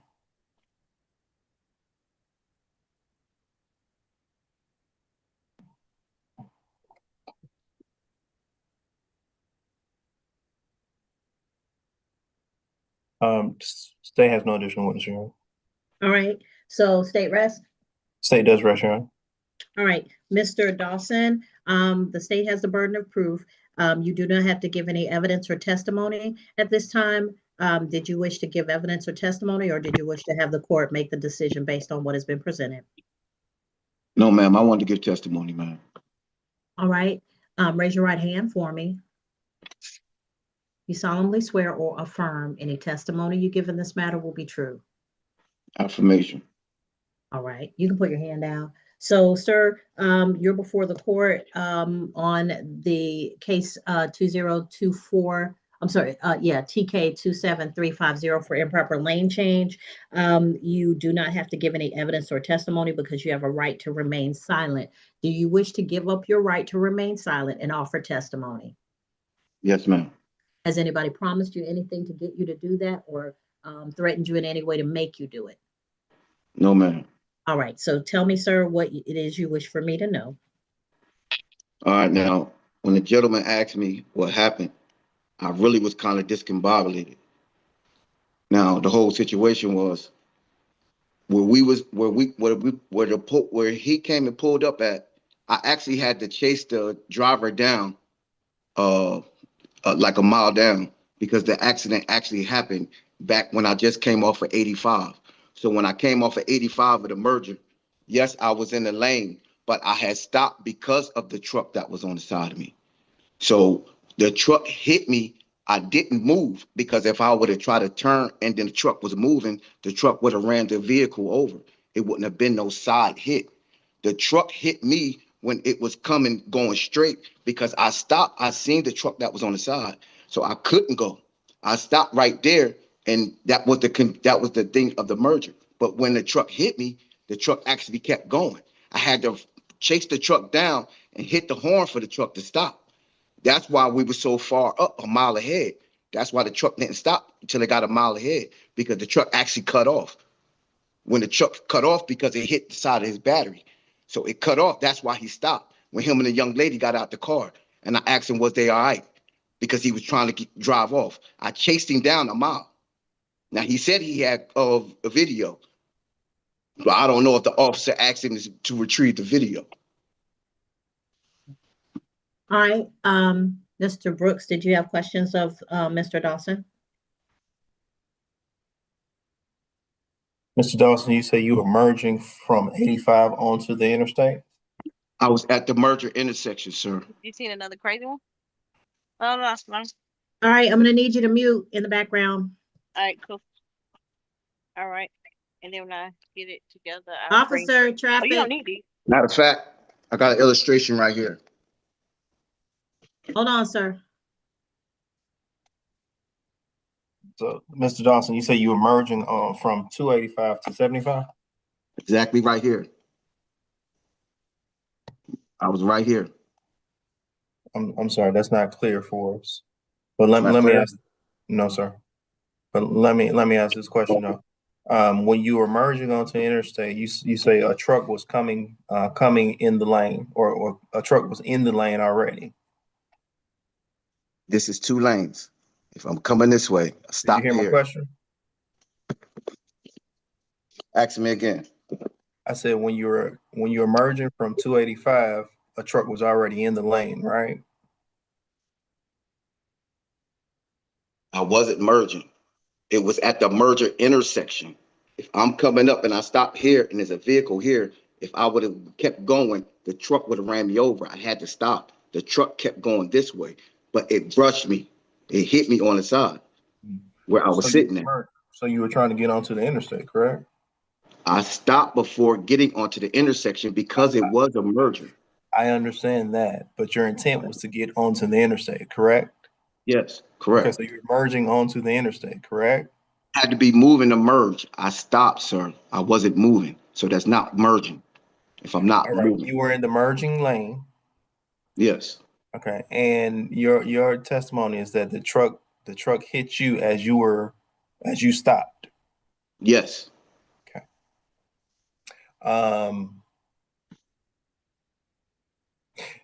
And is it accurate to say also that the truck, this is a semi truck? Yes, sir. Okay. And was it a semi truck that had a trailer on it? It did have something on the back. Okay. And if the truck hits you, you recognize those trucks are 55. The trailer by itself is 55 feet long. You know that? I understand that. And you're saying the tractor part is what hit you, correct? The side of the truck battery part. That's what made the truck cut off, because there's a battery part on the side, and it has spikes sticking out of the top of the rim or the tire. So that's the tractor part of the truck. It's called No, tractor. it's on the front rim of the tire. It has spikes sticking out the side. Okay. Are you familiar with the term tractor trailer? A tractor trailer. It wasn't a trailer. He was hauling something else. It wasn't a trailer. He had like something else on there. But he had a load on the back, yes. But it wasn't a trailer. It wasn't a closed trailer. He was hauling something else. It was like a flatbed or something. That would still be considered a trailer. All right, well, as you say. No further questions, John. All right, I have a question. Yes, ma'am. So the way you're explaining it, I don't know how many trucks are there. So were you at a light? No, ma'am. It was the intersection of coming off of 285. When you off of 85, when you coming around to merge onto 75, going towards my exit is 231. So I was exiting onto 75 to go towards 280, 231. So when I'm coming up, it's 2 lanes. One car has to stop to let the other vehicle go. And yes, I see is a truck on my left. So of course I can't try to beat the truck or get in front of the truck. So I have to slow down because I have to let the truck go because I have common sense. But when I slow down and stop, whatever the truck had going on, it hit me while I was sitting still waiting for him to go past. So when he hit me, go ahead. I was just going to ask, so if this is the intersection I envision, let me take you from where I think I'm picking you up. Coming from the airport, you're on 285. You're coming to get onto 75 South. Is that right? Yes, ma'am.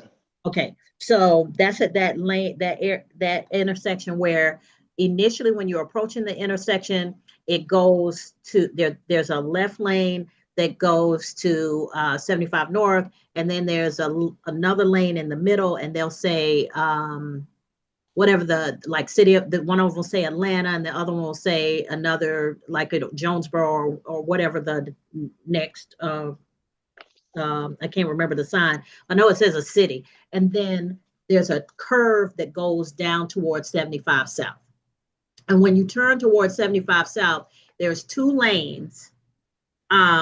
There's a lane like next to a retaining wall kind of thing, and then there's the other lane right next to it. And the lane next to the retaining wall is the one that's coming off of that second lane coming off of 285. So you got 2 lanes right there. As you're approaching 75, there's a 3rd lane that opens up where it's now like 3 lanes merging into the 75. Yes, ma'am. Okay, so when you're coming and you're in that left lane, then there's traffic coming up on your right side. That would be my left side if I was coming this way. Because I'm going down towards the south. Okay, so you were on the side closest, you were on that other side. Okay, so when you're in that lane and you see the traffic coming towards your left, you say you stopped. When you come up this lane right here, it's only 2 lanes. And then this is the other lane that comes this way. So I stopped this way. He was coming this way. So I had to stop because he would hit me right there.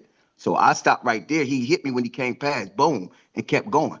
So then I chased him all the way down here. This happened here. So you're saying he crossed into your lane? Yes, he stopped down here. I chased him down to the next exit where the officer was at with the officer. Okay. All right, Mr. Well, actually, hold on. I was wrong. This where it was at right here. My bad. I'm wrong. This Did you have any other questions? This is exactly where it was at right here.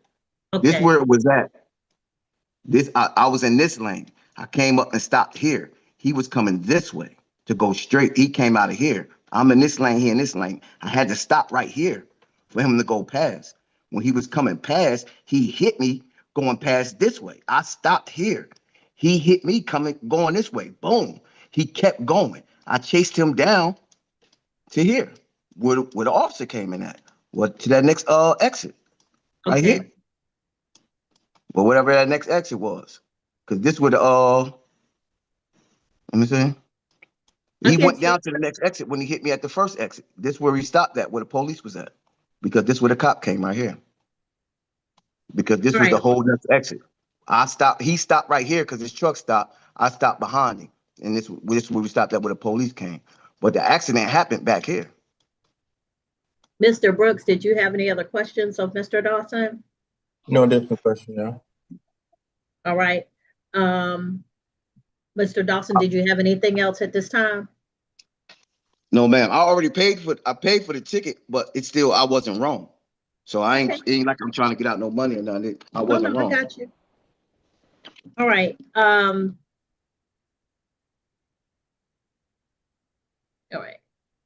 right. Anything else from the state? Nothing from state, Your Honor. I'm sorry? Nothing more from the state, Your Honor. All right. So, okay, Mr. Dawson, I'm going to find you not guilty of the offense. I think based on what the officer saw when he got to the scene, I think he was right to write the ticket. But I think that based on the testimony you've given about where the collision actually happened, I'm going to find you not guilty. Thank you, ma'am. All right. So, sir, if you want to talk to the clerk's office, there's a possibility of a refund because you paid, but then you were found not guilty. So you can contact the state court clerk's office for Clayton County, and they can discuss that with you. Ma'am, I owe probation. Can I just put that on that? Can y'all just put it on that? We don't, you know that we don't like transfer from one to the other. You would have to get it back and then pay it. All right, no problem. Thank you. Yeah. Unfortunately, that's not how it works here. Okay. All right, sir. Take care. All right, thank you. Safe. Thank you. Hold up, man. Will I get that documentation? Yeah. So what I need you to do is you're gonna go to the chat function. You're going to look for Deputy Clerk Sierra Willis, and she's probably already sent you a chat that you can respond to. But when you chat your first and last name and your email address, then we can send that to you. All right. All right. Thank you, man. You're welcome. Be safe. All right. Vanessa Duckworth, passing an emergency vehicle. I'm here, Your Honor. All right. What the state may call it its first witness in the case of 2025 TK 19464 for Vanessa Duckworth passing an emergency vehicle. Officer Cisneros. All right. All right. Officer Cisneros, raise your right hand for me.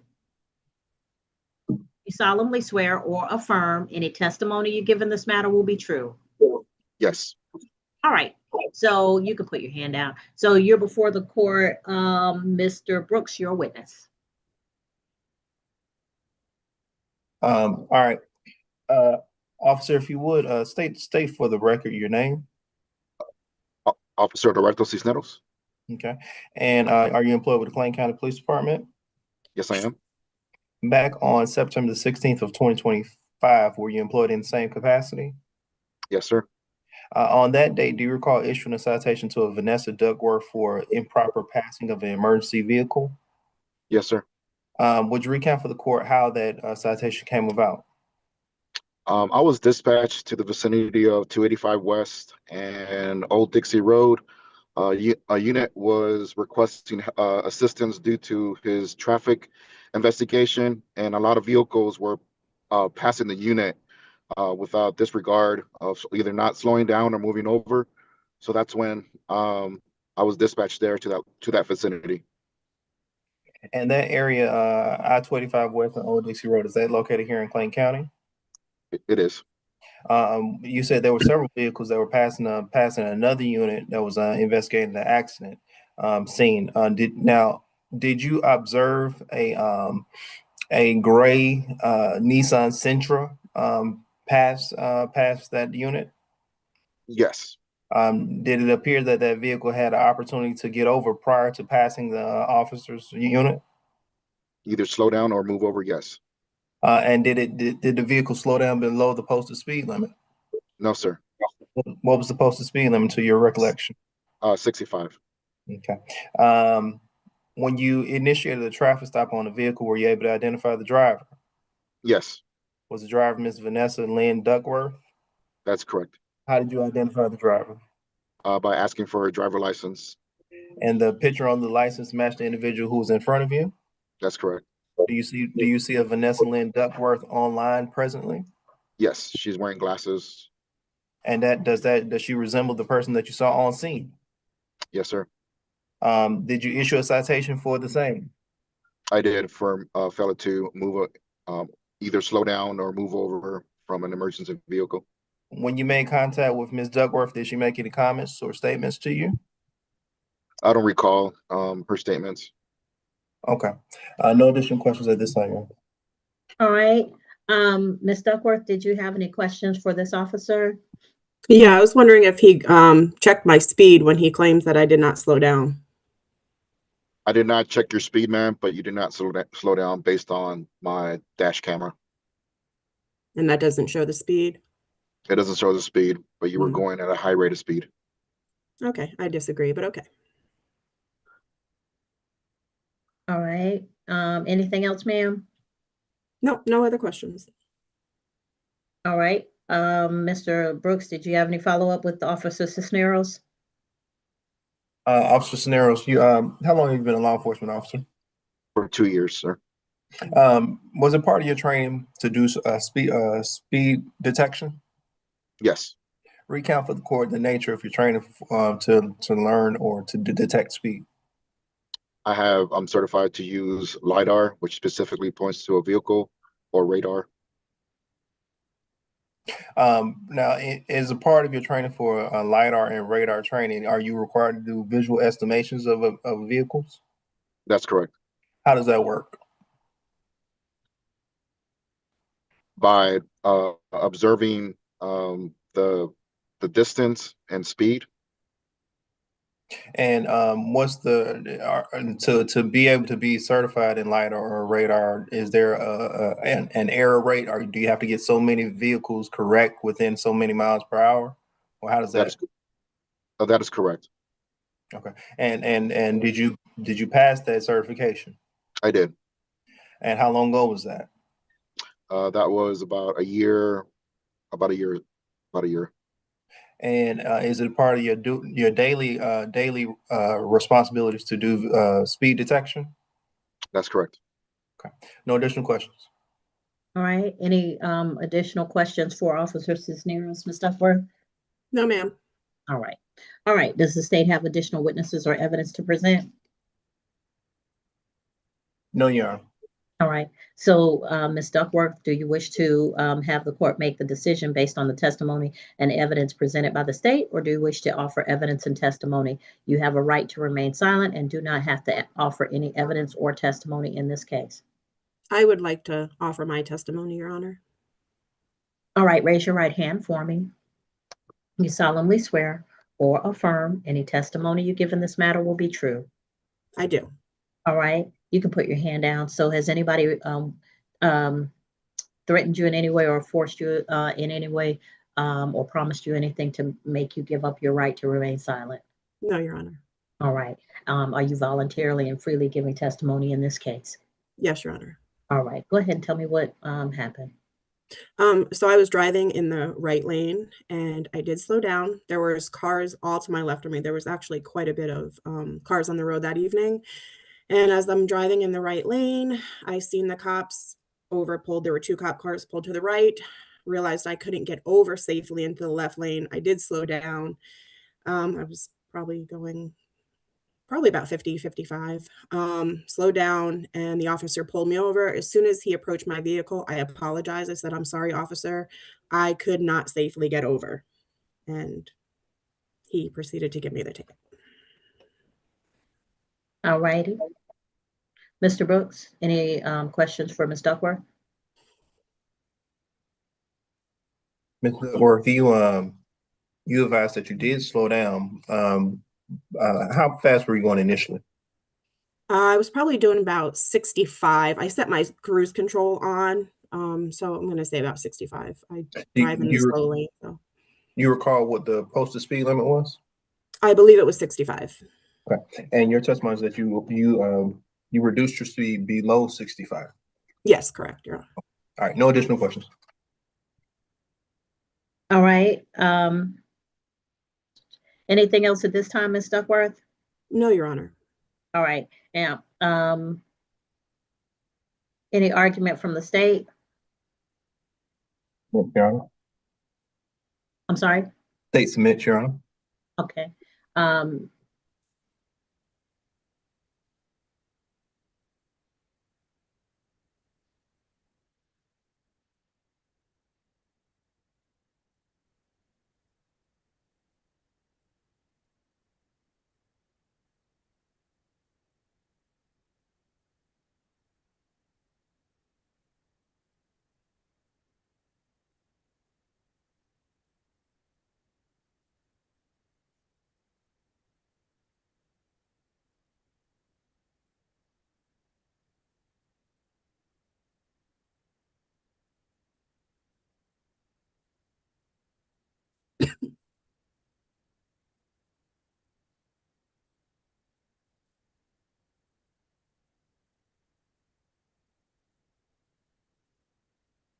Ms.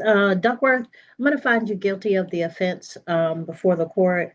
The reason being that that is pretty much a straightaway. So had it been a curve, I could see you not seeing the lights or the accident up ahead, but that's a straightaway. And I think that even if you weren't able to get over, you could have reduced your speed more than just the 10 miles per hour, because that's still pretty fast for the emergency lane being right next to you and officers and people going back and forth. So at this time, I'm going to find you guilty of the offense. So do I get the points as well? Yes, ma'am. Points would come with the moving violation. I always get over when I see police, and I could not get over. Always. I back the blue 100%. I get you, ma'am. If you can't get over, I've been in that situation, but you got to slow down. And 55 is still pretty, that's a lot of speed with an accident in the next But lane. there is a hill right before where he pulled me over. So I could not slow down any slower without anybody running into the back of me. But I understand. All right. All right. So Mr. Brooks, did you have a recommendation for the fine? It's $100 fine, yeah. So $100 fine. Ms. Duckworth, in light of the fact that you said you couldn't get over, I still think you should have slowed down more, but you couldn't get over, I'll suspend the $100 fine and you're free to go at this time. Okay, thank you. All right, thank you. All right, next trial is Crystal Garcia.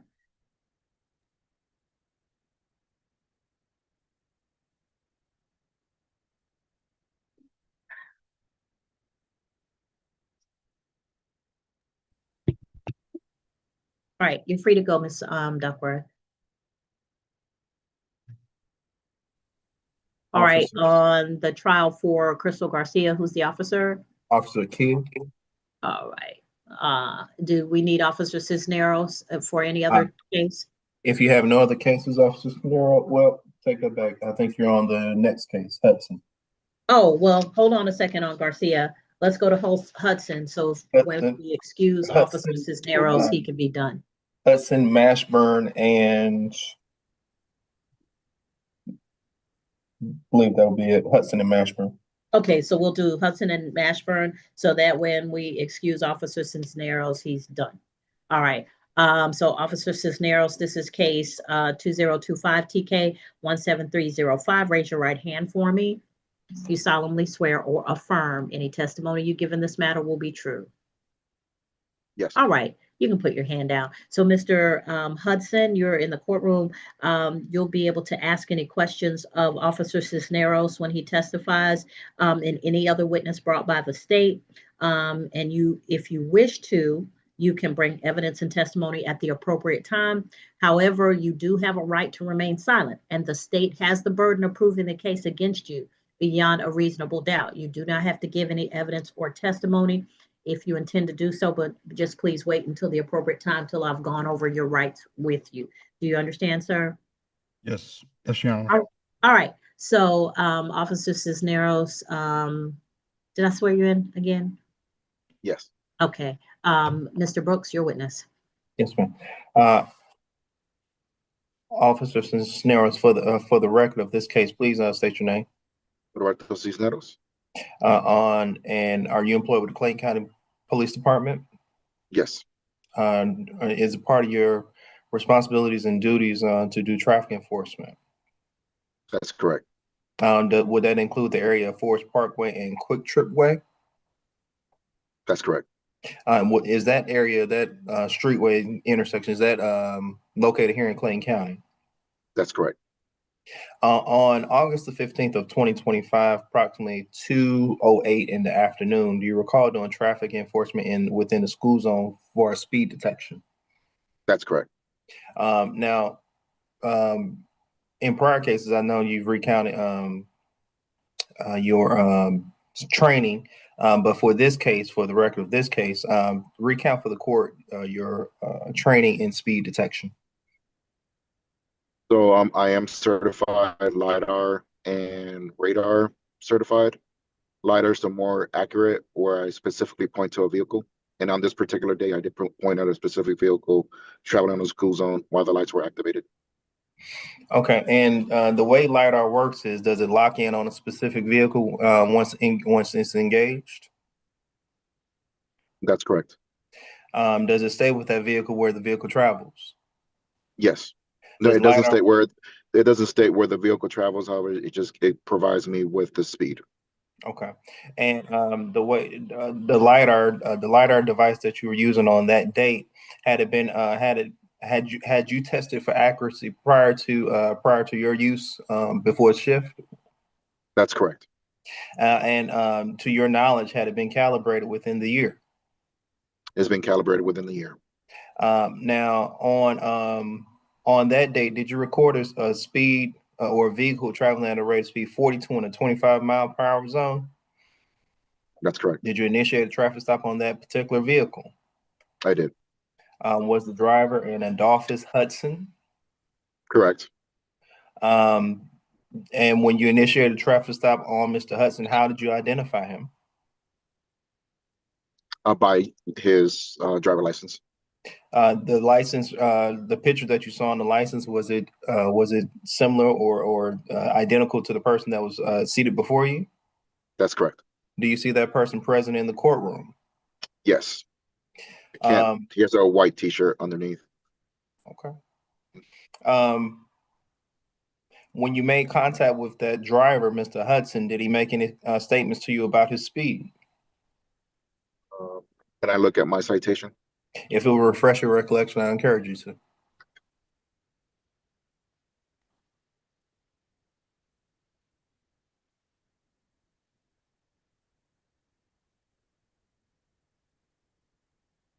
I don't recall what he said, but I put there's a drop menu where he's complaining about his citation. Okay. Ultimately, were you successful in issuing the citation? Yes.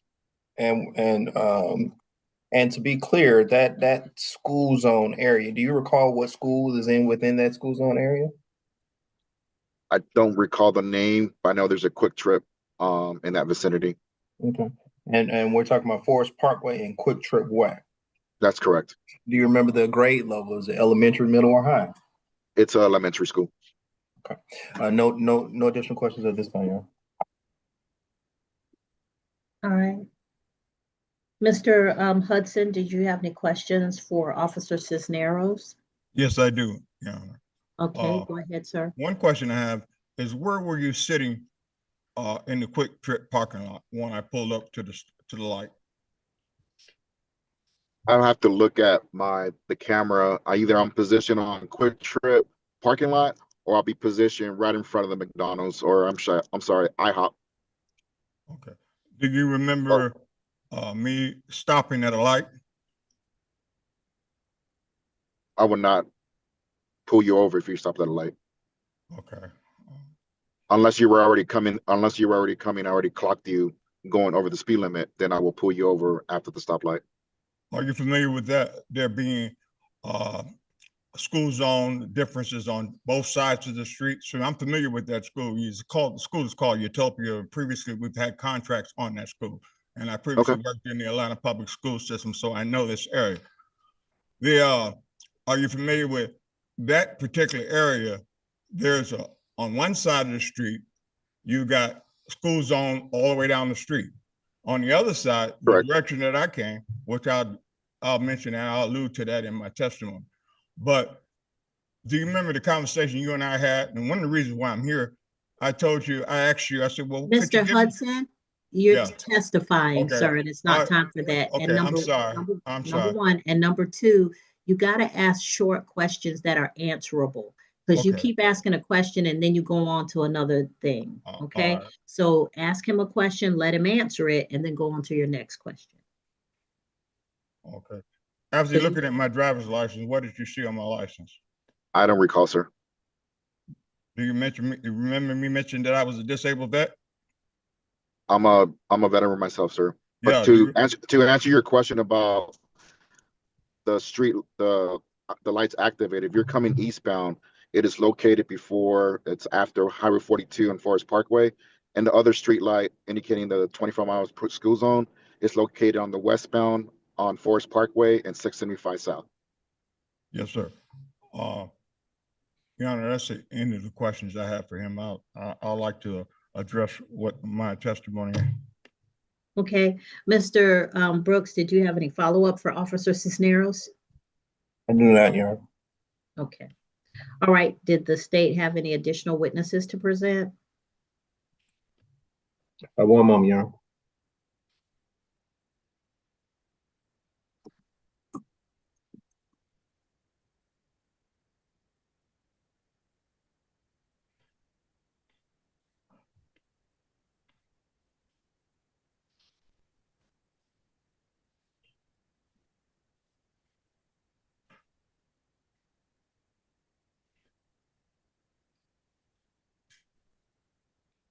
Not at this time, Your Honor.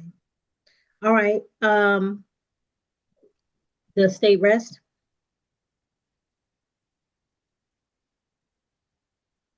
Mr. Brooks? The state does rest, Your Honor. All right. So, Mr. Hudson, you have indicated that you wish to testify. You understand that there's no one can make you testify or give up your right to remain silent. Do you understand that? Yes, Your Honor. All right. Raise your right hand for me. Do you solemnly swear or affirm any testimony you give in this matter will be true? Yes, ma'am. All right, you can put your hand out. So you, is it true that you intend to waive your right to remain silent to offer testimony in this case? Yes. All right. Nobody's forced you in any way to get you to do that or promised you anything to make you do it? No. Okay, go ahead and tell me what happened, sir. Yeah, on this particular day, I was pulling out of we have a contract on the BP station there on 42 in Forest Park. And when there's a light, and I have a picture of that light. And that light says that follow the speed zone when light flashing.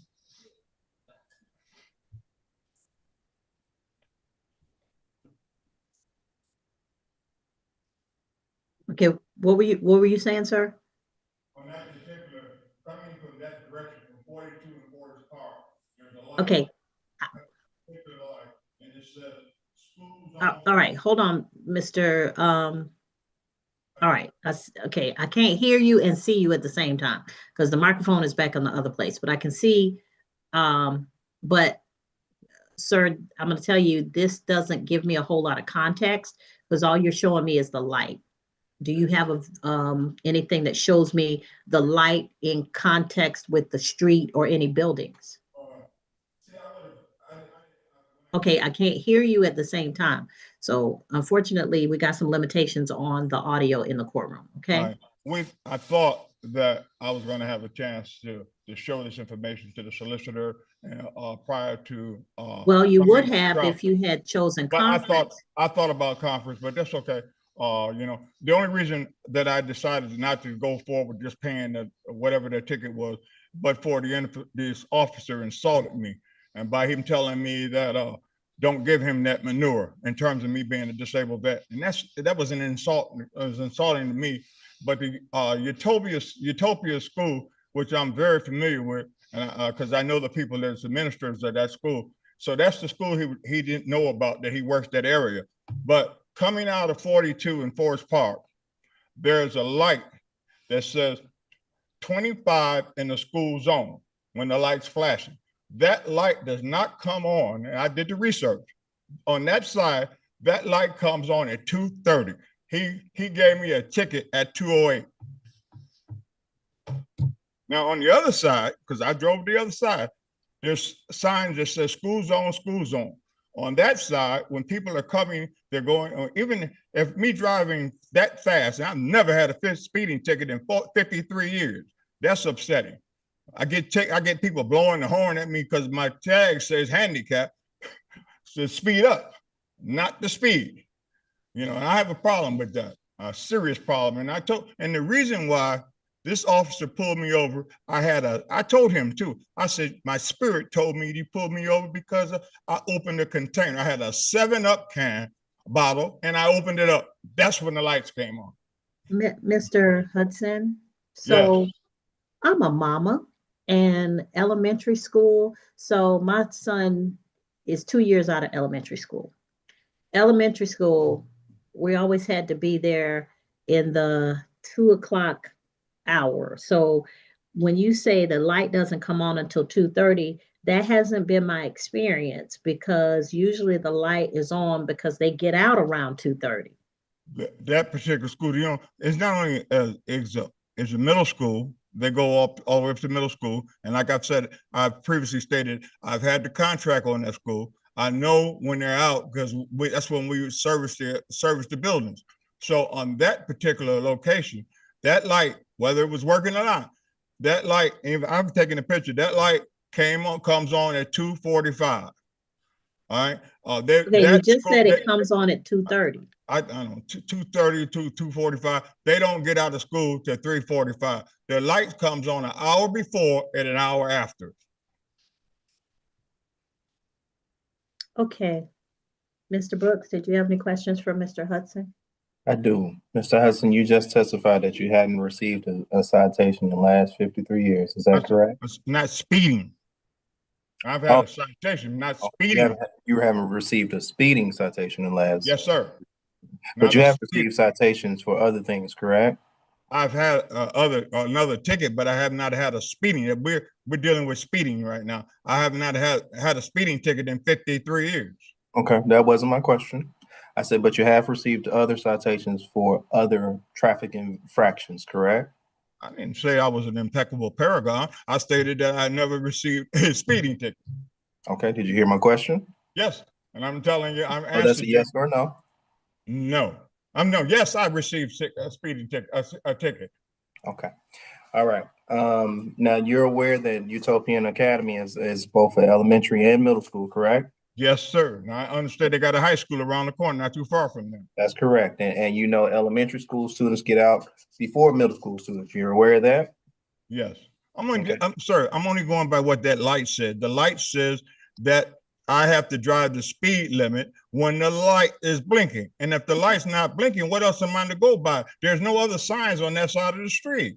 Okay, so your now, testimony. if I'd have been on the other side of the street, I would have made sure that I adhered to what the signs were. But on that side, it says the blinker, the speed limit is when the light's blinking. And if the light's not blinking, what am I to do?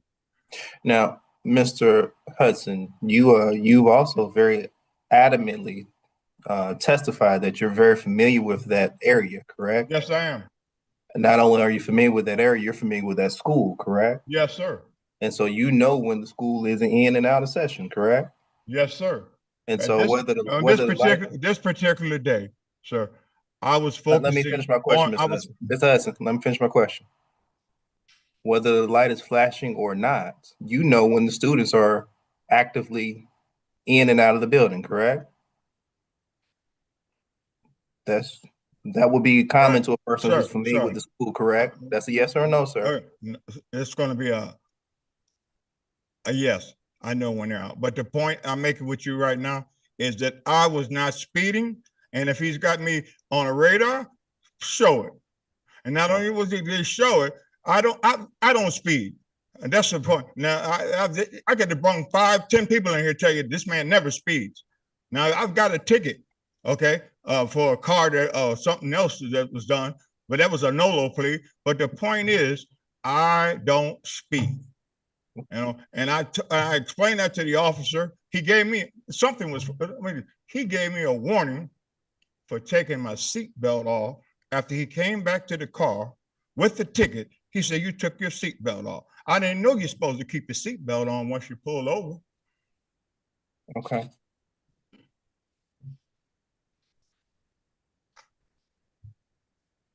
Anything else, Mr. Brooks? One moment here.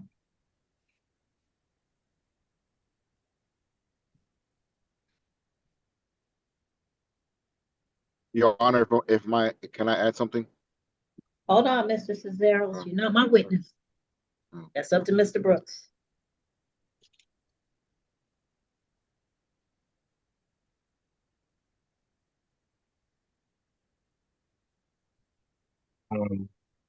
No additional questions, Sharon. All right, Mr. Hudson, did you have anything else at this time, sir? No, Your Honor. But as I've stated previously, when I opened that container, that's when that light came on. That's when he got behind me. And I told him, he can probably attest to what I said. I said, you pulled me over because you thought I had an open container, and I'll take that to the grave. Okay. Mr. Brooks, did you have any argument at this time? State of reserve, Your Honor. All right. So, Mr. Hudson, did you have anything else you need the court to know? That's it, Your Honor. All right. So here's the thing.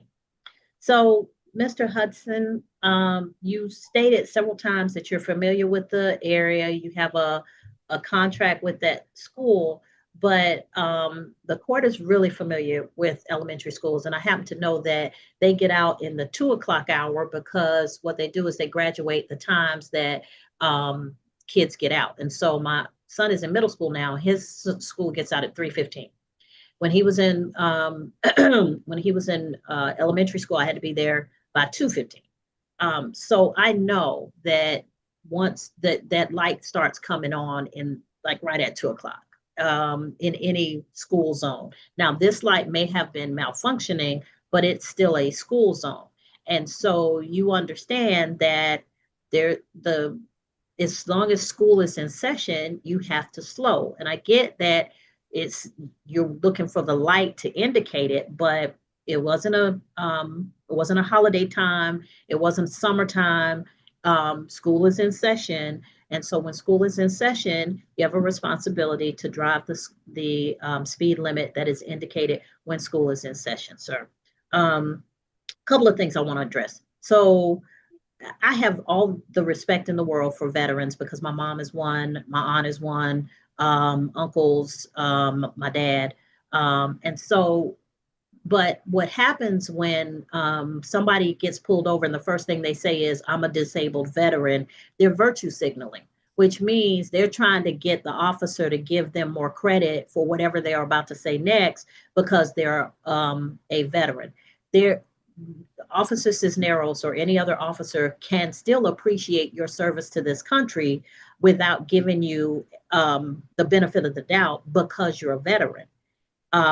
Veterans have broken the law, veterans have speeded, veterans have gotten traffic offenses. So that's why you getting upset about him not getting all excited because you were a disabled veteran. Well, he's a veteran too. And so officers hear all the time. Like I had a lady in court the other day and she kept trying to tell me, well, you know, I work for 911, not in this county or not in that county, but I work for 911. Well, what does that tell me? You want me to find in your favor because you are associated with law enforcement. Well, let me just say that if the person is doing their job the right way, that makes not one whit of difference. So to tell somebody I'm a disabled veteran and then get mad because they don't fall all over themselves because of it, sir, you're being stopped for speeding, not for anything that has to do with your service to this country. And while I say I appreciate it, and I'm sure many, many other people appreciate your service, it has nothing to do with whether you went through that light. So your testimony was contradictory in several ways because first you knew everything about this intersection because you have a contract there, but then you're telling me that the light doesn't come on until 2:30, then it doesn't come on until 2:45, then the kids don't get out until 3:45, and sir, those things just aren't true. And so what I'm saying is I'm going to find you guilty of the offense as charged. Guilty of speeding in a school zone, 16 to 20 miles per hour over the limit. Mr. Brooks, did you have a recommendation for the sentence in this case? What's up? $100 fine. All right, so the fine will be $100. It'll be $153 with the surcharges. Did you wish to pay that today, Mr. Hudson, or did you wish to have additional time? It is 60 days. All right, so I'll give you 60 days. So the last thing I'm going to ask you to do is go down to the second floor. When you come back through the double doors, you're going to go to your left to the traffic court window. You're going to pick up your paperwork. You can also make your payments there at that window, or you can ask them about how to pay online or by phone, okay?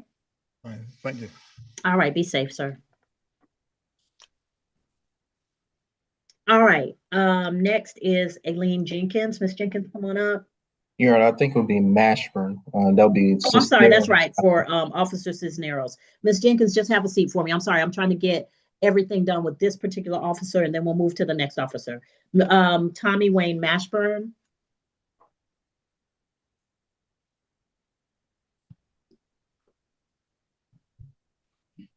All right, so Mr. Mashburn, this is the case 2025 TK 18087.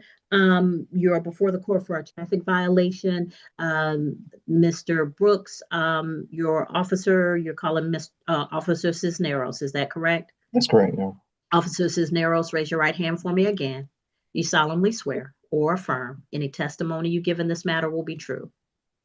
Yes. All right, you can put your hand down, sir. So Mr.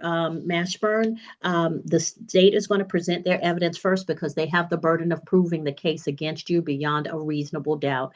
You may also testify if you wish to, but nobody can make you testify or make you give up your right to remain silent. If you're going to offer testimony, please wait until the appropriate time where I can swear you in and go over your right to remain silent with you. And so you've observed a couple of these trials, so you're kind of familiar by now, I hope, with how this procedure works. You can ask the officer questions about his testimony, his knowledge of the events that occurred, his investigation, but please don't make any statements about what you know, you feel, you saw, you think occurred, okay? All right, so Mr. Brooks, your witness. Yes, ma'am. Officer Cisneros, if you would state your name for the record. Roberto Cisneros. And you're employed with the Clayton County Police Department? That's correct. Were you so employed on August the 15th of 2025? That's correct. The area of Annville Block and I-675 southbound off-ramp, is that within Clayton County? It is. Is that an area that you have done traffic enforcement before? That's correct. Is there a traffic light in that area? Correct. Now that traffic light, is it at the top of the off-ramp? Correct. On August the 15th, 2025, approximately 8:35 at night, do you recall doing traffic enforcement and issuing a citation to one Tommy Mashburn for failing to stop at that traffic control device? That's correct. How did that come about? I was sitting in the intersection of Ammo Block Road and 675 South. I observed Mr.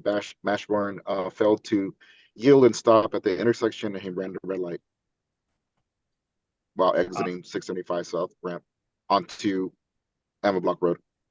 Now, when he failed to stop at that red light, did he go straight through the red light? Did he turn right? Did he turn left? Do you recall? He turned left, coming out of the exit, and the light was red. Going eastbound on Ammo Block Road. Now, on that day, were you in your patrol vehicle? That's correct. Okay, and how's your patrol vehicle equipped? With a camera. The camera, how does it activate? It activates once I initiate the lights and siren. And the footage from the camera, where is it stored? It is stored on an iCloud. And do you have access to that cloud? I do. And do you have the ability to manipulate or alter any videos that are stored in the cloud? No, sir. Do you have view-only access? That's correct. On August 15, 2025, approximately 8:35, was your camera in good working and operating order? That's correct. On that date, did you actually record the failure to stop at the red light via your camera? Yes. One moment, investigator Curie, if you could cue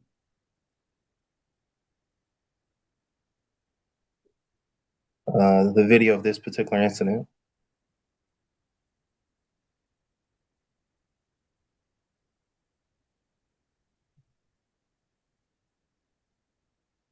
I'm just waiting for it to publish. If you give me a second.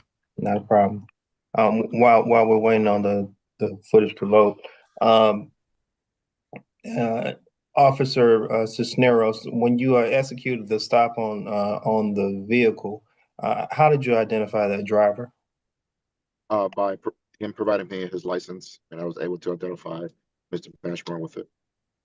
And the individual that you see in the courtroom, is that the individual that you stopped on August the 15th of 2025? That's correct. Okay. And to be clear, the vehicle that he was driving, was that a Ford F-150? That's correct. And the color of that vehicle, was it white? Yes. Okay. The time of day that this incident occurred was what time? It was around 2000 hours. I have to look back. It was around 20. I issued at 2035. And so that's approximately 8:35 in the evening? 8:35 in the evening. At this time of year, was there light out or was it dark? It was dark. That's one of our areas, high prone accidents, and my goal is to prevent accidents at the intersection. Okay. One moment.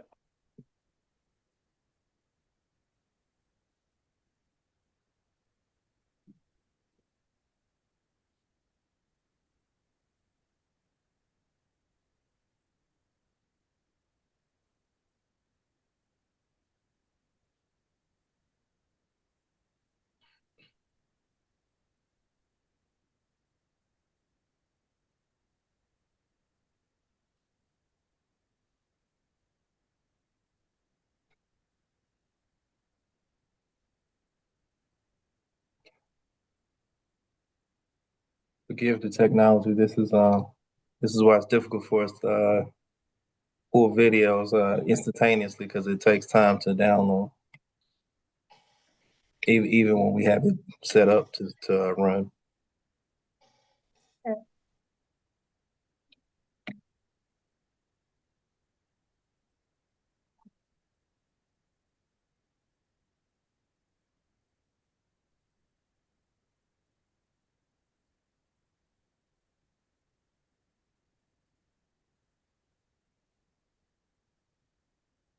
Investigator Curry, once you're able to share your screen.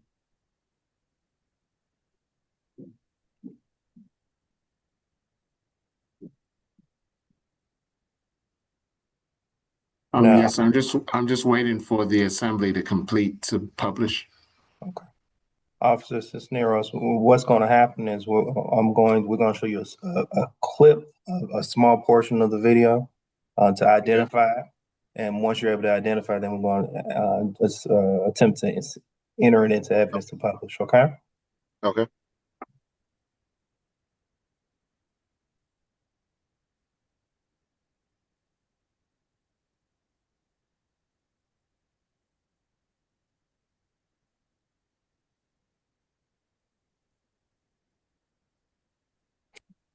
Officer Cisneros, one more question. You mentioned that your car was equipped with a dash cam. When you record, does your vehicle record from both the dash and the rear? It only records from the front. From the front, okay. And that's it records about maybe 15 to 20 seconds prior to the initiating the lights. Okay, thank you.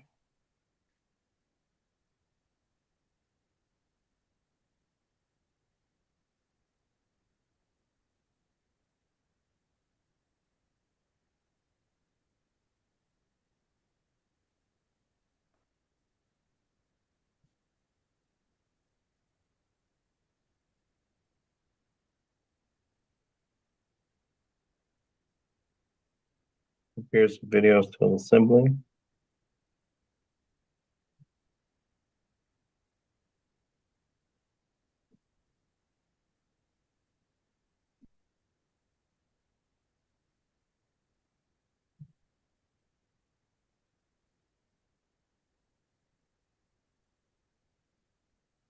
Additional question: when that vehicle turned left, did it turn on to Anvil Block from 675? That's correct. Okay. Okay.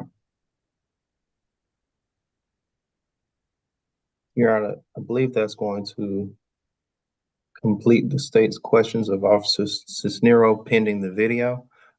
If the court is inclined, we will reserve calling Officer Cisnero to reintroduce the video. I think I'm not sure if it's because of sharing that it's taking so long to assemble, but I don't want to belabor or prolong. Did you have any other witnesses or testimony to present? Not at this time, yeah. All right.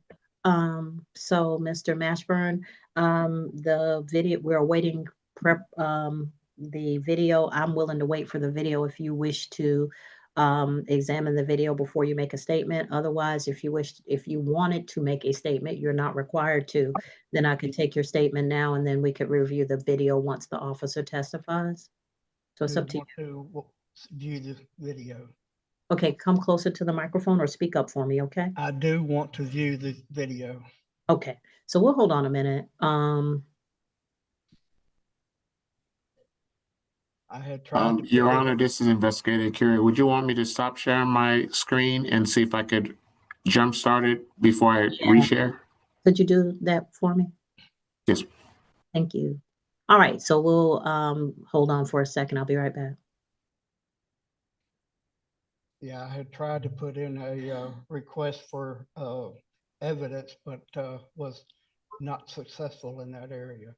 I got you, Mr. Mashburn. We'll just hold on until they can load it up. It shouldn't be much longer.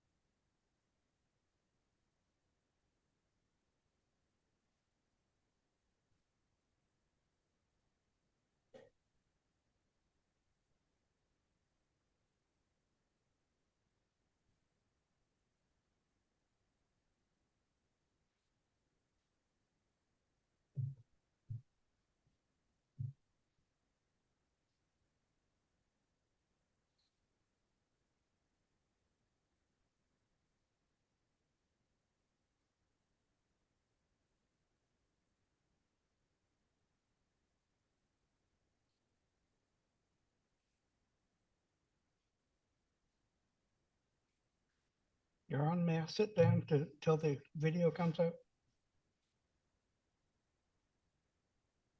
I believe the video is loaded, Your Honor.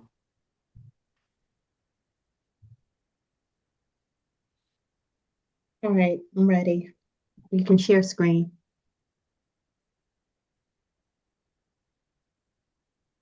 Officer Cisneros, does this intersection look familiar? Yes. Investigator Curie, if you play the first 5 to 10 seconds of the video.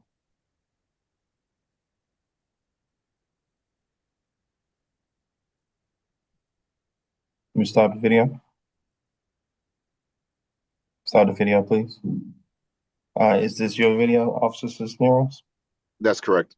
Would you say it's a truthful and accurate depiction of the incident as it occurred on the incident date, August the 15th, 2025, approximately 8:35?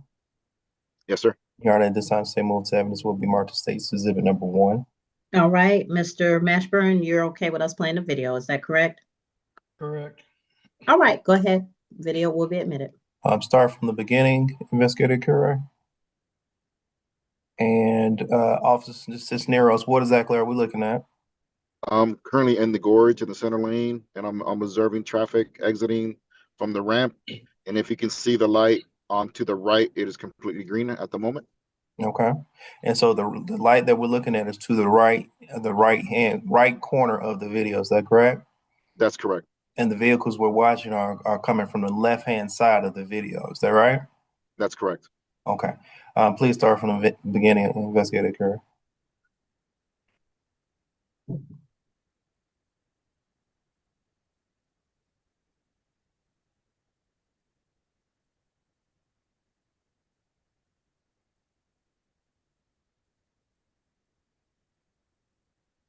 The light's turning.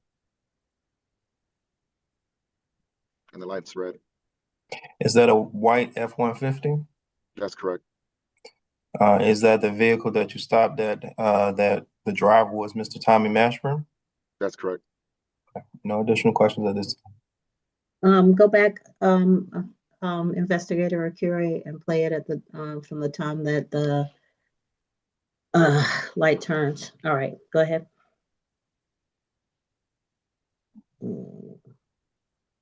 There we go. Oh, it keeps going back. Click twice. There you go.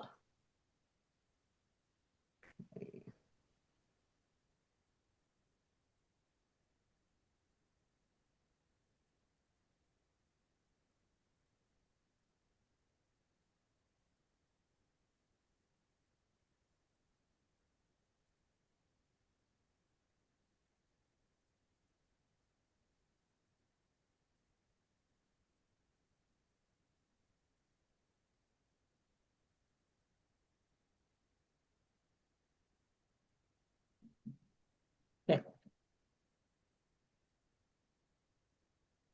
All right, Mr. Brooks, did you have anything else at this time? Nothing from State, Your Honor.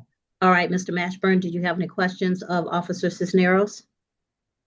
Yes, I do. Go ahead, sir. Okay, you said it was on the conditions of the day. What was the weather like? Cloudy. Okay, and you say it doesn't mention here daylight darkness, but I see now that it is cloudy, relatively. But on here it says dry.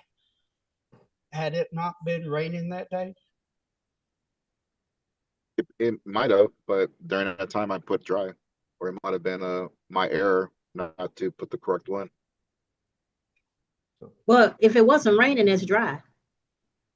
Well, it had been raining that day, so but still yet the fact that there was no mention of what time of day that it was. The officer seems to be moving forward prior to me even being seen in the video. So he had attempted, had been at that light several times and knew that, was preparing for somebody to come through. Okay, well, are you that somebody? I'm confused. Are you asking Officer Cisneros a question? Yes, I am. I'm asking, is it customary to pull forward in what is the words? Anticipation of somebody coming through that light? I wanted to make sure that my camera capture the correct light, so that I have this in event that somebody wants to contest it. I have And it for proof. And how long had you been waiting for somebody? How long I've been waiting? Several Yes. cycles, sir. Excuse me? Several cycles. Several cycles, okay. And how long have you been working that day? 8-hour shift. 8-hour shift. Okay. Okay. All right, no further questions. All right. Any additional questions for Officer Cisneros, Mr. Brooks? Not from state, Your Honor. All right. Does the state have any additional witnesses or testimony to present? The state does not, Your Honor. All right. Mr. Mashburn, did you wish to present evidence and testimony, or did you wish the court to make a decision based on the evidence and testimony that has been presented? I wish to testify. All righty. Raise your right hand for me. It's hard for me to raise my right, so I have to do Okay, as far as you can. Do you solemnly swear or affirm any testimony you give in this matter will be true? Yes, I do. All right, you can put your hand down, sir. You understand that you are not required to make any testimony at this time? I do. You have a right to remain silent. I do. Do you wish to give up that right to remain silent to enter evidence and testimony at this time? I wish to testify. All right, I'm going to need you just to speak up a little bit more for me. All right. I wish to testify. Okay, I got you. Go ahead and tell me what you wish me to know. At the particular time, you see the salsa truck, was that a car in front of me. That was hindering my sight of the light as I proceeded through. It was very heavy in traffic that night. So I did proceed through on the assumption that it was green. As I pulled through, it did turn red, and I did not notice, but I did. All right. Did you have anything else? No, ma'am. Mr. Brooks, did you have anything at this time? I do. Go ahead, sir. Mr. Mashburn, you've been driving for over a decade, correct? Correct. And you're familiar with the rules of the road, correct? I am. And if I were to ask you, what does a red light mean? You would say that it means stop, correct? Yes. A green light is suggest to go, that you're clear to go. Is that right? As I stated, the light was obscured by the double piggyback truck. Okay. I understand that. But a green light suggests that you're clear to go, correct? Correct, sir. And a yellow or amber light suggests that you're preparing to stop. Is that correct? You're slowing down. That is correct. Proceed with caution. Proceed with caution. Now, you would agree that when you're entering into an intersection, whether the light is green, yellow, or red, you should proceed with caution, correct? That is correct. I also had a very incentive to drive with care. That's the reason why this is more upsetting than because I had a 5-year-old child in the car with me. We were headed to Walmart, which is right down the road. Okay. And you would also agree that if you're driving behind a vehicle that obstructs your view going into an intersection, that's not when you want to enter into the intersection not knowing what the light is, correct? Well, when I moved to the right slightly to make sure that I had, and I saw that it was green. And then I proceeded to move back over to make sure that I was in line with the vehicle in front of me. Mm-hmm.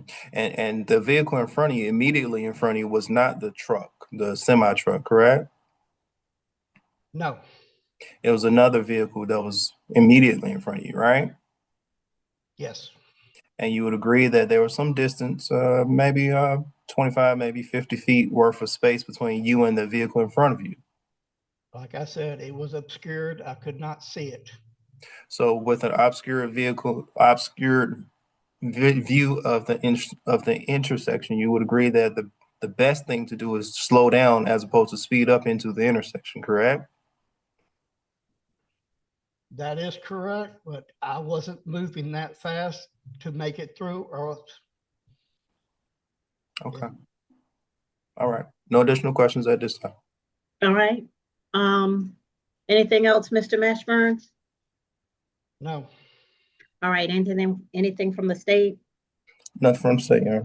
All right, so based on the evidence and testimony, the court is going to find you guilty, Mr. Mashburn. Had you been directly behind the Sala truck, I probably would have found in your favor because it is hard to see when you're talking about a tractor trailer. The trailer part can obscure your vision of the light, even though if you understand that your vision is obscured, it makes sense to slow down until you can see the light and then proceed based on whatever light you see. So if the solid truck is obscuring your vision, you slow down behind it, wait at the intersection until it turns or until you can see the light again, and then you proceed.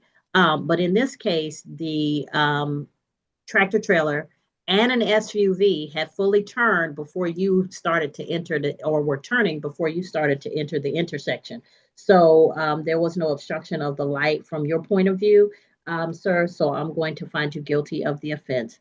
Does the state have a sentence recommendation? $100 fine, yeah. All right. So, Mr. Mashburn, the fine is $100. It'll be $153 with the surcharges. You can pay today, or I can give you additional time, up to 60 days to pay if you need it.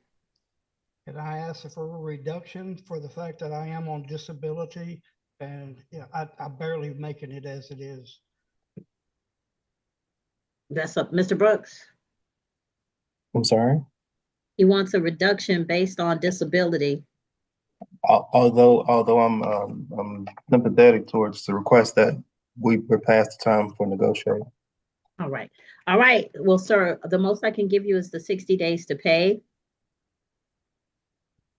So what I'm going to ask you to do is go downstairs to the second floor. You're going to get your information from the state court clerk's office on the second floor, the traffic division. They'll give you your paperwork. They'll tell you how to pay in person at that window or how to pay online or by phone, and just do so within the 60 days. Okay. Yes. All right. Thank you.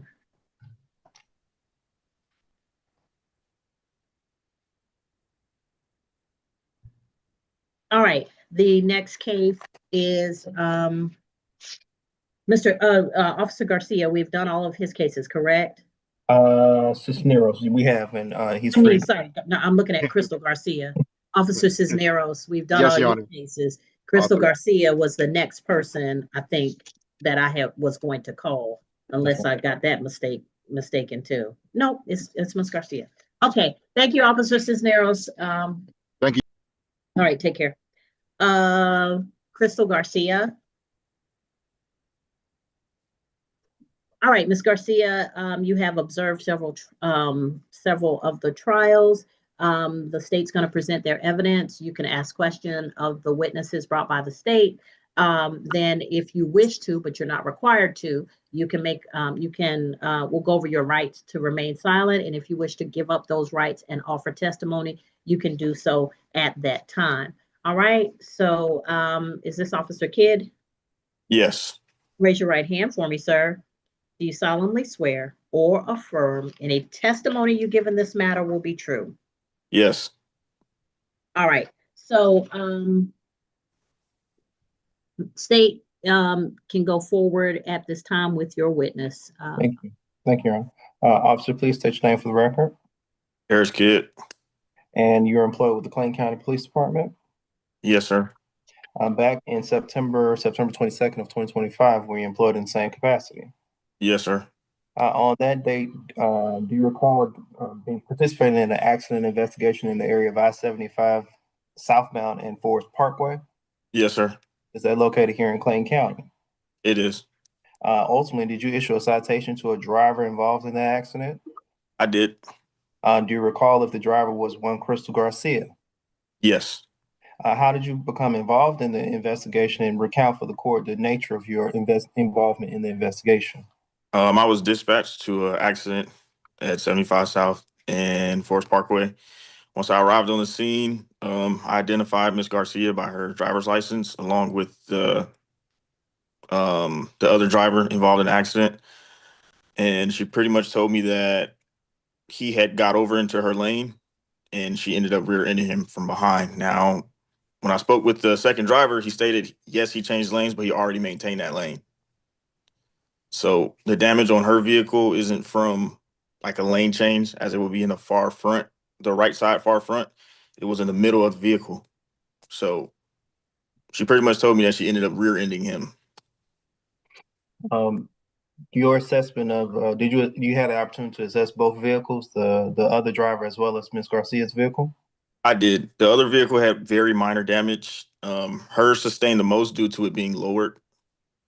And the damage that you observed was not on the front right-hand side of Miss Garcia's vehicle? No, sir. Was there damage on the rear left-hand side of the other driver's vehicle? No, sir. The damage was in the center of the vehicle? Yes, sir. And that suggests what to you? It was a complete rear end from front to back. After speaking to Miss Garcia, did you have an opportunity to examine the roadway? I did. Were there any obstructions or anything that might cause her to not see a vehicle in front of her? No, sir. To the best of your recollection, was there any reason that she was not able to evade the collision prior to the collision actually happening, based on the conditions of the road? No, sir. After making this assessment and determination of the scene and talking to the witnesses on the scene, did you make a charging decision? Yes, sir. What was your charging decision? Placing Miss Garcia at fault and giving her a citation for following too close, leading to an accident. And when you issued the citation to Miss Garcia, did she sign for the citation? Yes, sir. Did she make any comments at the point of signing for the citation? No, sir. Now, I don't know what you can see on your screen, but there's an individual in courtroom 304. Does that individual appear to be Miss Garcia that you issued the citation on back in 2025? Yes, sir. At this time, no additional questions. All right, Miss Garcia, do you have any questions of Officer Kidd?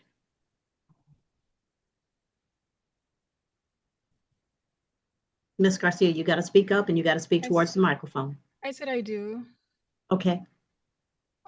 I wanted to know if he has access and reviewed the other person's report that they gave.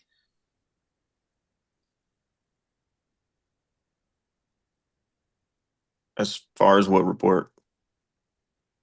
Sorry? As far as what report? For the person that was in front of me, the one that I rear-ended. So I took both of your testimonial statements at the scene of the accident. And I also saw the damage from your vehicle to his vehicle. Do you remember what he said? He said that he changed lanes in front of you and that he maintained his lane before you rear-ended him. I don't have any further questions. All right. Mr. Brooks, anything else? None of this time, yeah. All right. Any other witnesses or testimony? None from state, yeah. Okay. All right, Ms. Garcia, the court can make a decision based on the testimony and evidence already presented. You're not required to present any evidence or testimony in this case. If you wish to give testimony and evidence, you may do so, but we have to go over your rights at this time. You got to speak up for me. I want to testify. Okay, raise your right hand for me. You solemnly swear or affirm any testimony you give in this matter will be true? Yes, I do. All right, you can put your hand down. So you're before the court. You understand that you do not have to give any evidence or testimony. Yes. You have a right to remain silent. Yes. Do you wish to give up that right to remain silent and offer testimony and in this case? Yes. All right. Go ahead and tell me what happened there. So from what I remember, I called the cops because I felt not safe from where we were at. There was traffic going from both ways. So I remember when I think there was a cop before that. It wasn't his jurisdiction, so he couldn't do anything. So that's whenever this officer came in, and I remember when he passed by, it was hard to hear from the other person that was involved.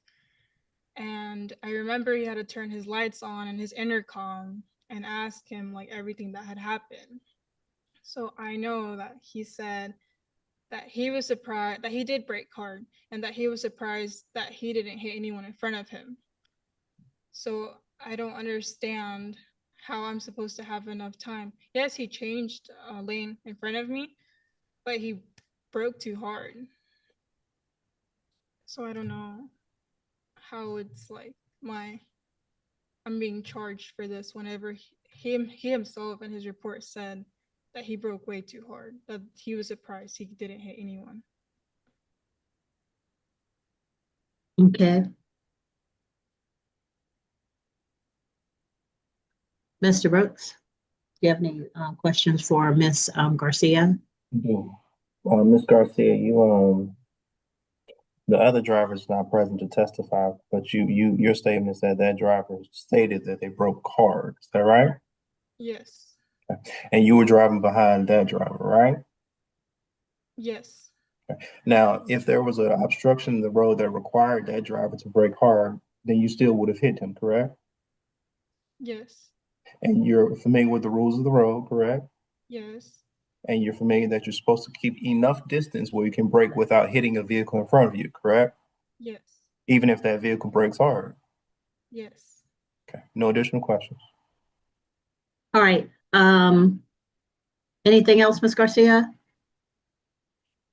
Can I see any footage or anything of like the report that he gave?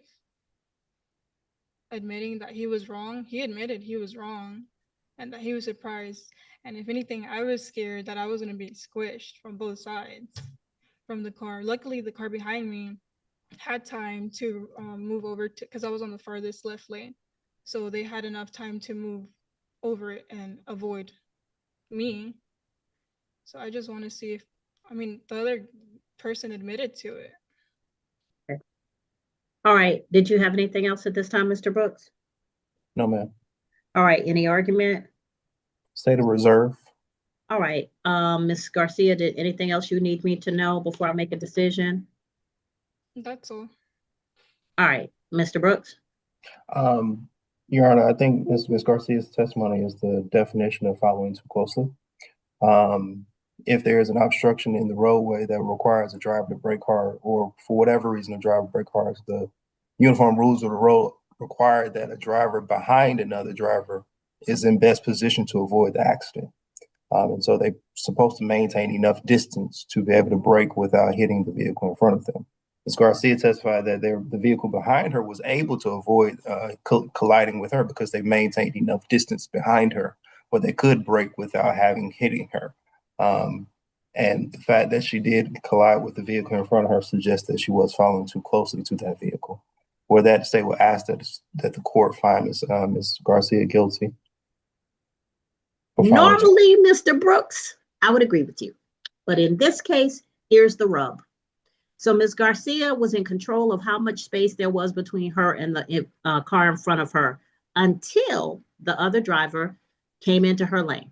Both of them agree that he came into the lane. He was in the lane prior to her making impact with his rear, but nobody talks about whether he reduced the amount of space that she normally would have had between her and the car in front of her when he came into that space in between her, because obviously it was enough space for him to get in front of her, but she could not at that point control the amount of space between her and the car in front of her because he came into that space. And so at that point, she loses the ability to control know how much space she has, especially if it's in a situation where it's stop and go traffic, and she can't just slow down and give space in between her and the car that comes into the lane. So normally, in a case where you rear end somebody, my feeling would be that you are guilty because you didn't leave enough space. But if a car intervenes and gets in the space in between you and the car in front of you, for which you did have enough space, now you don't have time to get to fall back and make enough space, then at that point, officer was right to issue the ticket, but you're not guilty. Free to go. Thank you. You're welcome. All righty. Next, Miss Jenkins. So the next cases I have are Miss Jenkins, McCrae, Mentor, Squires, Tiddle, Wheeler,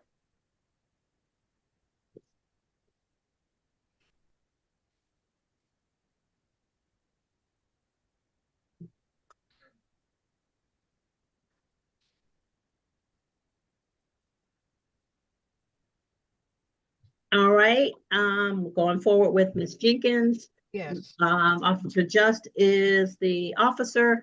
Officer Just, turn your camera on for me. No. I believe it's Officer Howard, Your Honor. Oh, sorry, Officer Howard. I'm sorry, I was looking at who was popping up on my screen. Officer Howard. Yes. Officer Howard, I see your very nice glasses. Okay, good, you've adjusted your camera. All right, so raise your right hand for me, sir. Do you solemnly swear or affirm any testimony you give in this matter will be true? Can you hear me? Yes, ma'am.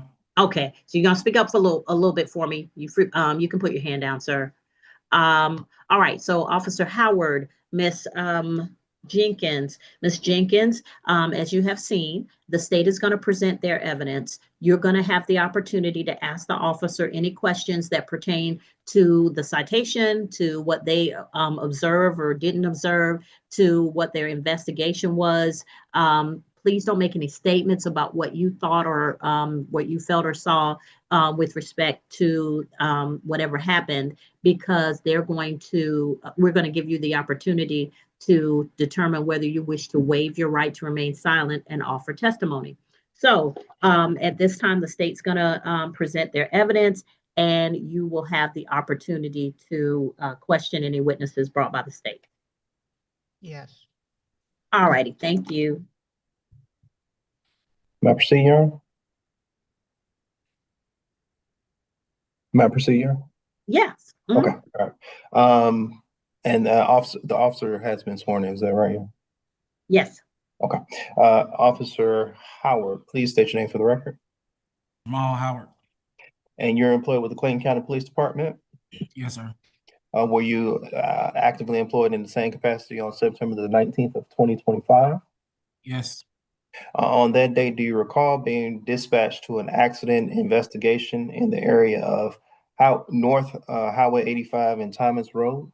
Yes. Is that location located here in Clayton County? Yes, sir. On that day, you responded to the accident scene, and you issued a citation to Aileen Patricia Jenkins. Is that right? Yes, sir. Do you recall how you came to the determination that the citation for improper left turn was appropriate? Yes, sir. Would you recount for the court how you came to that determination? All right, so I was dispatched to the vehicle accident. The driver of the Unit 2 stated they were turning right onto Thomas Road. Now, just let's not use police language. When you say Unit 2, the other driver? Yes, sir, the other driver. All right, so the other driver was turning right on Thomas Road. The other driver was turning right on Thomas Road. Okay. It was heavy roadway construction. So there were barrels throughout the roadway. So the other drivers, while they was in the turning lane already, Miss Arlene stated that she was turning left. She was turning right from lane number 2 because she thought that the turn lane was shut down due to the barrels.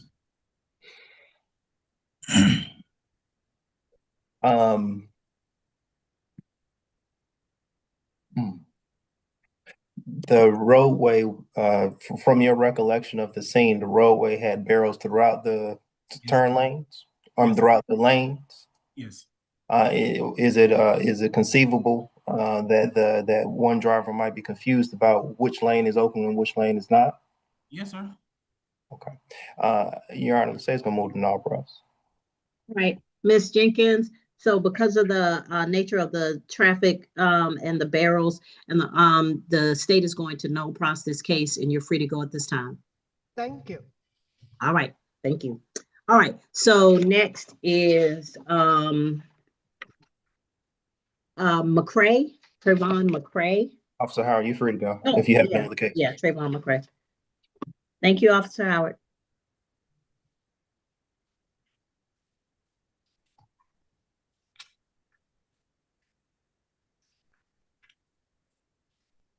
Officer Hathaway, if you activate your camera. Thank you, sir. All right, Officer Hathaway, raise your right hand for me.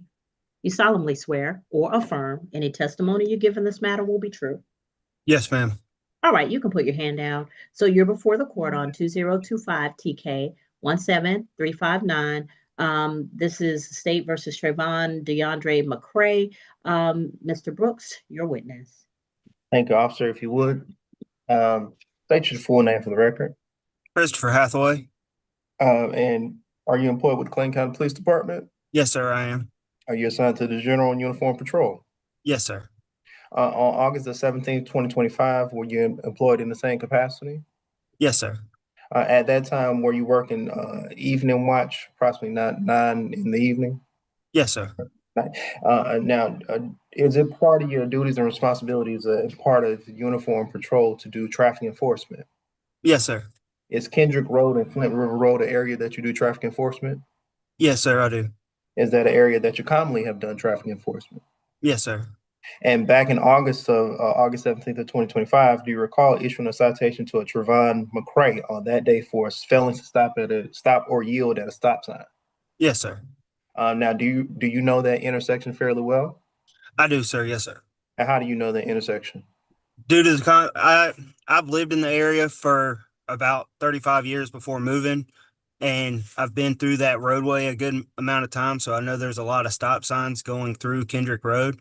And that one specific area that I tend to sit at, I have noticed multiple people at multiple other times just running that stop sign. So I do sit over there at Baldwin Court and Kendrick Road a lot of times because of that. And please continue. I'm sorry. And so that that's just a spot I tend to sit at because of that. Now, is that an area that you've investigated accidents? Not accidents, not many accidents. I have not there, but I know there's a lot of people that tend to walk around that general area. So that's why I also sit over there, because when it comes to stop signs and people walking, that's what I look at, because I don't want anyone getting hurt. Understood. Now, how did you come to issue a citation to Trayvon McCrae on August 17, 2025, approximately 9 p.m.? I was sitting at Baldwin Court and Kendrick Road at that stop sign. And while I was sitting there, I saw Mr. McCrae and his Hyundai go through the stop sign. And at that given point, I initiated my lights and sirens as he was going towards Flint River Road. And once he proceeded to pull over, that's when I stopped my vehicle, exited my car, approached his vehicle, and continued the traffic stop. Now, when you made contact with Mr. McCrae, did he advise you why he ran through the light? If I remember correctly, I want to say that he told me that he thought he stopped. I don't remember fully because I know it's been a while since that day. Okay. And after speaking with Mr. McCrae and making the observations that you made, what was your decision as it relates to charging?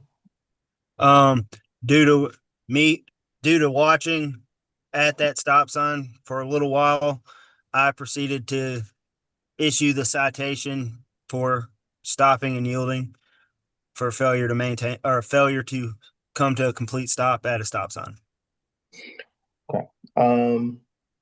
Now, if you look on your camera, there's an individual in the courtroom. Does that individual resemble the individual that you encountered back in August of 2025? And I know it's not. Yeah, the it's best. kind of hard because it's really small, so it's kind of hard to really see. But I Gotcha. see that he's wearing a white shirt, striped.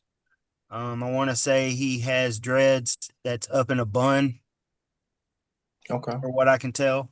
And how did you identify the driver on the incident date? By his driver's license. And the image on the driver's license matched the image of the person in the vehicle? Yes, sir. Yes, Okay. sir. All right. No additional questions at this time. All right. Mr. McCrae, do you have questions for Officer Hathaway? Yes, I do. All right. So just remember, don't make any statements about what you observed, thought, or felt. Just ask questions about what the officer's testimony is, his investigation, or anything that he was able to observe or make a decision about the citation. Go ahead. Okay. I just want to frame the question. For the officer to remain concealed while monitoring traffic, his vantage point would have also limited his ability to clearly see my complete stop at the sign.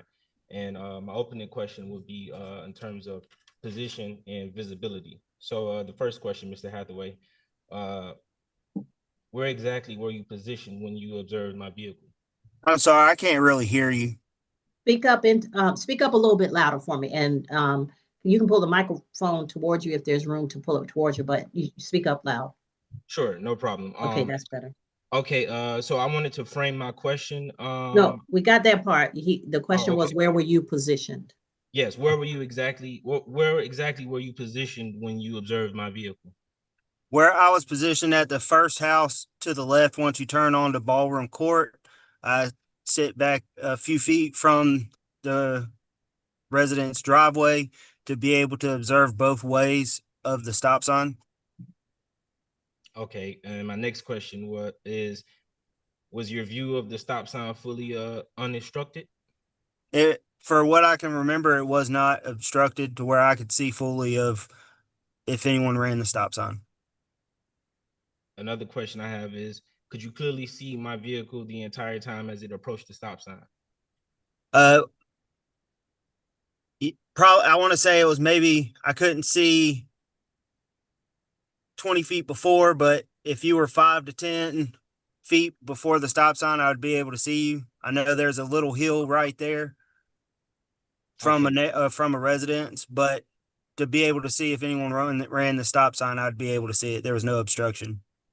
Okay, next question goes into obstructions. Are you familiar with the trees and vegetation at that corner on the street of Kendrick Road? Can you repeat the question? Because it's kind of low. You're gonna have to speak up, sir. Okay, sure. The next question goes into obstructions. Are you familiar with the trees and the vegetation on the corner of Kendrick Road at that house? On which side, the left or right side? The right side. Yes, sir. Okay. Would you agree that they partially obstruct visibility? No. Okay. And the next question I have is going into the pursuit delay. How long after the alleged violation did you initiate the stop? After I noticed it was a few seconds, I'd say maybe not even a full minute. Did you ever lose sight of my vehicle? No, sir. Okay, no further questions. All right. Oh, wait, one more. I have two more. I'm sorry, just two more. Okay. Two questions. What equipment does your vehicle have to enhance visibility or see through obstacles? Obstructions, I'm sorry. There's nothing on the vehicle to be able to see through obstructions for what I'm aware of. And last question, are you equipped with any visual aid devices issued by the department? For the vehicle or me particular? You in particular, are you equipped with any visual aid devices issued by the department, like such as so the car is issued with dash cameras. I'm also issued a body worn camera. No, sir. I mean visual aid devices such as binoculars or anything of that sort. No. So nothing to enhance visibility or see-through obstructions. Okay, no further questions.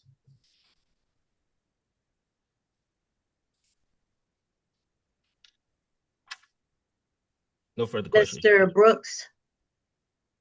Any questions? Any Absolutely. redirect? Absolutely. Officer Hathaway, you testified that you lived in this area approximately 35 years?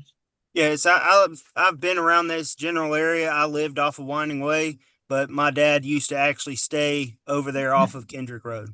Okay. And that area, would you say you're familiar with it? At least 35 years worth of familiarity with the area? Yes, sir. In the area that you were doing, actually sitting and observing the intersection, was your view obscured in any way that would have caused you alarm about even executing a stop? No, sir, because where I tend to sit, there's a street lamp that is actually to the right of where my vehicle normally sits, to where I could it's lighted up enough to where I can see anyone coming up to the stop signs. Okay, no additional questions. All right. Anything else, Mr. McCrae, for this officer? No, I would like to submit evidence, but I know that's next. I'm sorry, what? No, I was saying no, I would like to submit evidence. I know that part is next. Okay. All right. So, Mr. Brooks, did you have any other witnesses? Not at this time, Your Honor. All right. Mr. McCrae, you understand that you have a right to remain silent and cannot be forced or encouraged in any way to offer testimony. Is that correct? Yes. Raise your right hand for me. You solemnly swear or affirm any testimony you give in this matter will be true. Yes. All right, you can put your hand out. So, Mr. McCrae, do you wish to waive your right to remain silent and offer testimony? No. Okay, do you wish to present testimony of another person? No, I'm confused. Are you asking me, do I wish to give testimony, or is this regarding the evidence? Okay, so listen carefully. Do Yes. you have a right to remain silent?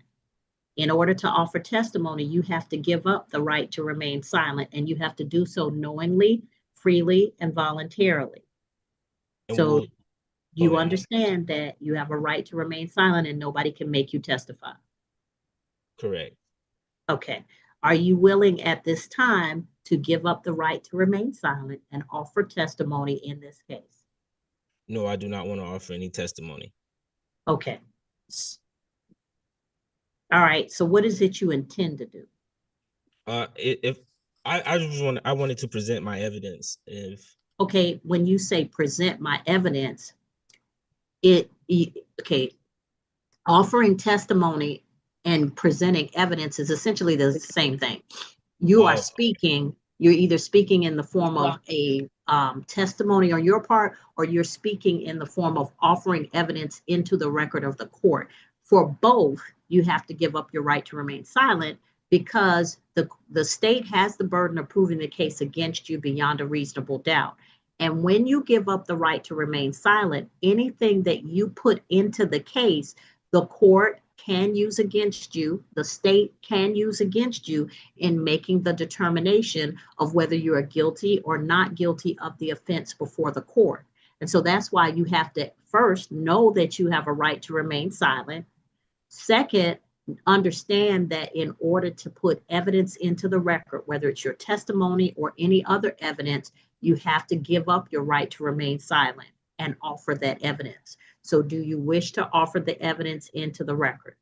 Yes. I'm sorry. It's just the legal. Okay, now the third thing is you may not be able to get the evidence into the record of the court because evidence has to be authenticated.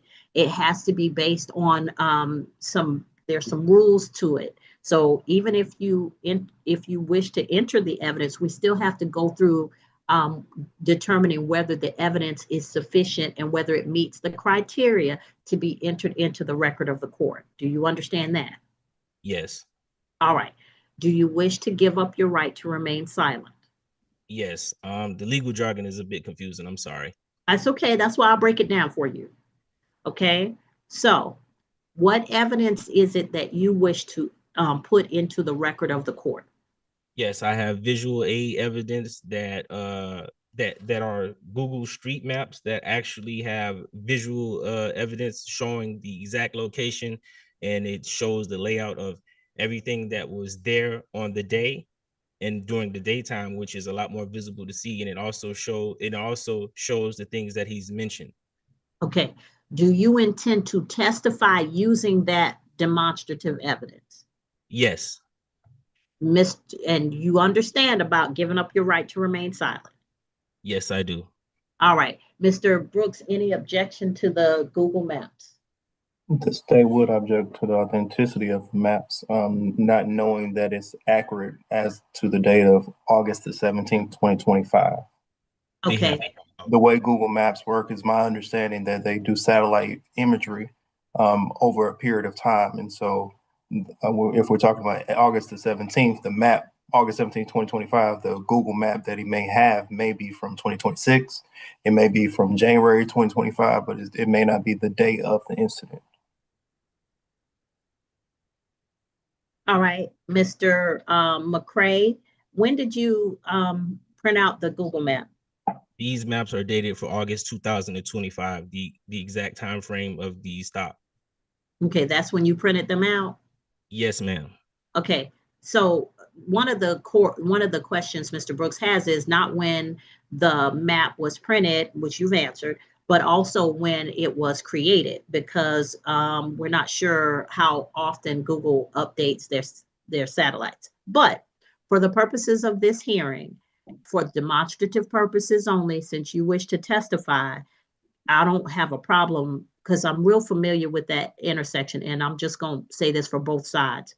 My kid went to the elementary school over on that side. So I took Kendrick Road every single morning until 2 years ago. So I have seen it in winter. I've seen it in summer. I've seen it going to school events, and I've seen it at night for pickup and drop off. I've seen it in every iteration that you can imagine. So really familiar with especially the section of Kendrick from Flint River all the way through to 138 Spur. So if you want to use the demonstrative evidence, realize that I have a visual of it because I used to travel that every day. Am I free to talk now, Your Honor? Yes, sir. Okay, these actually are timestamped by Google, and they're actually image captured from August 2025. So they were image captured during that month, and they were also printed out during that month. So these are not any images that were printed out of previous years or anything in the last 18 months. All righty, let's go then. Okay. Tell me what you want me to. Now, listen, here's the thing. You can show me the videos, but if you're going to testify to them, it's going to be hard for me to hear you up at the computer. The best thing is to just tell me what you want to tell me. Take a pen and indicate anything that you want me to see. You can designate yourself as driver. You can designate the police officer as P or for police, and then you can put people wherever you need to put them. Okay. Okay, do I take the mic? I don't know how that mic is wired, so that's why I don't want you to move it. But talk first. Tell me what you need me to know about the situation. Okay, well, one thing I want you to understand, Judge, is about the Kendrick Road and the intersection. As you're coming to the intersection, there's a house on the corner. There's a blue house, and there are large trees that have trees that have leaves that hang over a gate. And one of the things that I wanted to make a note is that with the observation, there's a curve, and the curve on the street curves around the house. The curve and the obstructions, it would be difficult for him to maintain a continuous visual contact with my vehicle as it approached the stop sign from the initial approaching. Another thing that the nighttime is that a curve on Baldwin Court or a curve on Kendrick? A curve on Baldwin Court, which where the Officer Hathaway was positioned. Another thing is that the nighttime conditions reduce the depth perception and also the shadows and the light inconsistencies. He said he was stated on the right side of the light pole, which I have a picture of, I can show you. That would mean he would be in the obscured site of the house with the vegetation and the trees hanging over, which also prevents him from seeing the stop sign as I was approaching it. Okay. Another thing I would like to do with the photo presentation, it shows the tree obstruction, it shows the curve, it also shows his limited sight distance near the sign. I'm gonna step forward and show you a couple of the pictures. You may. Here's picture number 1. Okay, so I see the trees, I see the stop sign. That's the Baldwin Court one. Yeah, no, this is Kendrick Road. This is Kendrick Road. This is the stop sign. Okay, I can't hear you, but you can flip the page. I was saying that this was Kendrick Road and this was the stop sign. Okay, let me see it again. Okay. The next page is showing Bowen Court, which is highlighted by the tree obscurities. This would be where he would probably be positioned somewhere down here. And this is the tree obscurities. And then I'm going to show you the next page highlighted in red, which will highlight the, I'm going to show you the curve, and then I'm going to show you the stop sign. Okay. This is the curvature of the street on Bowman Court. Again, you cannot see around the corner if you don't have any sort of devices that allow you to enhance your vision. And then the next picture is going to be the stop sign with the vision obstruction highlighted with the stop sign in red. There's a fence also right here, Your Honor. Okay. So as I'm approaching the stop sign, you wouldn't be able to see my car. The stop sign is here. As I'm approaching, it's obscured by this tree and this gate. So, okay, let me ask you this. There's a brake line, there's a line at which you have to stop. Where's that line on that last picture?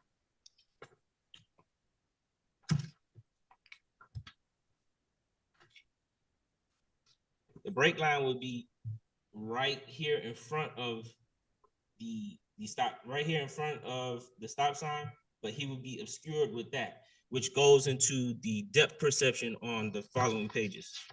Okay. Anything else? Yes.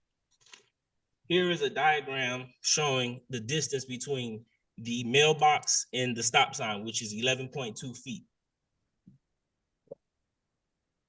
The next page shows the depth perception from the gate to the stop sign, which is 27 feet.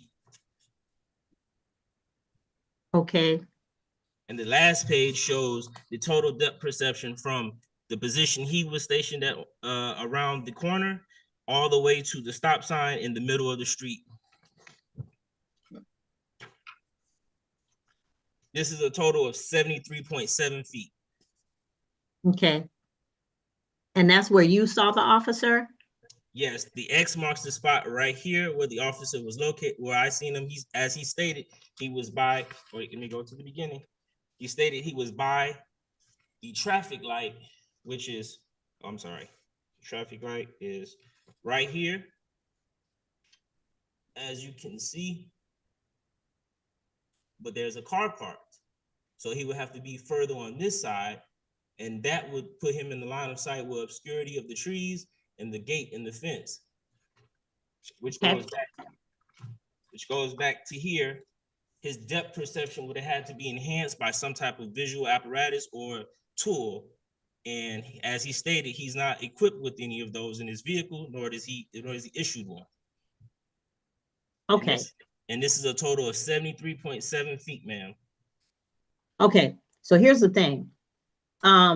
Assuming everything that you say is true, the issue that we have is that just because a picture shows the view from the picture doesn't necessarily mean that that is the view that the officer had. So you can replicate from the photographs where everything was positioned, but you can't replicate what the officer was able to see versus what Google shows in the pictures, because it's not the same thing. Right, but those were just a visual illustration of what those were visual illustration of what the conditions were. Now, once the night conditions come, again, that's where the depth is reduced, the shadows and the light inconsistencies, And this occurred at night between approximately 8:45 and 9:10, where visibility is normally reduced. So it would hinder his ability to see a dark black vehicle approaching the stop sign with trees and a gate in front on the corner of a stop sign. And as I'm approaching, he wouldn't be able to tell. And another thing, that goes into the delayed pursuit, which is, in my opinion, uncertainty. There was a noticeable delay before the officer initiated the stop, which suggests that there may have been some uncertainty in identifying my vehicle or confirming the alleged violation. Okay. All right, Mr. Brooks, did you have any questions for our legal scholar here? I do. Mr. McCrae, you've testified that your vehicle was dark in colors and very black in fact, right? Yes. The time of day was right about 9:06 at night. Yes. August 17th, it was nighttime, right? Yes. You would agree that you had your headlights on that night, correct? Yes. And all the lights on your vehicle were in good operating order, correct? Yes. So and that's to include turn signals and side lights as well, is that right? Yes, sir. And so to see a vehicle at a stop sign, the lights is what you will see as well, correct? Correct, but that goes into depth perception. Now, your testimony is that the document that you've testified from, the Google document, was captured in August of 2025. Is that right? Yes, timestamped by the website Google. And it doesn't say August 17th of 2025, right? No, sir. And you recognize that trees and vegetation and all of that stuff is easily removed within a day's time frame. You agree with that? Correct, sir. And so if the vegetation changed from August 16th to August 17th, that would be different than what the officer may have seen, correct? I would find that incorrect because there's no real indicator that there was any sort of debris laying on the streets, because it would have hindered his pursuit in that nature, because the trees hang over the gate. So that would be onto the street and onto the pavement, which would have hindered his pursuit. What would be onto the street and onto the pavement? You mentioned that the trees would be, that they could be there on the 16th, but they couldn't be there on the 17th, which would indicate that they have fallen. So if they happen to have fallen, they would have fallen on the street because they're hanging over the gate. Falling is one option, but it could have been cutting down and taken somewhere, correct? Correct, but that would be the property owner's issue, not the city's issue. Exactly. So the property owner could have cut trees out, cut vegetation back, and taken it into their backyard and burned it, right? Correct, but then how would you just? So the image that you're using as a demonstrative may not be as accurate as the day of image that the state has requested, correct? These are just a visual illustration, not meant to represent the actual day of with the conditions. Then they have no value then, correct? They have value, they're just showing what. If they're not meant to illustrate the day of, then what's the value? Well, if they were to illustrate the day of, then I would have to use body cam footage, and his body cam footage would possibly be, I would have to subpoena that, correct? Assuming that he had body cam footage, that would be correct. The question that I asked you is that if you can't testify that the documents that you're testifying from are a depiction of what the road conditions, visual road conditions were from August 17th, then it has very little value to the court to make its determination. But how does it have little value if there's not much change in one day to the next? Because okay, we just going back and forth. So let me just tell you, sir, how the court takes into this account this information. It is a demonstrative. It's not evidence, and so what y'all are debating is if it were actually evidence. It's not. It is a representation of the intersection. Fine. But I'd rather questions be spent on whether Officer Hathaway, let's verify whether his view was obstructed, because he didn't say it was. You have presented the information very well, sir, and I applaud you for that, but you make a lot of assumptions in your presentation of evidence that aren't necessarily underpinned by facts. So even when you're using like Google Maps and things, you have to assume certain things. even if it was done on the 25th and this happened on the 17th, there's a lot that could have happened in between the 17th and the 25th with respect to the conditions that presented themselves. Also, we can verify with the officer if any of what you said was true, based on the assumptions that you made based on the Google. But you going back and forth with Mr. Brooks about whether your demonstrative evidence is true or not, it's a limited purpose. It just gives us an opportunity to see the intersection from different views. But like I said, I drove that intersection every day for 5 years when my son went to Callaway. So, did you have any questions for Officer Hathaway regarding what you presented or what you want to understand? Well, Your Honor, I think. Oh, I'm sorry. It was you, Mr. Brooks. Yeah, Did you have any more questions for? Mr. McCrae. And actually, that concluded my cross with Mr. McCrae, because if he had no additional evidence, the state wanted to call Officer Hathaway for rebuttal purposes. All right, Mr. McCrae, did you have anything else at this time? No, Your Honor. All right, go ahead, Mr. Brooks. The state will recall Officer Hathaway. Yes, all right. Officer Hathaway, you are under oath. Mr. Brooks, go ahead. And Officer Hathaway, you've had opportunity to hear the testimony from Mr. McCrae, specifically to obstructions and visual impairment. On the incident day, August the 17th, 2025, was your view of the stop sign and of Mr. McCrae's vehicle obstructed by any vegetation, any obstruction in the roadway, anything in your windshield that would have prevented you from seeing clearly that his vehicle did not stop at the stop sign? No, sir. No additional questions. All right. Mr. McCrae, did you have any questions of Officer Hathaway? Okay, I just wanted to ask a question. Were you hidden on Bowen Court behind on the curve of the street? Can you repeat that? Were you hidden on Bowen Court on the side of the street with the curve? No, sir. I was right there under the street light in front of that vehicle that normally parks right there under the street light. That's a Toyota Camry, and that's a power plant on that side. But if you were there, your visibility, if you were there, you wouldn't be hidden. Basically, what I'm saying is if he was hidden, his visibility is reduced. But if he had a clear visibility, he wouldn't be hidden. So he said he wasn't hidden. Correct. So at that point, he would have been able to clearly see that I stopped. He would have been able to clearly see the stop sign. Oh, is that a question? No. That was just a redirect. That's all. No further questions, Your Honor. All right. All right. Anything from the state? Nothing from the state, Your Honor.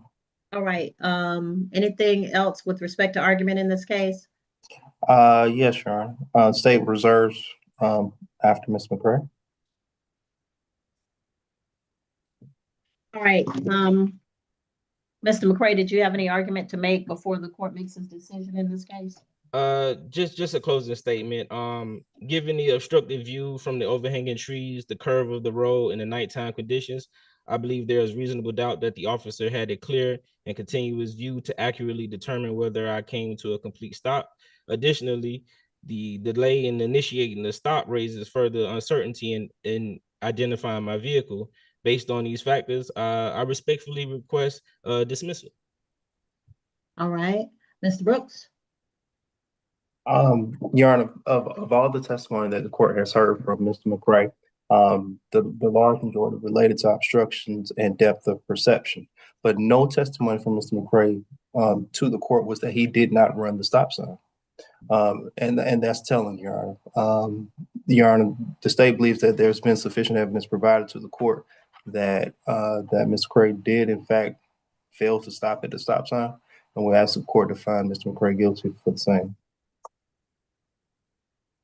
All right.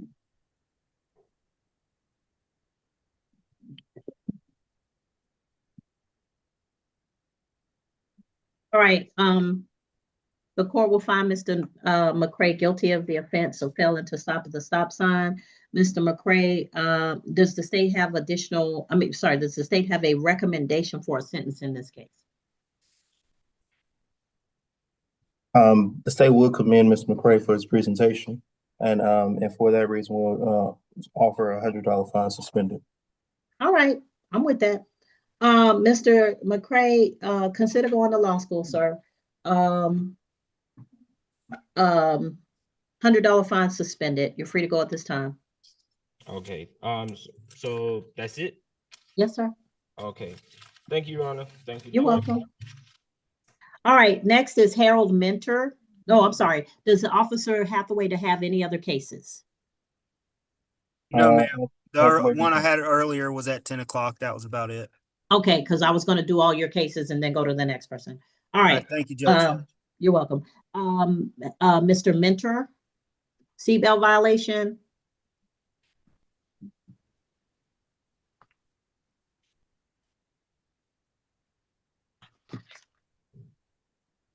Yes, Your Honor. All right. Who's the state calling on behalf of Mr. Mentor's case?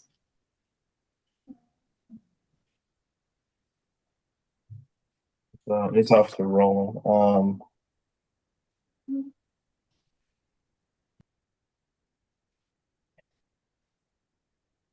Here are the state is going to move to Norcross and admonish Mr. Mentor to strongly advise to wear your seatbelt as it is for your own safety as opposed to anybody else's. You understand that, Mr. Mentor? Hello? Mr. Mentor, can you hear me? Yeah, I hear you now. Okay. Mr. Mentor, the case is going to be dismissed. Wear your seatbelt, sir. All right, you free to go. All right, next. Thank you, Mr. Brooks. Next is Squires.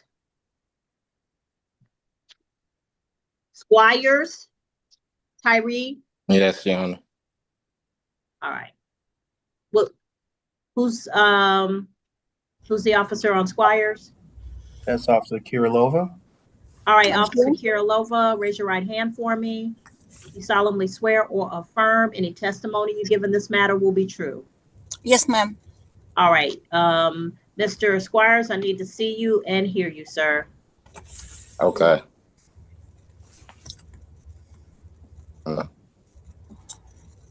Okay. All right, Mr. Squires, this is the two cases. One is for driving in the emergency lane, case 2025 TK 21757. The other is for distracted driving, 2025 TK 21758. And Officer Kirilova has been sworn. Your witness, Mr. Brooks. Mr. Kirilova, if you would state your name for the record. Officer Kirilova, Clayton County PD. And how are you assigned to the Clayton County Police Department? I'm uniform patrol, and I'm also part of the STAR team, which is serious traffic accident reconstruction team. And is that a specialized traffic unit? Yes, sir. Is it part of your daily responsibilities to respond to traffic accidents? Yes, sir. In your responsibilities responding to traffic accidents, do you often have to use the emergency vehicle lane? Absolutely. On August the 15th of 2025, were you on duty and working in the same capacity for Clayton County Police Department? Yes, sir.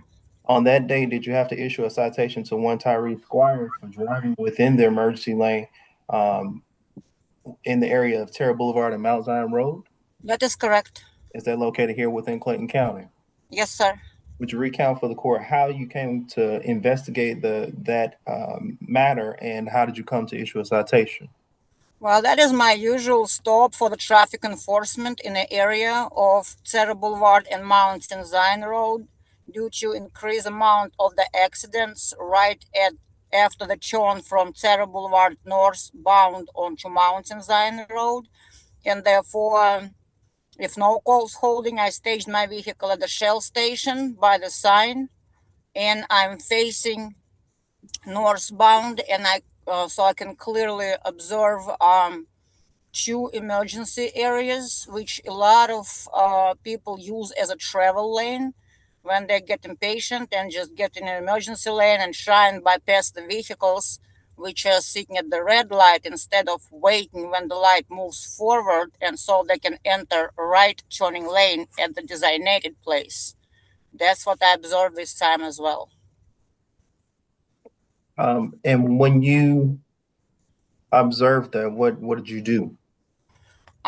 First, as I advised, I'm watching that particular area. I observed the vehicle from northbound right lane, got crossed white solid lane onto right. It was way too soon before the turning lane began, and I observed the vehicle crossed two emergency areas, two gores, in order passing vehicles which were sitting at the red light, when at least one of them was using a right turning signal, but just waiting when the traffic will move forward so they can enter at the right spot.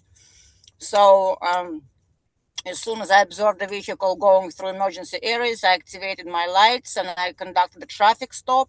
And upon approaching, I observed the driver with a phone in his hand, and I saw he had GPS on it. And I asked where the phone was when he was driving.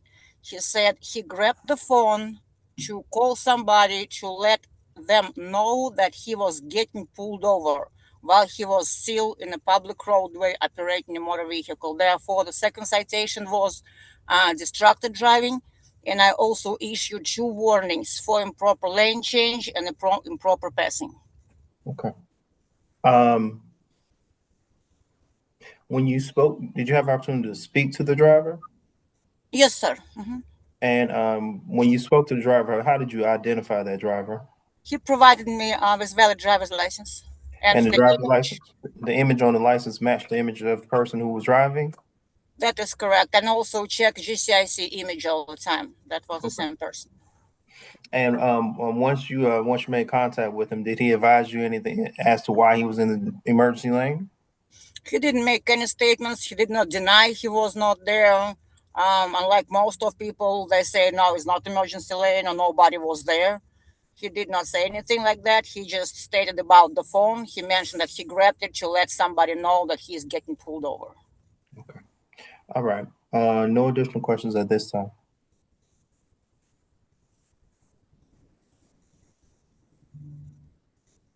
Your Honor, you're on mute. Did you have any questions for Officer Kirilova, Mr. Squires? Yes, actually did. I was wondering, if I'm not, I was wondering, or she said in her testimony, that she was in the Shell gas station. I was wondering, if I'm not mistaken, she said she was facing northbound, but am I? Yeah, am I able to confirm that? Okay, yeah, ask her. Which way were you facing? Yeah, which way were you facing in the Shell gas station?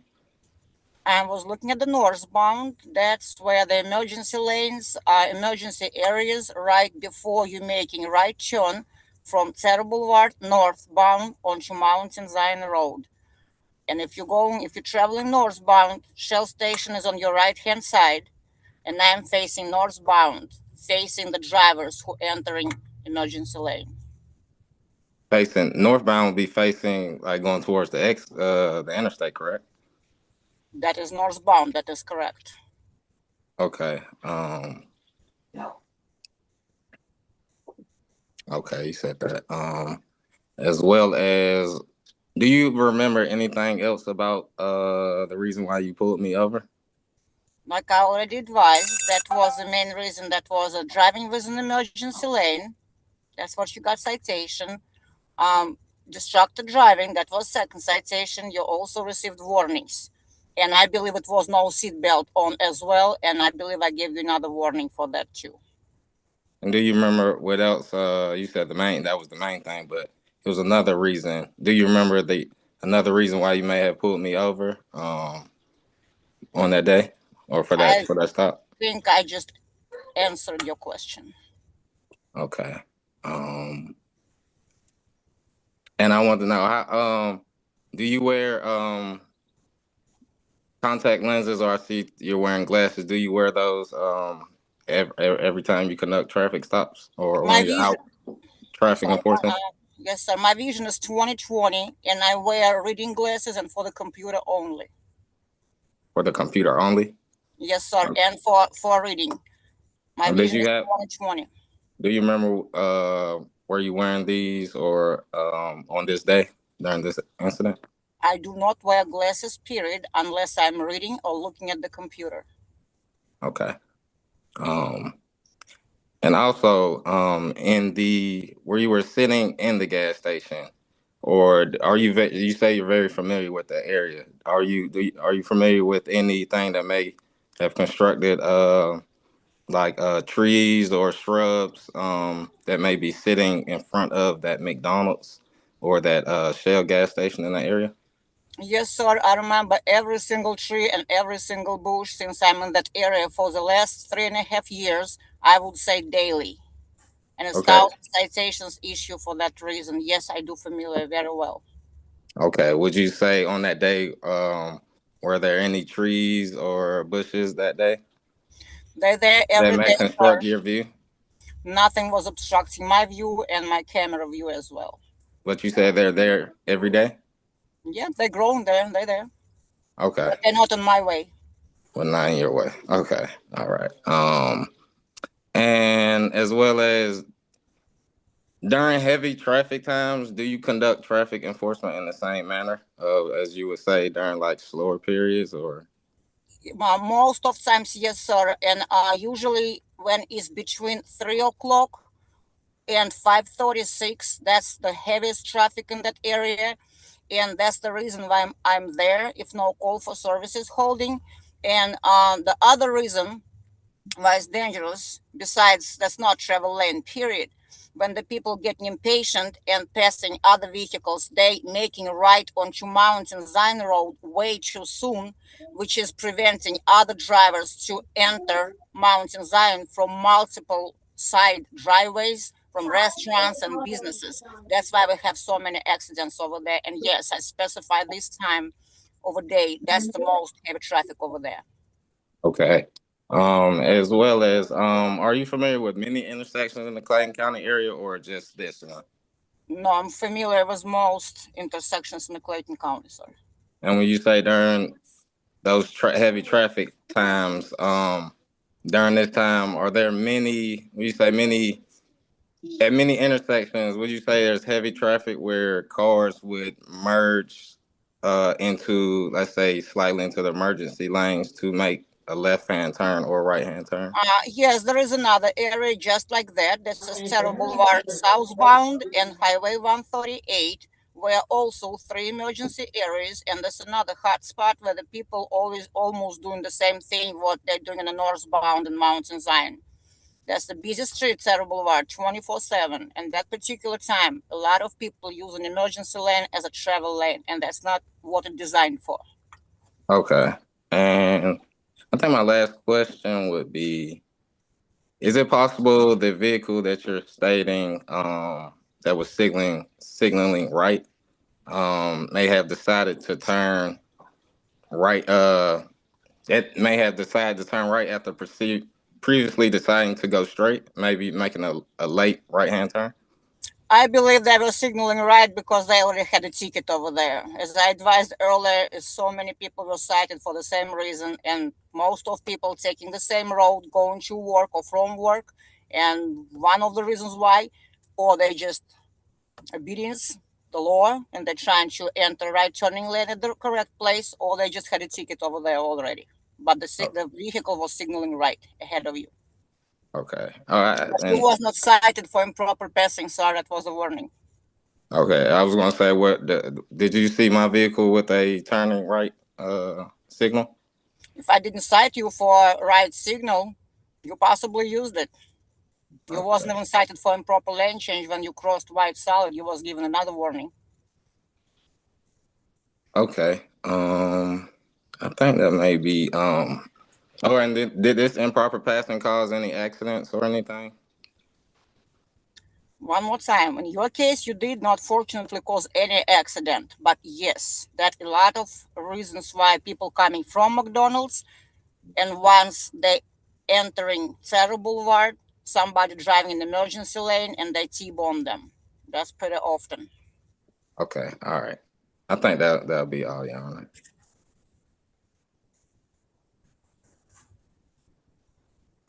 All the questions. You're on mute, Your Honor. Sorry, redirect, Mr. Brooks. None, Your Honor.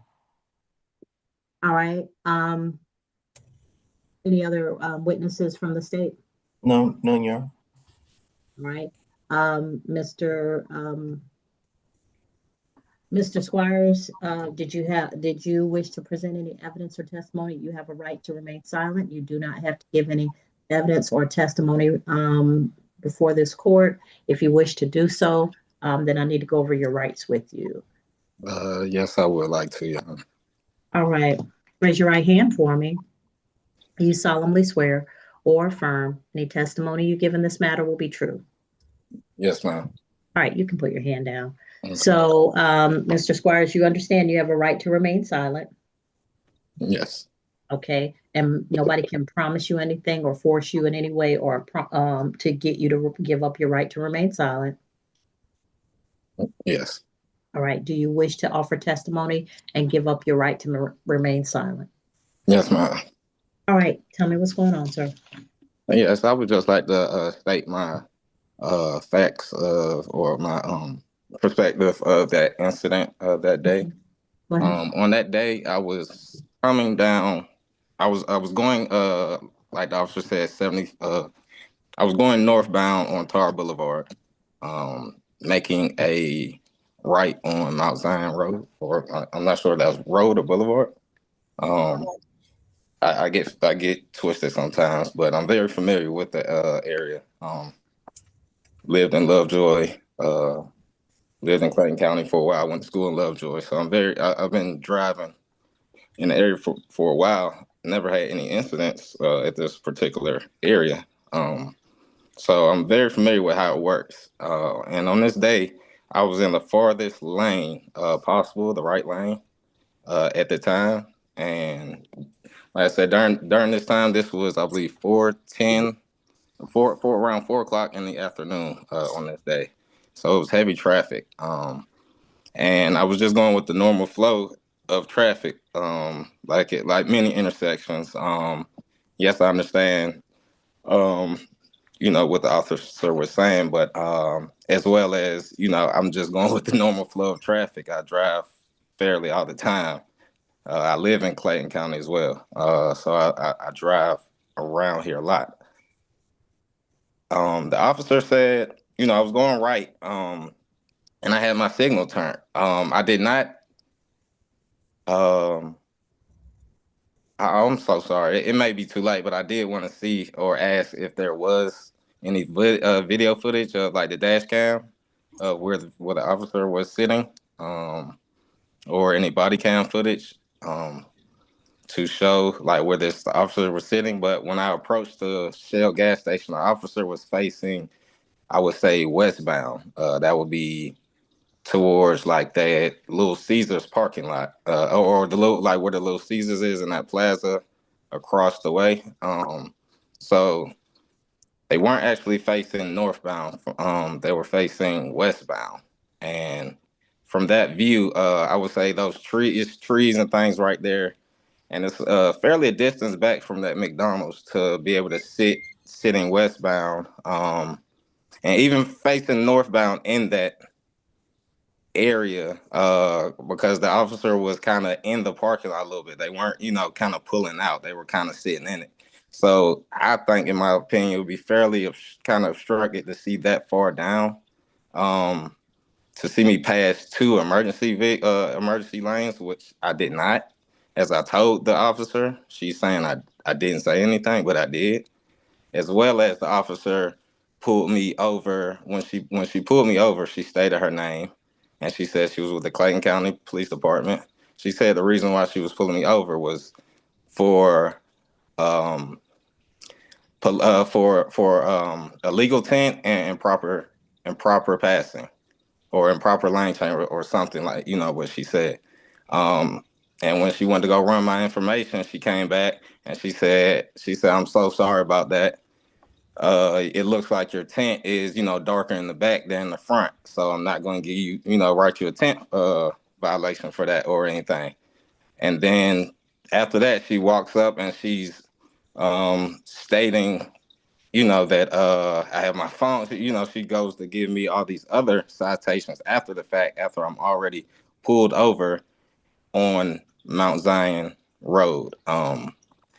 After you pass I believe it's a Sunday, or maybe not a Sundays, but it's a couple restaurants right there, and then it's a first, I believe, the first neighborhood, there's a turnoff. So you have two lanes going eastbound, and then you have a turn lane to go another, which would make it a third lane to go into the apartments. I was pulled over into that third lane, kind of out of the way. I made sure to get over, out of the normal direction of traffic.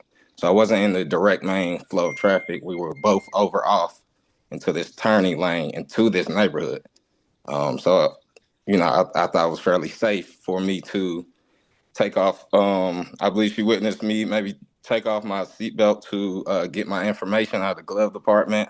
And I had my phone, and then she just walked up saying, "You can't have your phone in your hand." And I've previously recorded the police with my phone in my hand, so I didn't know this was something you couldn't do after already pulled over, parked, and at this point the officer is with me. So this is what happened that day. And that's kind of like the facts that I remember. Okay. Mr. Brooks, did you have any questions for Mr. Squires? Mr.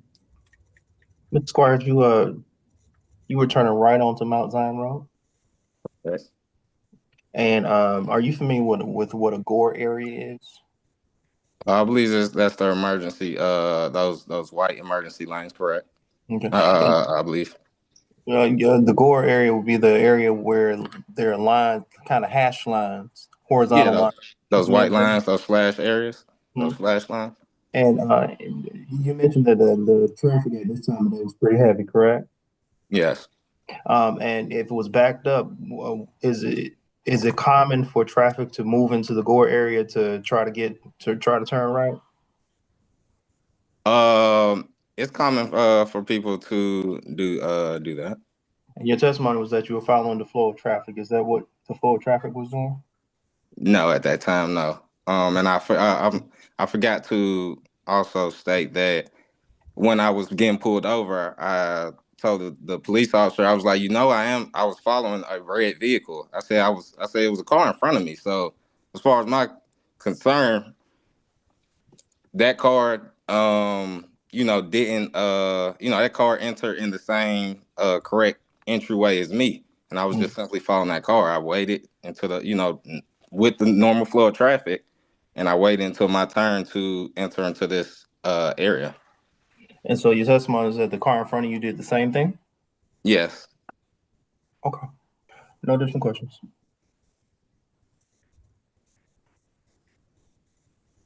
Anything else, Mr. Squires? I believe that is all now. All right. All right. Stay ready for argument. State of reserve, yeah. Okay, Mr. Squires, anything else you need me to know before I make a decision in this case? If you're familiar, or if I could show you what the intersection looks like, if you're not familiar with that, and I'm where. familiar. Okay. Quite fond of the Sunnies. Yep. Okay. All right. All right, Mr. Brooks. Or is there possible to get any footage, or is that not available? Mr. Brooks. They submit, yeah. All right. Mr. As to your question for footage, you have to request that ahead of time. Sometimes they have it, sometimes they don't. But I can't require them to bring any particular thing because each side gets to make their decision about what they want to bring to trial. With respect to the testimony and evidence presented by the court is going to find you guilty of the offense of driving in the emergency lane. The court will find you not guilty of the offense of distracted driving. All right, that'll be a $100 fine. As to the driving in the emergency lane, did you need additional time in which to pay, or did you need just the standard 30 days because you're not at the courthouse? Additional time. You say it again, I'm sorry. I can give you up to 60 days to pay. I usually give 30 days if you're not at the courthourhouse. 60. Okay. All right. What can I, and is what's the appeal process? I can only tell you that you have 30 days from the date of my decision to appeal it. I can't tell you how to do it because that would be giving legal advice and I'm not allowed to do that. Mm-hmm. I can explain procedure, but I can't explain like how to conduct a legal procedure. Mm-hmm. All right, so I'm going to give you 60 days. I'm going to ask if you would send your email address to our deputy clerk, Ms. Willis. Mm-hmm. All right, so do you know how to use the chat function? Chat, I'm on the chat now. Okay, do you see chat? You should see, Ms. Willis may have already sent you something to respond to. You'll see a red circle with a number in it, with a white number in it. You see that? You see anything that says chat? Yeah, I'm clicking on chat. It's showing different messages, but I'm not seeing anything. Okay, You said so Deputy Willis? Yeah, Okay. Deputy Clerk Willis. Yes. Click on her name and then type in your first and last name and your email address.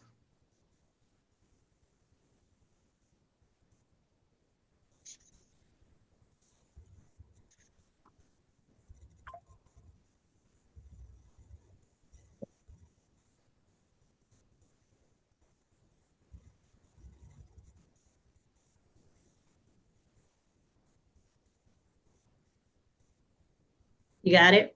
Received, Judge. All right, thank you, Ms. Willis. All right, you're free to go at this time, Mr. Squires. Just remember, if you're going to appeal, that's within 30 days of the court's verdict. Thank you. All righty. So next case is Larry Christopher Tiddle. Come on out, Mr. Tiddle.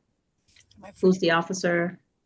It's Officer Aguilar. All right, does Kirilova have anything else?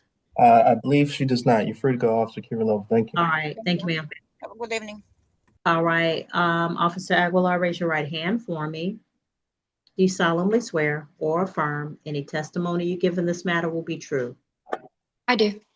All right, so Ms. Aguilar, Officer Aguilar and Mr. Tiddle, y'all are before the court for State of Georgia versus Larry Christopher Tiddle. Officer Aguilar is sworn in. The state's going to begin with that officer. Mr. Tiddle, please remember that you do not have to give any evidence or testimony in this case. You do not have to provide any evidence, but you can ask questions of any witnesses brought by the state and make arguments on your behalf, okay?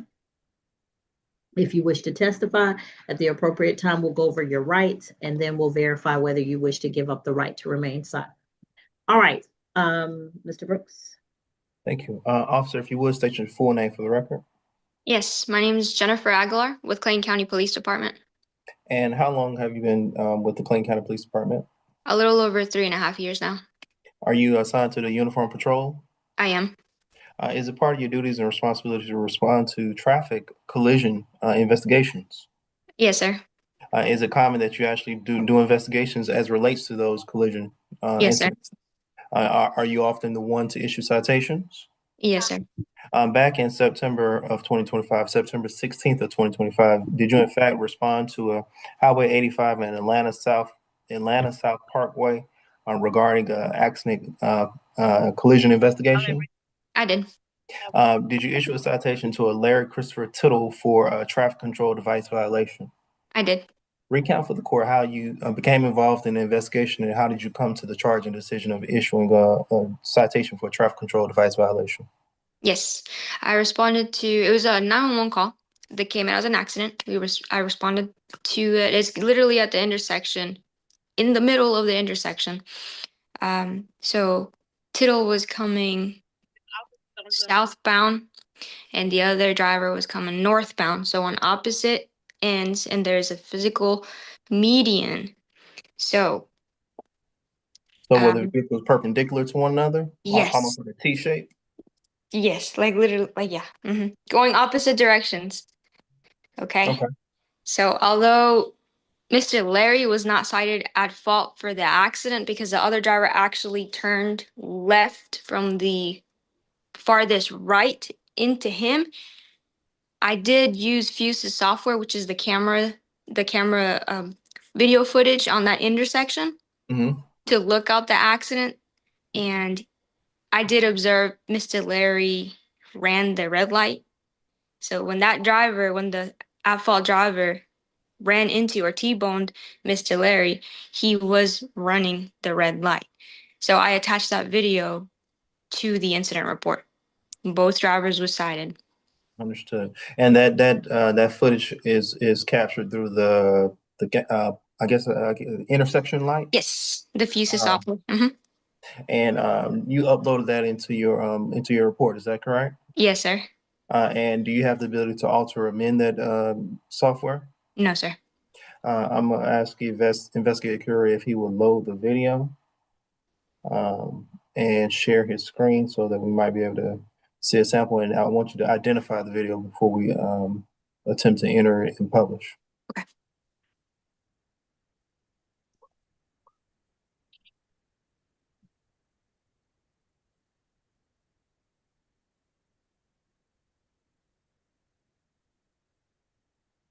Okay. Do you recognize this intersection? Yes, sir. Is this a GDOT pole intersection camera? Yes. What are we looking at as far as the roadway? The roadway where the green light is, what roadway is that? That right there, that's Highway 85. Okay. And that the little crossroad is what? left turn right there where the crosswalk signal is, Mhm. that's Atlanta South. Okay. Coming into the quick trip. All right. So to the bottom right-hand side of the screen, that is Atlanta South. Is that correct? Yes, sir. And the roadway where the green light is on, that is Highway 85. Is that correct? Yes. We're going to show you probably the first 5 to 10 seconds of the video, and then we'll pause. Actually, do 5 seconds, okay? Just pause it. Do you recognize the video? Yes, I do.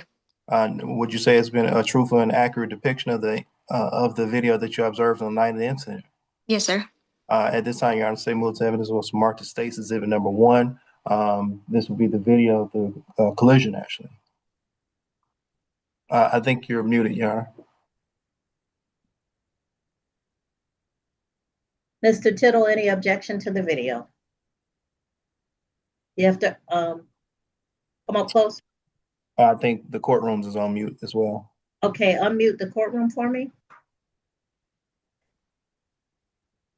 All right. Mr. Tiddle, can you speak up for me? Deputy Castro, can you unmute the Yeah, courtroom? you gotta unmute the courtroom for Mr. Tiddle.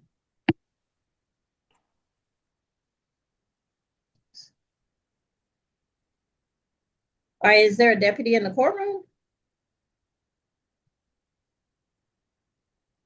You gotta unmute the computer.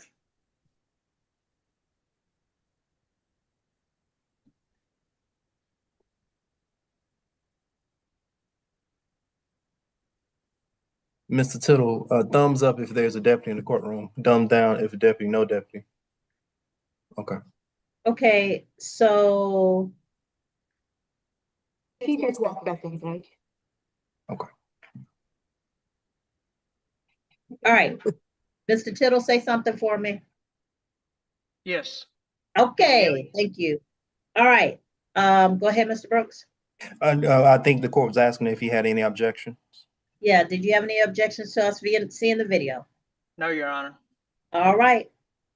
Investigator Curry, if you would start from the beginning of the video and play throughout.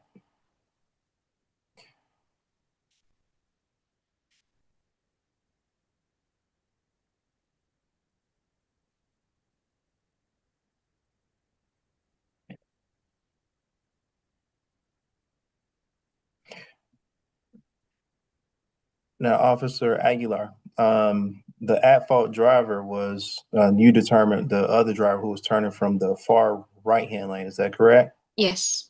But you also made a determination that at the time that Mr. Tiddle entered into the intersection, the light was red, is that correct? That's correct. Investigator Curry, if you would start a video once again. Now, this time, Officer Aguilar, I would like you to narrate what we're watching as we're watching the video. Okay. Okay, thank you. Okay. Oop. Start from the very beginning and please go ahead.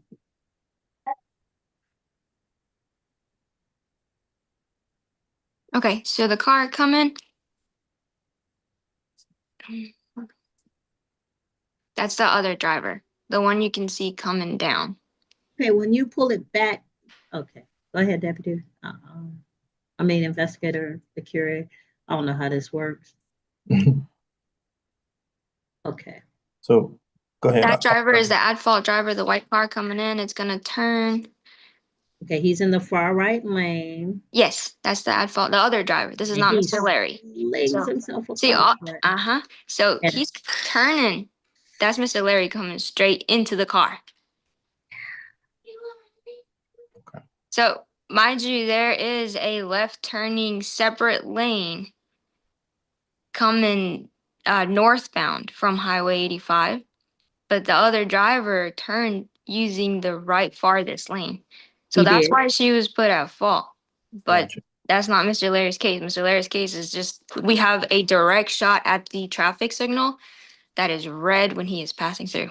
And this vehicle at the bottom left-hand side of the screen where the arrow is, that was Mr. Tiddle's vehicle? Yes. And at the time that it stopped the crossbar, was the light red? Yes. Okay, no additional questions. All right, Mr. Tiddle, did you have any questions for this officer? No, Your Honor. All righty. Did the state have any additional evidence or testimony to present? Not at this time, Your Honor. All right, you can take that down. Investigator Akure.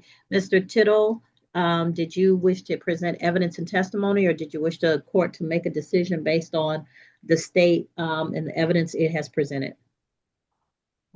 I would just like to make a short statement. I don't want to take much of your time. All right, sir. Raise your right hand for me. You solemnly swear or affirm any testimony you give in this matter will be true? Yes. All right, you can put your hand down, sir. Sir, you understand that you have a right to remain silent. You do not have to give any testimony or evidence. Yes. Do you understand that, sir? Yes, and ma'am. All right, has anybody forced you in any way to make you give this testimony? No, Your Honor. Promised you anything to get you to give this testimony? I couldn't understand. Have they promised you anything to get you to testify? No, Your Honor. All right, sir. Go ahead and tell me what you want me to know. I had just worked a 10-hour shift. I consider myself a very responsible, mature driver. I've had a good driving record for a long period of time, and I didn't feel that it was going to be safe for me to try to stop. The seemed like the light had just turned yellow as I was approaching it. But I may have made a poor judgment. I clearly did judge it wrong. I thought the light was still going to be yellow. Okay. All right. Anything else at this time? Any questions for Mr. Tiddle, Mr. Brooks? None, Your Honor. All right. So, Mr. Brooks, any argument? Statement on the evidence, Your Honor. Okay. So here's the thing. Two things can be true at the same time. what the other person did was horrible, because coming from that far over, it doesn't give anybody who's facing or anybody who is on the roadway an expectation of what that driver is going to do.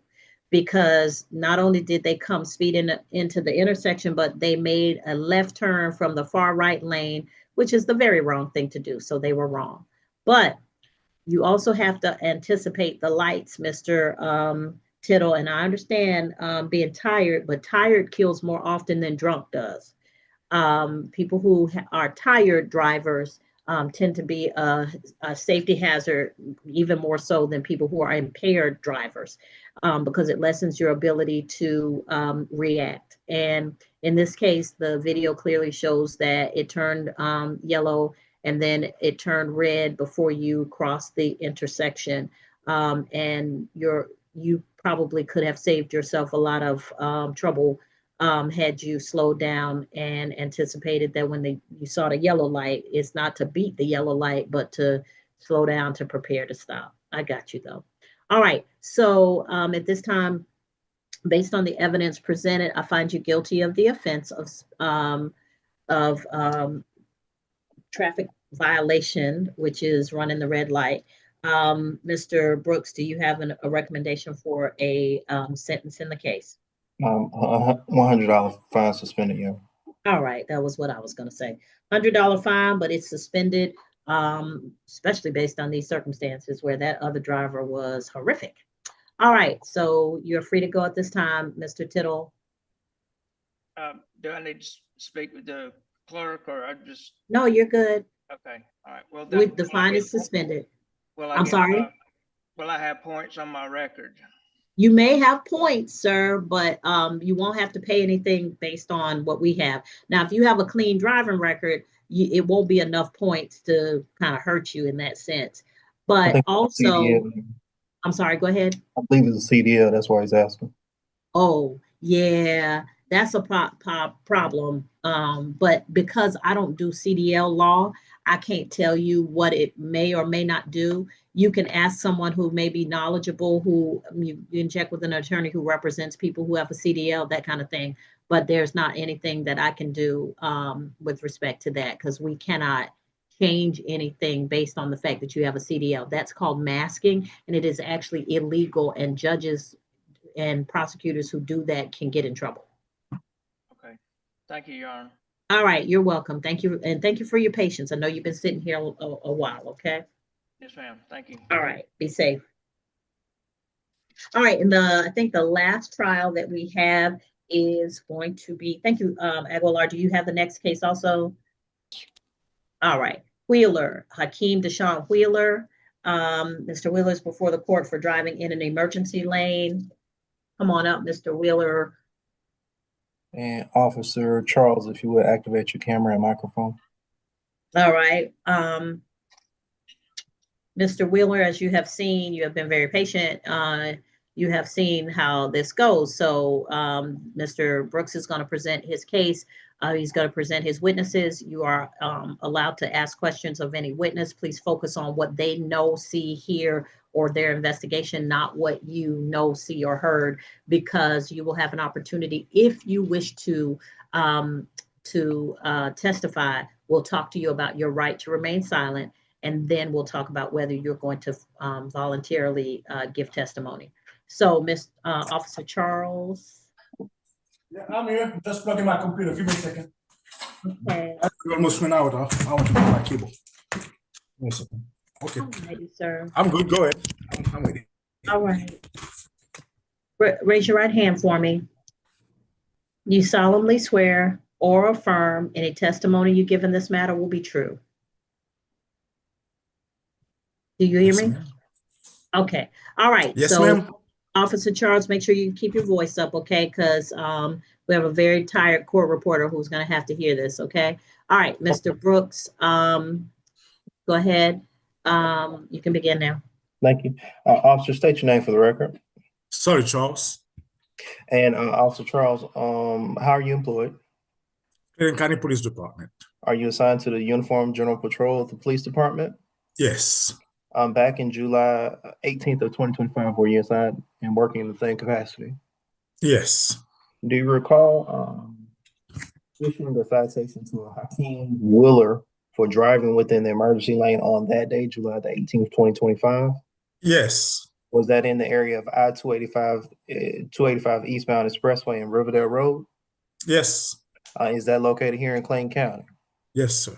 You now on that day, when you encountered Mr. Wheeler, how did you come to identify him? Driver's license. And his driver's license, the image on driver's license matched the person who was driving the vehicle? Yes. Now, I don't know if you can see in the courtroom, but if you can see in the courtroom, the individual in the courtroom, does that appear to be the same person as the individual that you encountered back in July of 2025? I don't see the courtroom yet. Let me move around.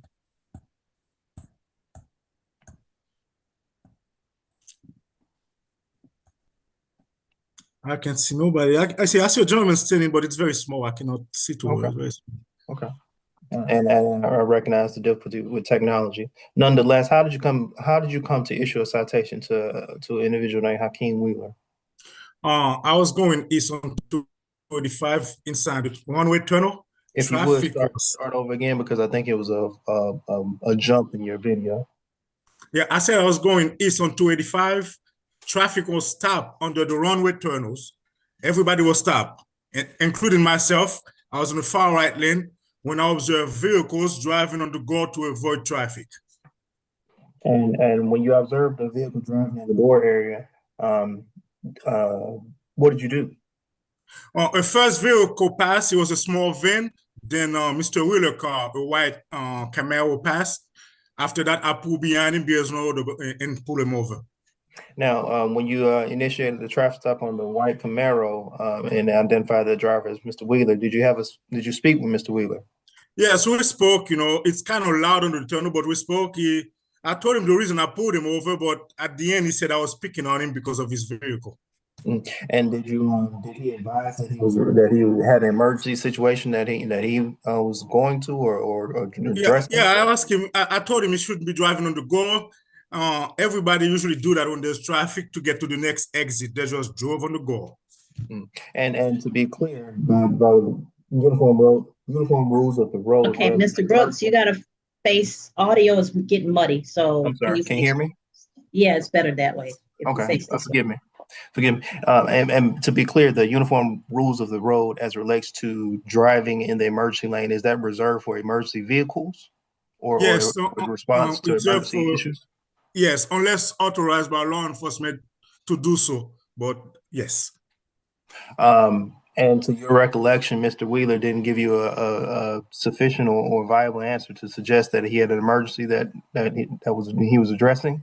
No, I don't recall he said all that. And like I said, it's very loud inside the tunnel. He was kind of, all he said, I was speaking at him because of the car he's driving. I don't know why.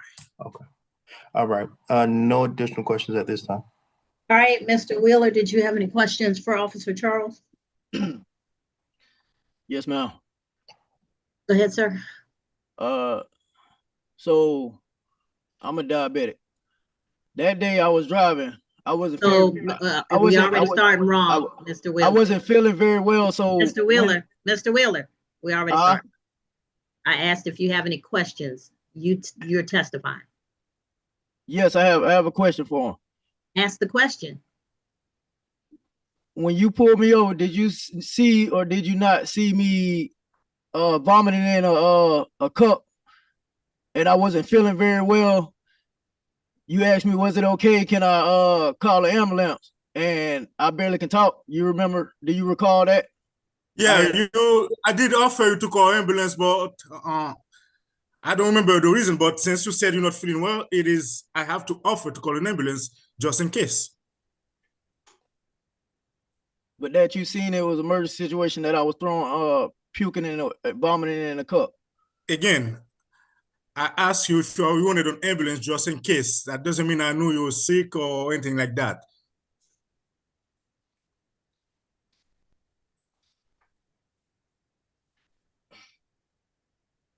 Did you have any other questions, Mr. Wheeler? No, ma'am. All right. Any follow-up, Mr. Brooks? Not for Officer Charles, Your Honor. Okay. Any other witnesses? None from the state, Your Honor. All right, Mr. Wheeler, do you wish the court to make a decision based on the testimony that's already been given, or do you wish to waive your right to remain silent and give testimony in this case? I want to waive my right, but I still want to make a statement that Okay, hold on, Well, I sir. did Hold on, sir. If you want to testify, you got to give up the right. Okay, right I to give remain I give it the silent. right. I give it the right. Raise your right hand for me. We solemnly swear or affirm any testimony you give in this matter will be true. Yes. You put your hand down. Are you freely and voluntarily giving up the right to remain silent and telling me what happened? Yes. All right. Go ahead, sir.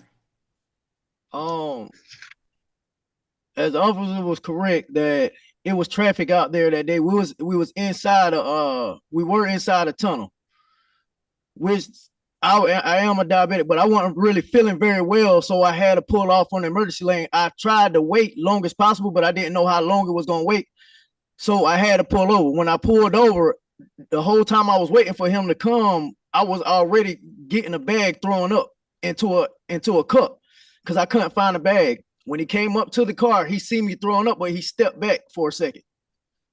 He asked me, "Was all right?" I told him I don't feel very well. He asked, "Can he call a paramedic?" I just said I needed to sit for a while. He stated that he pulled me over, that I came around, another vehicle passed. He said he jumped behind my vehicle. He pulled my vehicle because my vehicle was the one he can get a hold to because the other one already was going down, further down. So then he also had pulled me over. He said, when he pulled me over, he said, I'm getting you because I can't see behind your rear view window because the tint's too dark. Which state that I don't have no tint on my car anymore. But I did have tint. But I had to cover my hand. I was just kind of waiting for him to finish writing the citation so I could kind of go because I wasn't really feeling too good. I was trying to hurry up and get off of the road. But through that tunnel, I know usually you probably can pull over like if you got a flat tire or something like that. So I don't really know the rules like once you get out of the tunnel or in the tunnel, but I had to pull over in the tunnel because that's the closest I could find. It was enough space. Like it wasn't messing up. Like if it was a paramedic coming through, I could have, blocked their side, but I couldn't get out of that tunnel. I was already shaking and throwing up. So I had to pull over. I had to pull out and pull over. All right, Mr. Brooks. Mr. Wheeler, your testimony is that you pulled into the emergency lane because you were ill? Yes. Okay. But you were driving in the emergency lane. You didn't pull over to stop, correct? No, I pulled out and then pulled up. His car was I was right here behind his car. He was in traffic. He was in traffic with me also. Mm-hmm. So when I pulled out, it was a car that already flew past. But when I pulled out from behind him, I still had to pull out to come to a complete stop. Mm-hmm. He pulled out behind me. You're a commercial driver, correct? Yes. Yes, sir. And to be a commercial driver, you have to have a medical certification. Is that right? Yes, you have to have a medical certification. And I have a medical certification, which instead of a 2-year medical card, I had to get one once a year. Okay. And you referenced that that this medical emergency or this medical situation was one in which you just needed to get off the road, correct? Yes, sir. Like I wasn't really feeling very well, but they state even when you're a truck driver, even if you sleepy at the time, like us as truck drivers, they also state that also. Like if you're tired, pull over safely. If you don't feel good, pull over safely. Sometimes they tell you to pull over to the side of the road and fall asleep, which could be dangerous. And now, to be clear, you didn't pull over to pull off the road. You pulled over to get off the road. You was trying to get to the exit, correct? No, I was nowhere near the exit. I tried to pull over on the side of the road so I can get myself together. But once he got behind me, I didn't even have time to talk because I was already throwing up into a cup, and I had a cup in my hand, but I'm not gonna ask for the body cam. I mean, if he want to use it to see if that's what that it showed on there, but I was still puking him in the cup. That's why he stepped back from the car a little bit. Okay. Okay.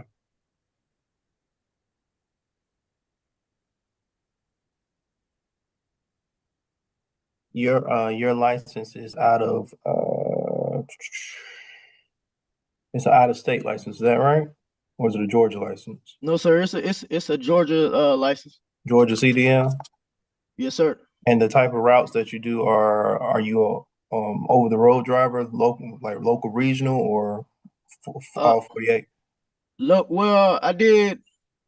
Let me drive my 8 years, so I did them all. But at this moment, well, in the moment of 2025, that was being a local driver. Okay. Okay. Okay. All right. As you were having this medical situation, did you advise the officer to call an ambulance for you? No, he advised when he seen me vomiting in the cup. He advised. He did say that. He said do he need me to call a paramedic? And did you say yes? I just said I needed to get myself together. Okay. All right. No additional questions. All right. Anything else at this time, Mr. Wheeler? No, ma'am. Anything else at this time from the state? No, ma'am. All right.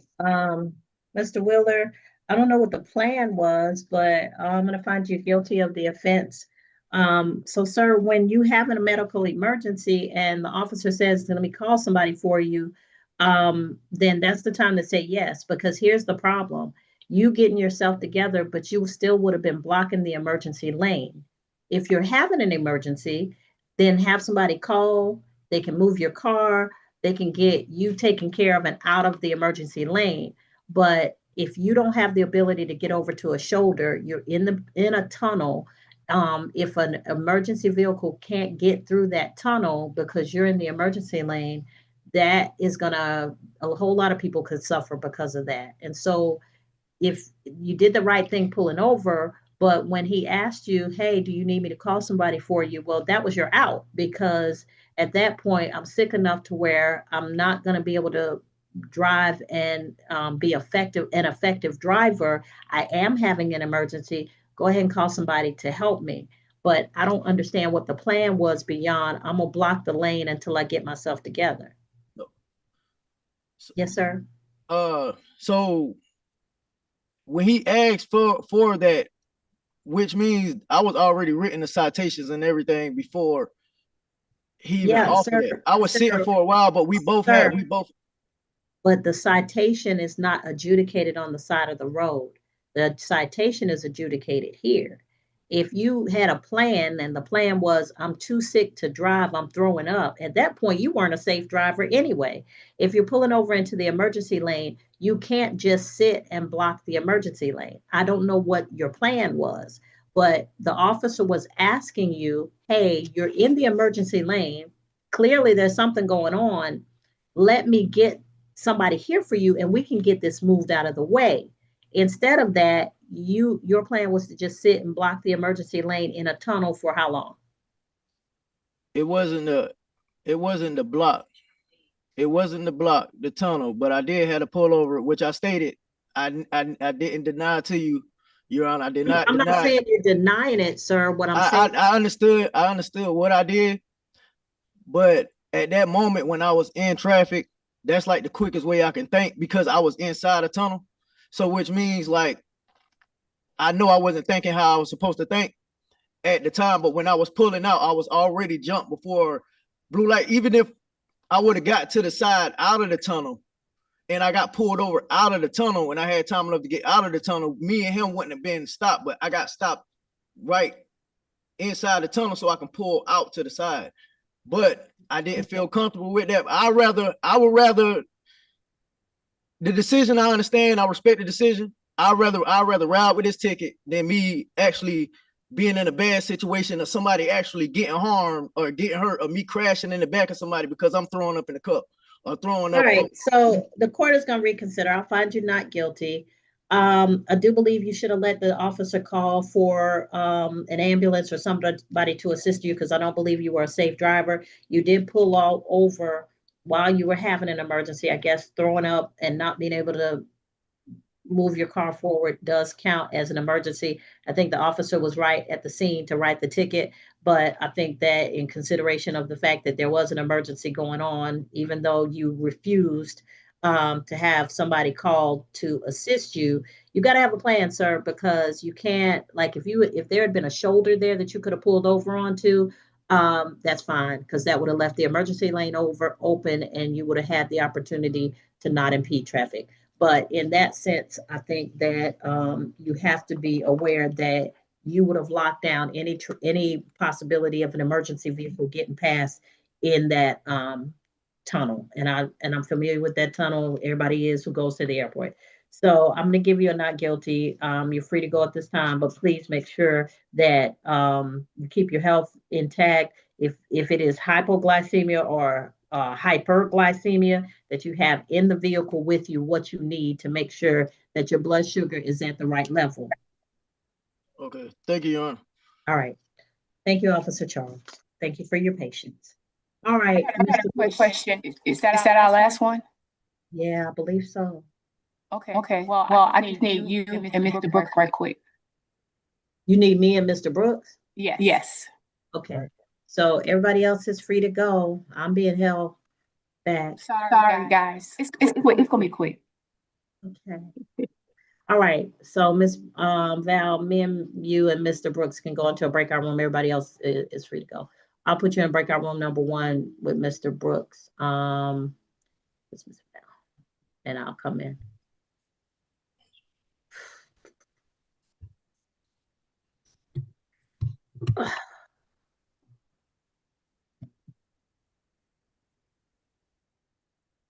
All right, Miss Val, I'll see you in breakout room number 1.